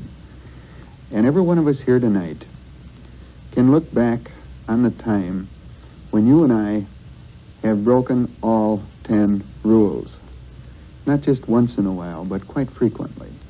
Perhaps we've fought in front of the kids, serious battles. Perhaps we've not only not let them know that we loved them, but sort of assured them at times that we hated them by our actions.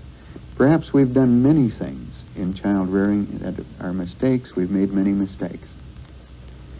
And the question that I would like to ask is, so what? So what?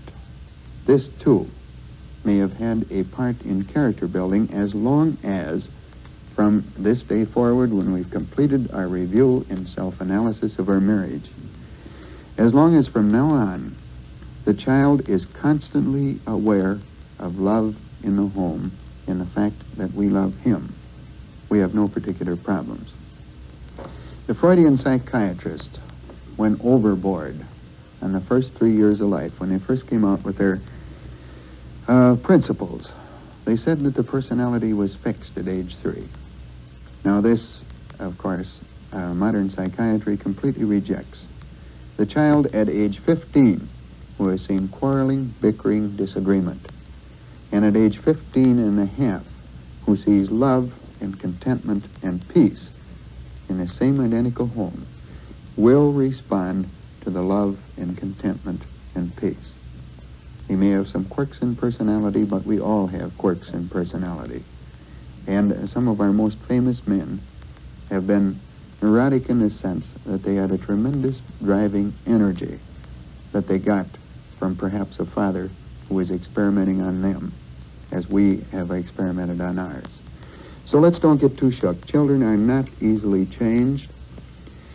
Children are not easily destroyed. They're a pretty tough animal. And once they are given love, they will respond to love very effectively. Now we're going to take a brief break, enough time for you to gather your thoughts, and I hope to gather a lot of questions, because right after the break we're going to talk about the sex education of children in the home, an area that I think just about everyone in our generation is a little bit queasy about because of the way that we have been raised. We all sometimes have difficulty in what and how we are going to tell our children.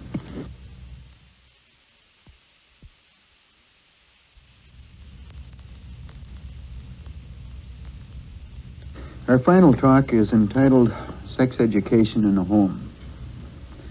The one perhaps that all of us have been waiting to get to, because sex education has been a problem in a lot of homes for a lot of people.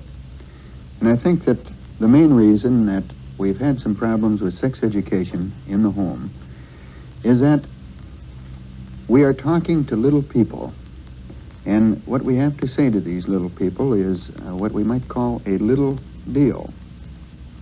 But we as parents have made a big deal out of sex education, a big frightening deal, I might add, and for this reason it's become a very difficult thing to do. I never will forget the big deal that I created with my oldest child when it came to the point that I felt that he should know about the act of intercourse itself. We'd mentioned all the little things in sex education leading up to this, prior to this time, but now is the time when he should have this big talk on the act of intercourse itself. And of course we made a lot of decisions as to when he should have this big talk about intercourse itself. For example, when he was 9, we decided that the proper age was 10. When he was 10, we decided it was 11. And finally, when he got to be about 12 and a half, we felt that we just couldn't wait any longer. And I remember this day so clearly. I took the poor kid fishing that day. And I don't even remember if I managed to get all the tackle in the car, because I was concentrating so hard as to how I was going to start all this. And so terrifically worried about his reaction. So we got down to the creek, or close to the creek, and I started with this. Bob, did you ever think about how babies came into this world? Yeah, I've been thinking about that quite a bit here lately, Dad. And we went into this whole spiel. And so finally I got interested and carried away, and Bob interrupted me. This is after we've been talking for about 10 minutes. I wanted to make sure that everything was clear in his mind. Got to be right. And he interrupted me, and he says, Dad, he says, we've been talking quite a bit. Can't we go fishing now? I mean, to him it was a little deal. It wasn't anything startling or dynamic. And the reason that it wasn't startling or dynamic to Bob is that he's an entirely different type of person, or was at that particular age, than we are. In other words, Bob, at that age, like every little child, was a clean-minded little child. And the person who was discussing it with Bob was a dirty-minded adult, myself. And I'd like to say that I think that each and every one of us sometime through the process of our own sex education, have become dirty-minded adults in some fashion. This isn't what we arrived at. We have all arrived, I think, at some sort of sexual maturity. If we hadn't of, we wouldn't be here tonight. If we weren't interested, if we weren't involved in our family and the sexual areas of our family, we wouldn't be here. But through the process, through the growth process, we have surrounded the entire area of sex with so much sin, with so much wrongdoing, with so many fears, that we have made a tremendously big deal out of this. We shiver when we start to talk about it to little children. Why? Because to us, this is still got a connotation of something dirty, something shameful, something that we shouldn't talk about, even out loud to adults. Certainly we shouldn't talk about it to little children. We forget completely that we're talking to innocents, to little children, to whom the facts of life have no more meaning than any other fact concerning life, who don't get shaken by this because they haven't been taught by other dirty-minded adults that this is something sinful, dirty, and shameful. When we tell a little child about intercourse, this is no more important to him, if we tell him early enough, than when we tell him about how to play hockey or how to play golf. It's important, he's interested, because it's something he's curious about and wants to know about. But unless he has reached the age of puberty, or unless some other kid has gotten to him and gave him this dirty-minded approach, this sinful, shameful approach, he doesn't get shaken by this. He accepts it. So we have to keep in mind, when we're talking sex education with children, to keep it simple, because children are simple. They don't want to know the detailed biology or anatomy of sex. This is not our function. A lot of parents say that the reason we don't tell our kids is because we don't know what to tell them. I never have quite figured out what happens when the egg drops out of the ovaries. How can I tell my daughter? This is not important. The progress of the egg through the fallopian tubes and so on is not the thing that this child is concerned about. This child is concerned about the sex relationships between a man and a woman, and with enough understanding of her body or of his body to handle it well. The balance is not sex education, it's biology. And they will learn this in a biology class. And they won't feel a bit bad if parents say, I don't know. So let's keep it simple, simple explanations. Now once again, there's a few principles in sex education that we must stress. By the way, you better settle back comfortably, because we're not going to get this one done in 30 minutes. This is a longer talk. And we have to talk a little longer to cover it. But our first principle, again, is example. I was real amused in the office one day listening to a woman verbalize the beautiful sex education that she had given her child. It was splendidly done, you know. She had all the words and all of the answers. How you tell your child, this is how I did it. And I thought, well, gee, this is wonderful. Until I got into the interpersonal relationship between mom and dad and saw what her real feelings were about sex. And then you begin to piece together what happened in this home in the real sex education, which, once again, is example. And something like this took place.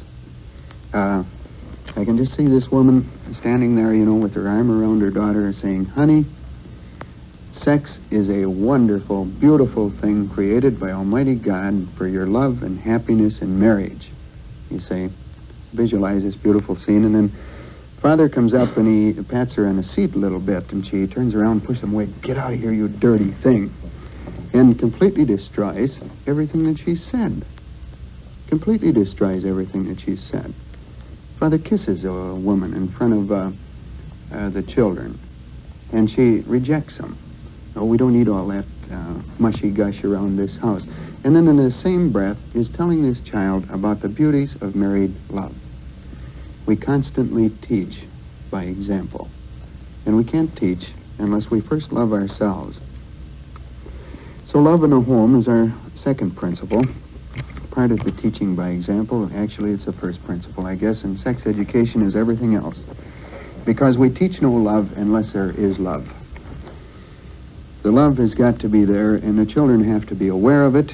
And I would go one step further, even risking the displeasure of a lot of people by saying that there not only must be love that the children witness, but also that there must be sexual love that the children witness. Now, I notice a startled look on a lot of your faces. I'm not advocating here, you know, that when you go to bed to make love, you ring a bell and say, "Come on in, kids, and watch this procedure." This isn't the kind of sexual love we're talking about. But I'm talking about the sexual love that a child should witness in a home between a mother and father, a real healthy thing, where father has no inhibitions about kissing mother and kissing her hard, kissing her a strong, romantic type of kiss. This is the sort of thing that a child should see, because we want this child to relate marriage and sex and goodness. We don't want to relate sex and badness and shame. Marriage, sex, and goodness. And if we demonstrate the beauties of love in a home, we have no trouble convincing this child that sex is a beautiful thing that should be saved for the marriage situation. I think that when we really start to accentuate the positive by demonstrating love to this child, that what we say to the child is not going to be important at all. And we're going to have a lot healthier kids getting married than we ever were. Our third principle in sex education is don't panic. Don't panic.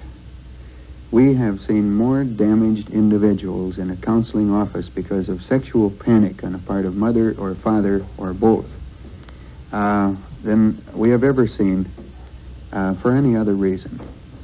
For example, here is this perfectly innocent 4-year-old girl and a perfectly innocent 6-year-old boy.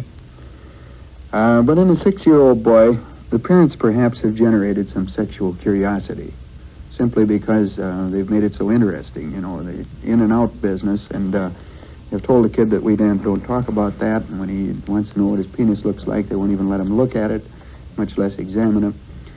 So what takes place is that these two innocents, keep in mind they are not dirty-minded adults because we haven't taught them to be yet, are out playing, and a 6-year-old boy lifts up the panties of the 4-year-old girl. What's taking place here? Let's look at it as it is, realistically. What's taken place is that one innocent, clean-minded child has wanted to know the difference between boys and girls. So he looked. And the girl wanted to know the same thing, so she looked. And so everything is fine. They found out something. It isn't the sort of thing that we advocate, you know, go take off your neighbor's panties and get your sex education this way. But I mean, up to now, it's one of these innocent little things that happen that mother can easily prevent by saying, "Honey, it's not very nice to take your panties off in front of a boy. We just don't do that in our family." But instead of that, this little girl comes in, and what happens? Mother panics. "Oh, my God, what kind of a neighborhood is this?" She runs to the phone in front of the kids, calls the police, screams at the policeman over the phone, "Come quick, we've got someone trying to attack our daughter." We had a little tiny deal here between two innocent little kids that mother's panic has created into a tremendous traumatic experience, has scared the devil out of this little kid. And the only thing that sticks in her mind is that when somebody pulled off my pants, mother almost went out of her mind. It must be terrible. And here we've got the beginnings of a sexual fixation in this innocent little child simply because of panic. Panic situations with masturbation. How many times we see this? where the mother gets completely upset, or the father gets completely upset when the little boy finds his penis, or the little girl finds her vagina. Now, once again, let's examine this experience for what it really is. Here's a 2-year-old kid. He finds his penis. This is something new. It's similar to a new truck that he found the other day.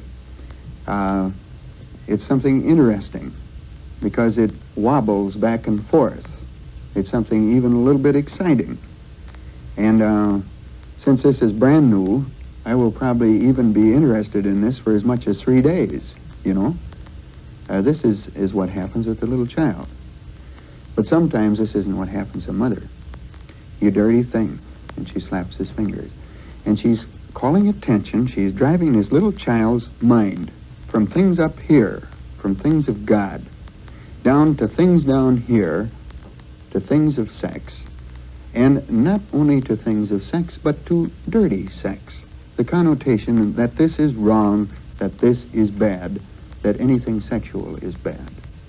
And once again, her panic has crystallized a fear that will carry over into marriage and can cause some severe masturbation problems in later life. Our fourth principle is that we have to learn to teach, to talk about sex, and to handle sex education in a normal manner. We're in a position to listen to and to analyze a lot of sex education in the home material. And unfortunately, a lot of the people who write this without meaning to do so are carrying over the own conflict that they have in sex education to a certain extent, because they are saying that sex is beautiful, and like the mother who slaps father in front of the children, they are demonstrating by what they say that they don't really believe it. Sex has to become a normal part of human existence. For example, many of these people surround the fact that we tell our children with all kinds of prohibitions that we better not tell them this or we better not tell them that. They surround the thing with important circumstances. For example, one of the very popular sex education treatments says that we absolutely must draw our girl aside, and the mother must do this. And we must draw our boy aside, and the father must do this. Isolating this child from the realities of sex, which are two people. And once again saying that, son, this is something we can't talk over in front of the girls. And giving up the abnormal, super important treatment. We have to remember that sex is not the most important fact of life, but a very important one. And it should be handled as a completely normal, natural thing. Our fifth principle is the principle of closeness, of retaining communications in a home. Yeah, it almost sounds in our sex education talk as if we're reviewing our course. This all sounds so familiar to most of you. And it is. It's a review of the course. Because sex education can't be given in a vacuum. You can't not be able to talk to your child for 15 years and then suddenly sit down and have a good talk about sex. This just simply won't work. Good communications have to be retained all through life with children if we're going to develop good sexual communications when they're needed. In other words, whenever the child comes in, we can't always say, "We're too busy, Johnny, get out of here." My favorite expression is, "Go catch me a rabbit," when I don't want to be bothered. And I'm sure every dad and mother has something, because we can't constantly be bothered. But once in a while, we have to listen to these real important things that mean nothing to us but are awfully important to the child. And we have to listen with interest. We have to show our children that we are interested in what they're thinking. And if we do, then sexual communications are no different than other communications. If the child is convinced that I got something important to talk over, Dad and Mother will listen we have no problems. Natural education is our sixth principle, one that you've heard a lot about, but one, surprisingly enough, that we still get a lot of reaction from many people in many of the groups that we discuss sex education with. The idea that children should learn about sex at a very young age and learn this naturally. And basically the most important element that they should learn naturally and learn very early is the fact that boys are different than girls. And the finest place, I think, for the child to learn this is in the bathroom at home, by taking baths together in very tender ages.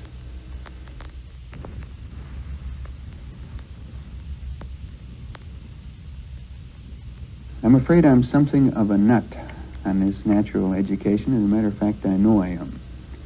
Because when I'm thinking about sex education as it develops in most homes, and some of our American inventions or anti-inventions against sex education, I think of one in particular that I have a real obsession with, and this is a lock on the bathroom door.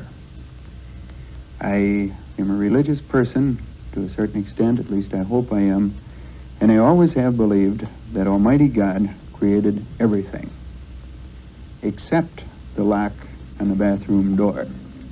This one, I'm sure that if God had a hand in, he should have looked a little more closely at his collaborators, because I'm sure that some of them had horns. The lock on the bathroom door is a very destructive thing in the American home. Because a little child, a little girl, that finds out what a little boy looks like at the age of 2 will never have to find out in the back seat of a car at the age of 16. She knows an awful lot.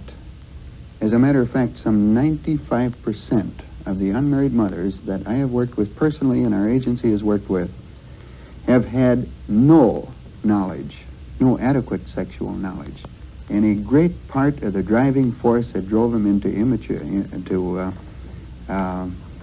illicit pregnancies was this lack of knowledge. What's under the boy's pants? We got to find out sort of routine. On the part of both the people, this tremendous driving sexual curiosity combined with the natural sexual instincts that we sexually sick parents, if you want to call it, sometimes instill in our children by hiding the whole thing. The little children in the bathtub, this simple little procedure, so beautifully tells them, our children do not know when they found out that girls and boys were different. They can't recall this at all, but they know they're different and they know what they look like. And this is important that they do, because since they know what they look like, they never think about it. Now, as a final alert to you people that may feel that this is still something that just you react to, let me say this, that in our social work organization, we've kept very, very accurate records of cases for 10 years, and we've handled thousands and thousands of cases. And we yet have had to have a single case in which a 3-year-old boy raped a 2-year-old girl in the bathtub. It's not the innocent little kids that are heading for trouble here. It is only we dirty-minded adults who are perhaps thinking of ourselves in a bathtub with a person our own age and what reaction we might have. This has nothing to do with the two innocents. I'd like to go a step further. Once again, I don't agree with all of the experts, but I think it's important that we say this.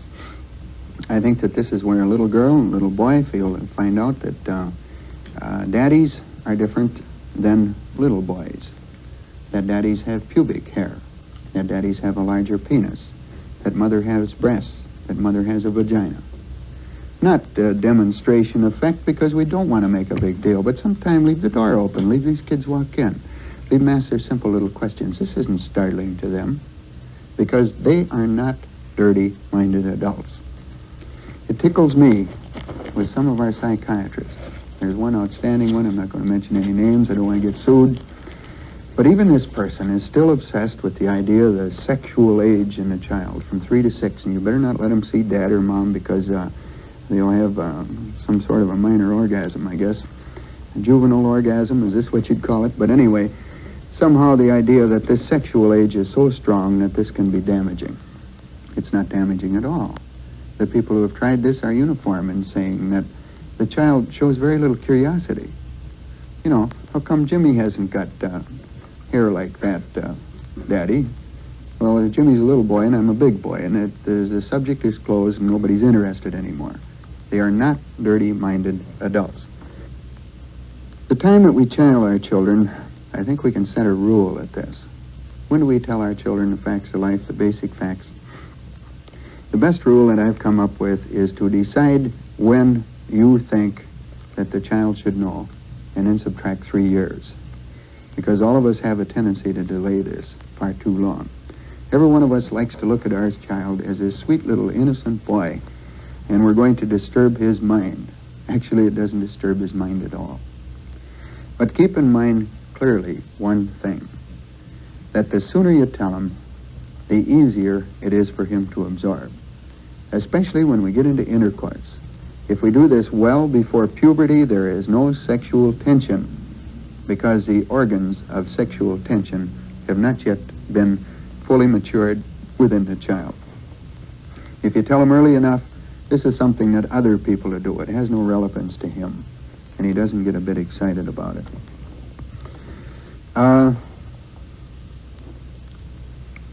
Sex education, one of our principles, never begins and never ends. It's a thing that has to go on continuously in every home from the time of birth until the time that the child finally gets married. Our sex education, a lot of people think, is composed of just about 3 things. Tell them about menstruation, tell them about wet dreams, tell them about intercourse, and this is it. But sex education in a home can never end.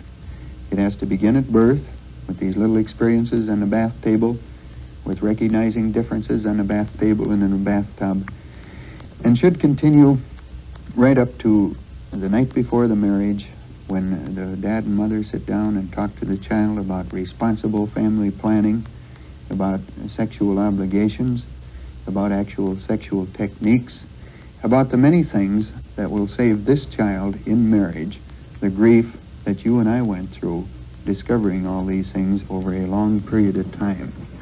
Our obligation just never ceases. We have to keep the communications door open with our children at all times so that they'll feel free to sit down and discuss this with us. Finally, in our principles, sex education should always be connected with God, with the Almighty, with the Creator, with beauty.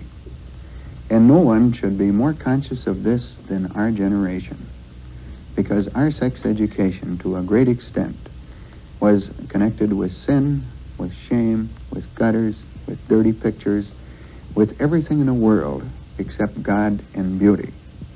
And our sex education was bad. We had a lot of problems overcoming this basic problem of sin and shame. Sex was created by Almighty God with near-perfect pleasure and for our total enjoyment, for our total love, for the thing that aids us in growth and maturity in marriage. This was God's beautiful purpose in sex. He built into it a pleasure like he built in no other act, and we should never be ashamed to pass on this knowledge to our children. It's absolutely essential that whenever we discuss sex, that we always relate it to the Creator, with God's beautiful plan, with marriage as God's beautiful plan, so that there becomes a built-in acceptance in the child at a very young age that this is the way God designed me. And this is so beautiful that I certainly do not want to destroy this by ruining this before marriage. Always with God. Now, I may have seemed to be avoiding the big question that most people want to ask. what do we actually tell our children? And I think that what we tell our children, if we have the background, if we realize that we teach with example, if we teach with love, that what we say is not too important as long as we remember to keep it simple and to recognize that all that the child really needs to know is the basic facts, and that the prime thing that we're trying to teach is beauty in attitudes. That the child who grows up in a home where sex is a beautiful thing can relax with a husband immediately. That the child who grows up with all kinds of education and who sees nothing but fighting in the sexual area will probably never relax with a husband. But what do we tell our children? Let's go through it briefly, because it is important and sometimes difficult. First of all, differences. I saw this handled very beautifully by my wife one night when our kids were in the bathtub. She was real busy. It was the most natural sex education in the world, and Jeanette was probably not even aware of the fact that she was giving it. But the little boy and little girl were sitting in the bathtub, and of course the first comment was, "You got my wash rag." "No, I ain't. This is my wash rag," and so on, the usual routine. And then all of a sudden the little girl said to the little boy, she pointed, and she says, "What's that?" And he looked down there, and he says, "I don't know. What's that, Mommy?" And she said, "That's a penis, honey." And so the little boy looked at the little girl, and he says, "That's a penis. See, I got one. You ain't got one." And so Jeanette then explained, "No, little girls have a vagina. And that's something that only little girls can have, and only little boys can have a penis." "You mean little girls ain't built the same way we are?" No, little girls are like that." And then came the big fat clincher to all of this tough talk on sex education, when our little girl said to her mother, "Yeah, Mommy, and little girls got long hair too, huh?" They had the differences figured out, you see, very simply, and they accepted this. Sex education enough at the moment. As they grow a little bit older, one of the first things that children notice is, or perhaps we should back up a little bit here before they notice pregnancy. One of the first problems that we might encounter is a problem of masturbation. Every little girl finds her vagina, every little boy finds his penis. And how we react is very important. And we certainly do not want to encourage masturbation. So we tell them about masturbation if it goes on a few days. We say, "Honey, we just assume that you don't play with that anymore, because that isn't very nice. Almighty God put that there for a special reason, and He asked us not to play with it. Is it all right if you would stop and play with something else?" And the little boy says, "Sure, Mommy, if that's what you want." It's like saying, "Put your truck away." He'll put his truck away if he loves Mommy, but he sure won't put his truck away if he figures that there's some dynamite in there that might go off. Then he'll take it under the bed and he'll try to explode the dynamite, you know. So if we make it a little deal, he'll do this. Pregnancy is one of the first things that children notice. The little child walks up to Mommy someday, if he's an older child, and he says, "Mommy, ain't you getting kind of fat? Daddy's been kidding you a little bit about getting fat." And of course the little boy's kind of worried about this. And at this point, Mother says very simply to this little child, "No, honey, Mother is pregnant." Pregnant is a good American word that we sometimes have made dirty. And the little child says, "What does pregnant mean?" "Well, that means that Mommy's going to have a baby." Mommy carries the baby inside of her body, right here under her heart. "You mean that's a baby in there, Mommy?" "Yeah, you want a feel of it, honey? Here, put your hand there. You can feel the baby kick. Can you feel it over here? That's the baby's leg." The finest kind of sex education, facing the thing simply. Now the kid is not worried about poor Mommy getting a tummy ache and getting all bloated, or swallowing a banana and a watermelon seed. He knows that Mommy is having a baby. And he's interested in this, or she's interested in this, and the questions keep coming about this event inside. "Mommy, how does a baby grow in there?" "Well, honey, it starts off a little tiny egg inside of Mommy's, and it starts to grow and grow and grow And finally, he gets to be a baby. You've seen little tiny babies, haven't you, that ladies bring home from the hospital? Yeah. Well, Mummy's baby is almost that big now. Pretty soon I have to go to the hospital, and the doctor will help me take it out. And so the kid accepts this for a couple of days, and then pretty soon it comes up with this question, Mummy, how is that baby going to get out of there? Does it come out your mouth, Mommy?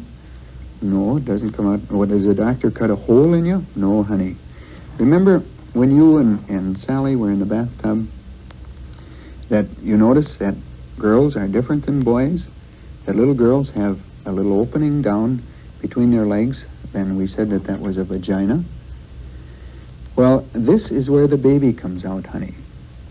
Not through the little opening like it is on you, but God made women in a very wonderful way, so that when they're ready to have a child, this little opening just keeps growing and growing. As a baby starts to come out, the opening gets wider and wider, so that mummies can make all kinds of room for the child to come out. And this is how it comes out. You mean that you carry this, how long have you got the baby in there, honey? 9 months. And all the while it's growing, until finally the time comes when God wants you to be born. And this is how you come out. Did I do this, Mommy? You sure did, honey. Every baby that's ever born has been born in this way. Simple language. He doesn't need to know about the uterus, about the ovaries, about the oviducts, the fallopian tubes. None of these things are a part, really, of sex education. This is a part of later information. In a biology course. It's biology. Menstruation is something that the little girl should know about quite early. It follows pretty logically from pregnancy, because in pregnancy we've talked about the egg. Menstruation is something that may come before or it may come after the so-called big talk on the act of intercourse itself. Depends on the child. There's many advantages to talking to the child first about intercourse and then about menstruation, but often that doesn't happen. Now, menstruation is complicated, really, but actually what really takes place is very simple. In menstruation, the egg comes down the fallopian tube. We don't need to tell the child this. But the egg moves down into the mother's body, and we can use the word uterus if we want. And the body builds up, the inside of the uterus where the baby lodges, builds up a surplus of blood to feed the child. And if a child is not conceived, this blood has to go someplace because there's too much of it that has been stored to feed the child. So in explaining menstruation, all that we say is that this egg comes down, and sometimes it develops into a baby, and if so, it's fed from the mother's blood, and sometimes it does not. And in this case, the blood that God put there, the extra blood to feed the baby, has to go someplace, so it passes out of the girl's body once a month down through the vagina. And then, of course, the mother tells her what to do about this, the different pads and so on. I'm not about to tell you women how to go about this. I really don't know. But the explanation of menstruation is that simple. Honey, remember we said about babies, about the baby growing inside a mother's body? Well, this little egg comes down every month. And every month, Almighty God builds up a supply of blood to feed this baby. Sometimes the baby is there. Sometimes the egg doesn't start to grow. When it doesn't start to grow, it passes out of the body and the blood comes to. In about 2 seconds, you've explained it all. 20 seconds. From here on in, it's answering questions, and don't be afraid to say, I don't know. Let's get an encyclopedia and look up some pictures, honey. Do this together. Learn together. And your child will be satisfied. We have to tell the boy about puberty, but I think that this should always be done along with or after the act of intercourse, perhaps in the same night, perhaps in the following night. So the next thing that we run into is sex relations itself. How do we describe this thing? And our big trouble, of course, again, is dirty-minded adults. Until we were age 21, we thought that whenever a penis went into a vagina, that this was a secretive, sort of horrible act that you only explored behind the bushes where your dad and mother couldn't see you. And we think that this is going to set all kinds of notions alive in our children's head. Why? Because when we went through our teens, sex was on our mind constantly, because we didn't know about sex. But remember that we don't have this situation with our children. We brought them up normally, naturally, and this information is not shocking to them. So, the explanation is simple. And it runs something like this. Honey, you're getting to be a big girl now. Every child likes to hear this. Or you're beginning to be a big boy now. We've got something pretty important that we'd like to talk over with you. And maybe we can sit down tonight and discuss this a little bit. It's time that you learn about sex and about sexual relations in marriage. Well, what's that? Well, let's don't talk about it now. We're doing the dishes now, honey, but your daddy's going to be home tonight, and tonight we'll sit down and we'll discuss this.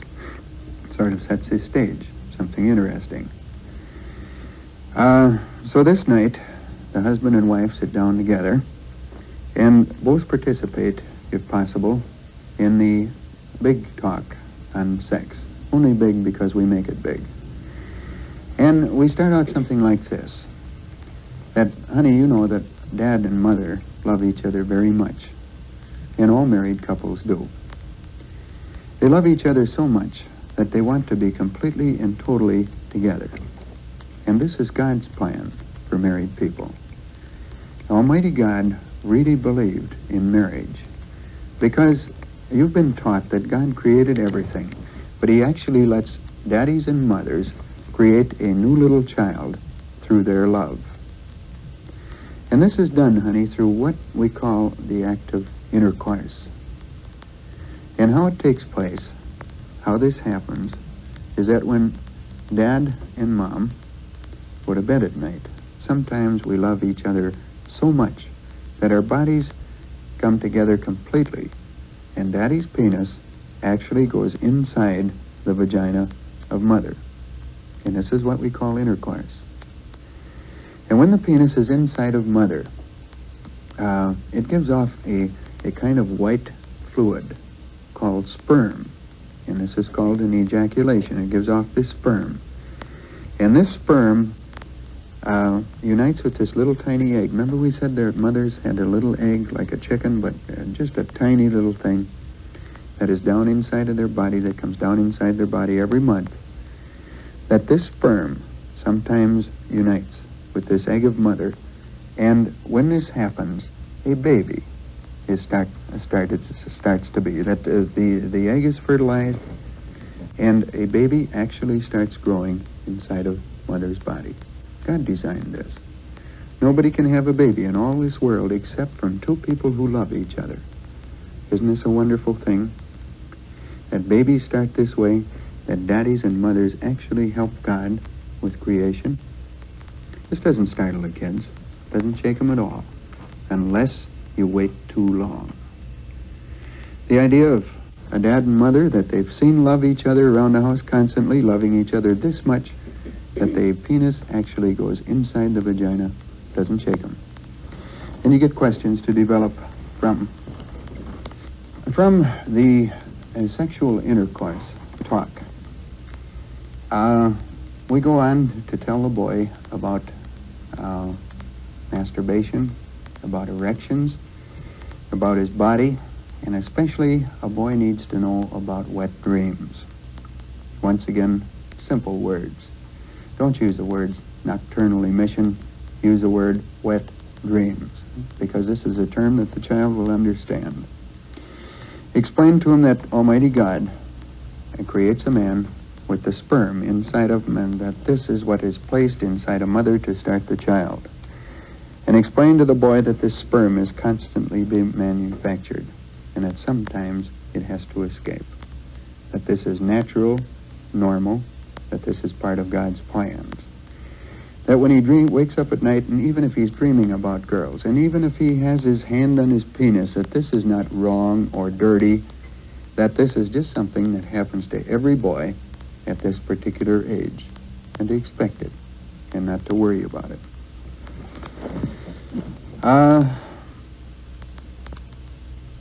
We need to talk to boys and girls about sexual arousal when they start dating. A girl should always be told about the differences between boys and girls. That boys react a little faster. That when you're sitting with boys, you don't put your hand on their legs, sort of thing, because boys have a little problem with quicker arousal than girls. They need to become familiar with each other.